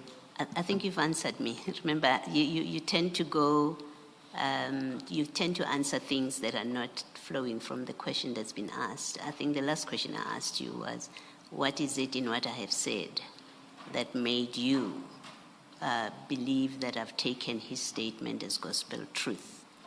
That was my question. And I think you say, you repeat from what I've said. That's fine. That's what the answer is. Thank you. Mr. Sim. Thank you, Commissioner Beloy.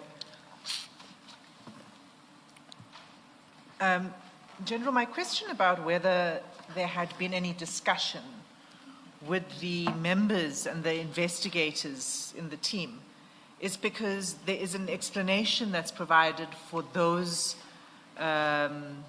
dockets where it appears that there's been no movement with reference to the C-clip, or where there genuinely has been no movement in a case, and the explanations for it. And I just want to tell you what these explanations are. For this purpose, we go back to Colonel Khumalo's statement. And I'm not going to read through in detail. I just want to highlight the few points because this question was obviously, or this issue, this accusation was obviously something that they took seriously and provided a statement in which they analyzed the dockets. And there are a few things that he said. The first is that the dockets that are handed over to the PKTT are particularly complex due to the nature of the cases, which are often linked to political assassinations where the true orchestrators of the hits remain concealed. So the first thing he says is, bear in mind that what we are being given are complex matters. That's why the task team was... Advocate Hazim, where are you reading from? Colonel Khumalo's statement. It's at... You said general, that's why. Sorry, I thought I said colonel. Sorry, it's page 265.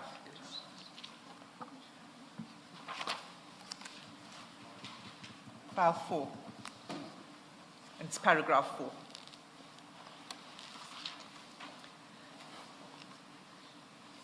Second, he says at paragraph 5, do you have it, General? Paragraph? 5. No, not yet. Which file?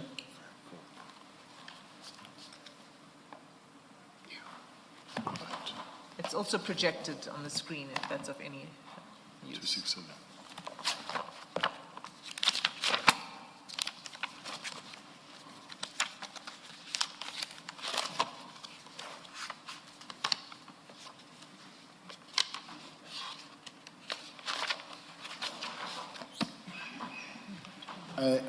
I've got it. Okay. Paragraph 5, he says, it's important to note that dockets are sometimes transferred to the PKTT after they have already been opened at their station of origin. In many instances, these cases only reach the task team when the originating police station has failed to detect meaningful leads or progress in the investigation.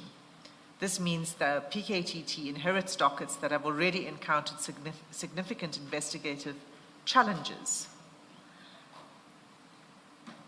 In paragraph 6, he says, additionally, it should be noted that the cases assigned to the sometimes the cases assigned to the PKTT are quite old, which makes the process of trying to find new leads even harder. And then a little bit further down in the same paragraph, he says, in these cases, we do not close the case because it is undetected. Instead, we pinpoint distinguishing features of the murder, like weapon use, vehicle used, modus of the perpetrators. Once we see these features in another crime, we investigate the old and new docket together, what they've described elsewhere as the signatures. And then finally, if you go to paragraph 28 of the statement.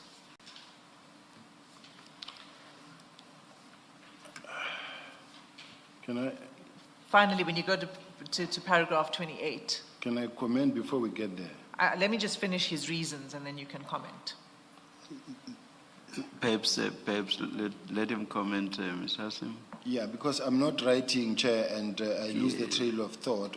Now I want to comment on this, and as you go along, is something else that I would also need to comment on. So please allow me. Okay, go ahead. You see, there's a manner of managing a docket, a case docket management, and how the manner of closure, on how we close the docket. In an attempt to qualify or justify why the dockets are not attended to say we do not close the docket. Remember how General Kumalo put it in Parliament. He says we don't put docket in a fridge, in a freezer. We put them in a fridge. In the detective language, there's nothing like that. You close the docket undetected, or you file the docket, but you do close the docket if you close the docket and you put it away. And then when there is a hit, the hit will automatically be created by the system that will prompt the investigating officer to go and pull the docket and then insert the docket and charge the person. So you don't keep the docket somewhere in a corner and then you say, no, we keep them, we're looking for to compare whether with a murder weapon or looking for other features. It's not how you won't be able with your naked eye or your thinking. Just expect that, okay, because of this modus operandi and that modus operandi, it will automatically look like this docket, then you pull it.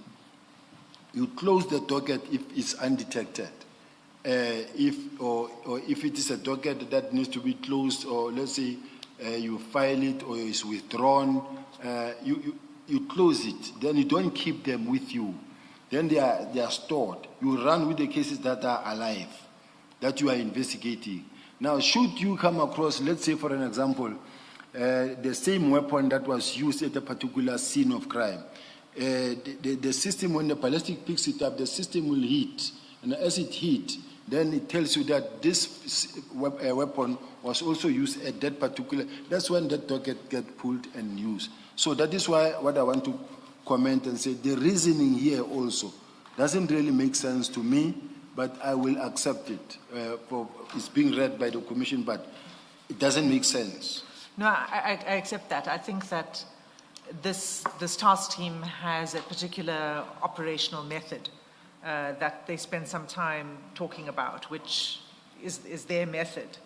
And you may not agree with the method, and you might even say it's not proper, the method. That's not really why I'm citing these reasons to you that were provided by Colonel Kumalo. The purpose of it is to say that, and as it goes on, including paragraph 28, is to explain, and again, not commenting on whether it's a good method of investigation or not, but that they were investigating. And he put up the taskings from their weekly meetings and described it. So the only point of this is to say there was a long explanation of the methodology. And when I asked whether there had been any discussion with the task team or individual investigators, the reason is that in a conversation, things might have become clearer to say, well, okay, so you were investigating. And maybe there needed to be some other action taken to say that this is not the proper way of investigating. But it's not that there was no investigation. But you wouldn't know that. And the team who did this wouldn't know that because they didn't consult with the investigators. That's really what I'm putting to you. Can I comment? Absolutely. Chair, I know that General Kumalo came here and spoke about methodology, the methodology we use. The methodology they are using is very raw and far from being right. Because, and he also mentioned it, and he says, to us as the PKTT, we all own a docket. Nobody can actually work alone on a docket. Yes, I agree. This is when you work with projects like in the DPCI or the old Scorpions or maybe IDEC. Now, there you work in teams. Now, you cannot all own one docket. If, for an example, in the world of investigation, looking at the whole to 400, 500 to 600 cases, that methodology is not working because you can't all own. You've got 100, you've got 200, you've got 500, you've got 600. Now we can't all say we're owning this docket. Yeah, but General, what is the point you're addressing? They have a methodology. They have reported successes. You disagree with their methodology, but they have given reports that they have succeeded. You are the one witness, and you can correct me if you're aware of another witness. You are the one witness that is saying, oh, they have not been that successful after all. I'm told General Mutsipe also said the same, but they've reported successes. You approved funding. It must be because you were accepting what you were told, that they were successful. We know they started out with 612 case dockets. By the time you took the dockets from them, or you said they must go to where General Sintumule designates, we were now at 121 dockets. So we know, on the evidence before us, work was done, and I don't think you can speak for as long as you want, and in whatever way you explain it. You cannot change the facts, whatever they signify. You can't change the fact that when they started out, they had 612 dockets, and by the time the dockets were taken from them, the dockets were at 121. Some of them were ready for the prosecutor and all of that. That's what we are concerned about. We are not being asked to evaluate their methodology. And I'm not sure you're explaining how bad their methodology is, how good yours is, helps any of the questions that we are required to answer. The simple proposition that was being put to you by Ms. Hassim is that you have expressed a view that they said with dockets, look at the age when the last recording of what was done is, look at that. A docket has been sitting since 2019, they haven't looked at it. That's the basis of your criticism or your comment. Ms. Hassim says, here's an explanation. They've given an explanation for it. You may not like the explanation. You may not like their method of putting dockets aside until they get a hit, but they have given an explanation of how they work. And we are not evaluating whether the way they work is good or not. It's certainly not our terms of reference. So I'm not sure, unless you explain why we should spend more time with you explaining how investigations are done, how dockets generally are dealt with. If you don't explain why that is relevant to our terms of reference, I'm not sure that we are using the time usefully. You may comment if you want to. Personally, Chair, I don't think this is really helping the police in building capacity for the police, because let us attempt to have the same capacity that we have in KZN in all the provinces, and same budget in all the provinces, same modus operandi, methodology they are using. I don't know if it is sustainable and it will actually work.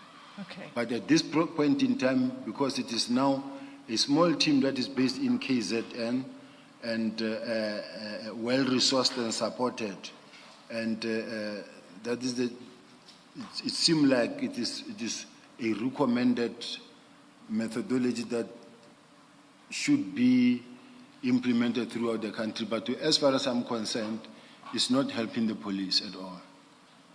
I understand the point that you were making. Thank you. I'm not sure anymore where you are, General. My question to you was just in relation to, it's not about whether their methodology is a sound one or not a sound one. It seems to be effective. You yesterday said that yourself, that all the 9 districts have stabilized, that they had under their purview. So it seems to be effective. But I'm not sure that I want to take this any further, Chair. I think we can move on. I think you wanted to take us to 280, 28.5. I think it's useful that you... Oh, sorry, did I leave something out? Yes. Oh, I did want to go there, but Yes. then I got distracted. Sorry about that.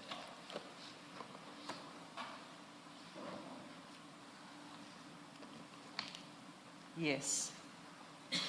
At 28.5, what Colonel Khumalo says is just because the C-clip does not have an entry, it does not mean work has not been done. If the handing over of the dockets had been done with some consideration and planning, these task lists could have been included in the dockets to show the true status of the investigations. And then maybe 28.4, sorry about that, because it explains what a task list is. Yes.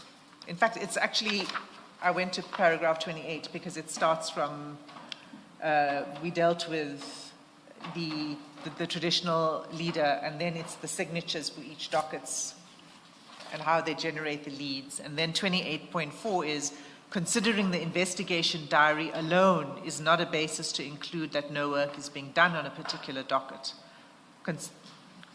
That's what he's saying. You can't consider the investigation diary alone. As noted earlier, dockets are analyzed together with all the various specialties around the table. We then develop a task list with daily, weekly reporting. This list is what we use to track activities and progress on the investigations.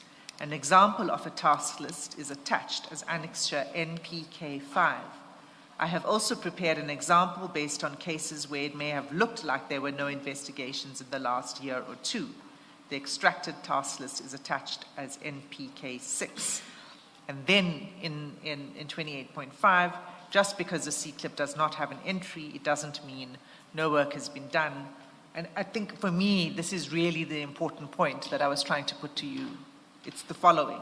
It's that if the handing over of the dockets had been done with some consideration and planning, these task lists could have been included in the dockets to show the true status of the investigations.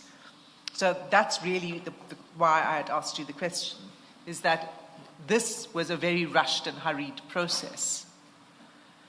And in the absence of having a planning and a considered and a collaborative, cooperative process, these task lists and this information was not made available to the team that did the audit report.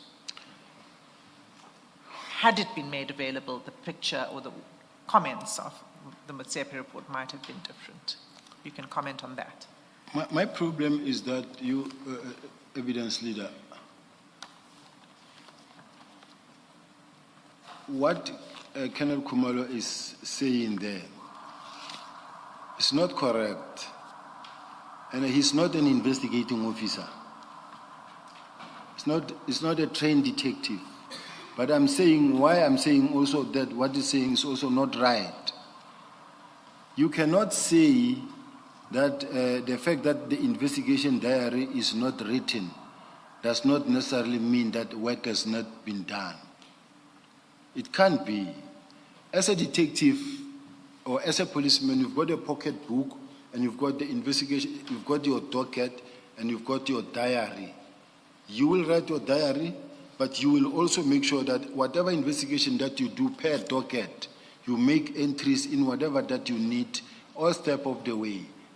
All the time you work on this docket, you do write something on the docket. So now, I just want to say that the fact that no entries were made in a case docket does not necessarily mean that work was not done. It can be correct and it can be accepted as well. Now, I hear what you're saying, that that's not proper. I hear that. And I'm not commenting on that at all.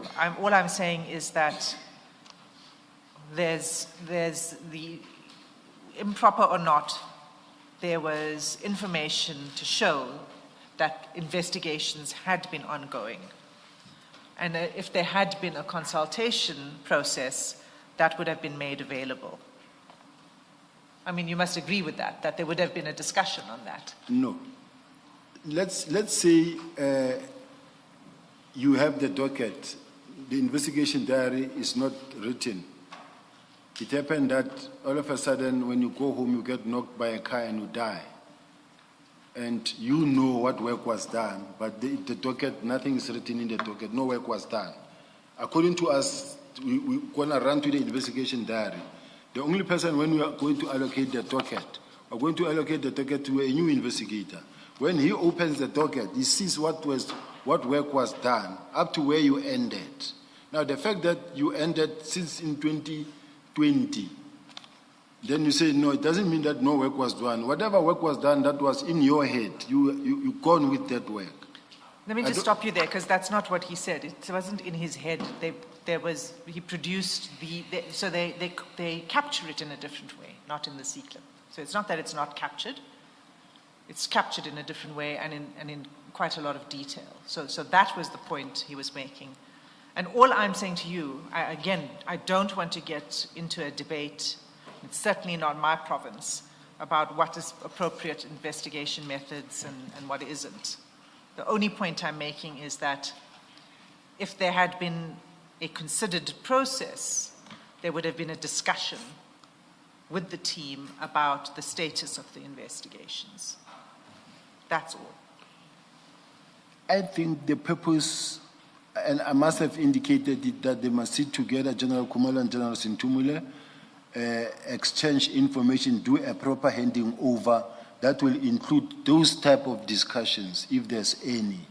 As far as I'm concerned, the purpose for General Sintumule and General Kumalo to meet was to now come up with a way forward on what and how do we take the process forward, including them sitting together with investigators and consulting with one another to make sure that they update each other and do what was necessary. So it never happened.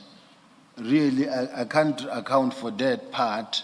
All I know is that those that reported to me at that time is the two that I spoke to that had to meet. And in my meeting with them, they met and they did a handing over. My role is done, other than just to oversee now that the process is finalized. Okay, no, that's fine. But you agree that that would have been a better process? Yes. Okay, that's great. Thank you. Chair, I'm going to move on to an entirely different, I'm leaving the topic of the disbandment and dockets and all of that entirely. But I see that it's 3:45. Do you want to start it now or Monday? Because we just must adjourn at 4 o'clock. I don't think it's 15 minutes to go. It's an entirely new area. As reluctant as I am, I think it's probably better to leave it. Today I'm not risking asking Ms. Killian because she just again might say we must go on. I think I'm only going to for be 4 fair o'clock. to me, Chair, I think that today, because yesterday you asked Ms. Killian and not me, so I think today I should carry the, the So vote. let's adjourn and resume at 9:30 on Monday. Thank you.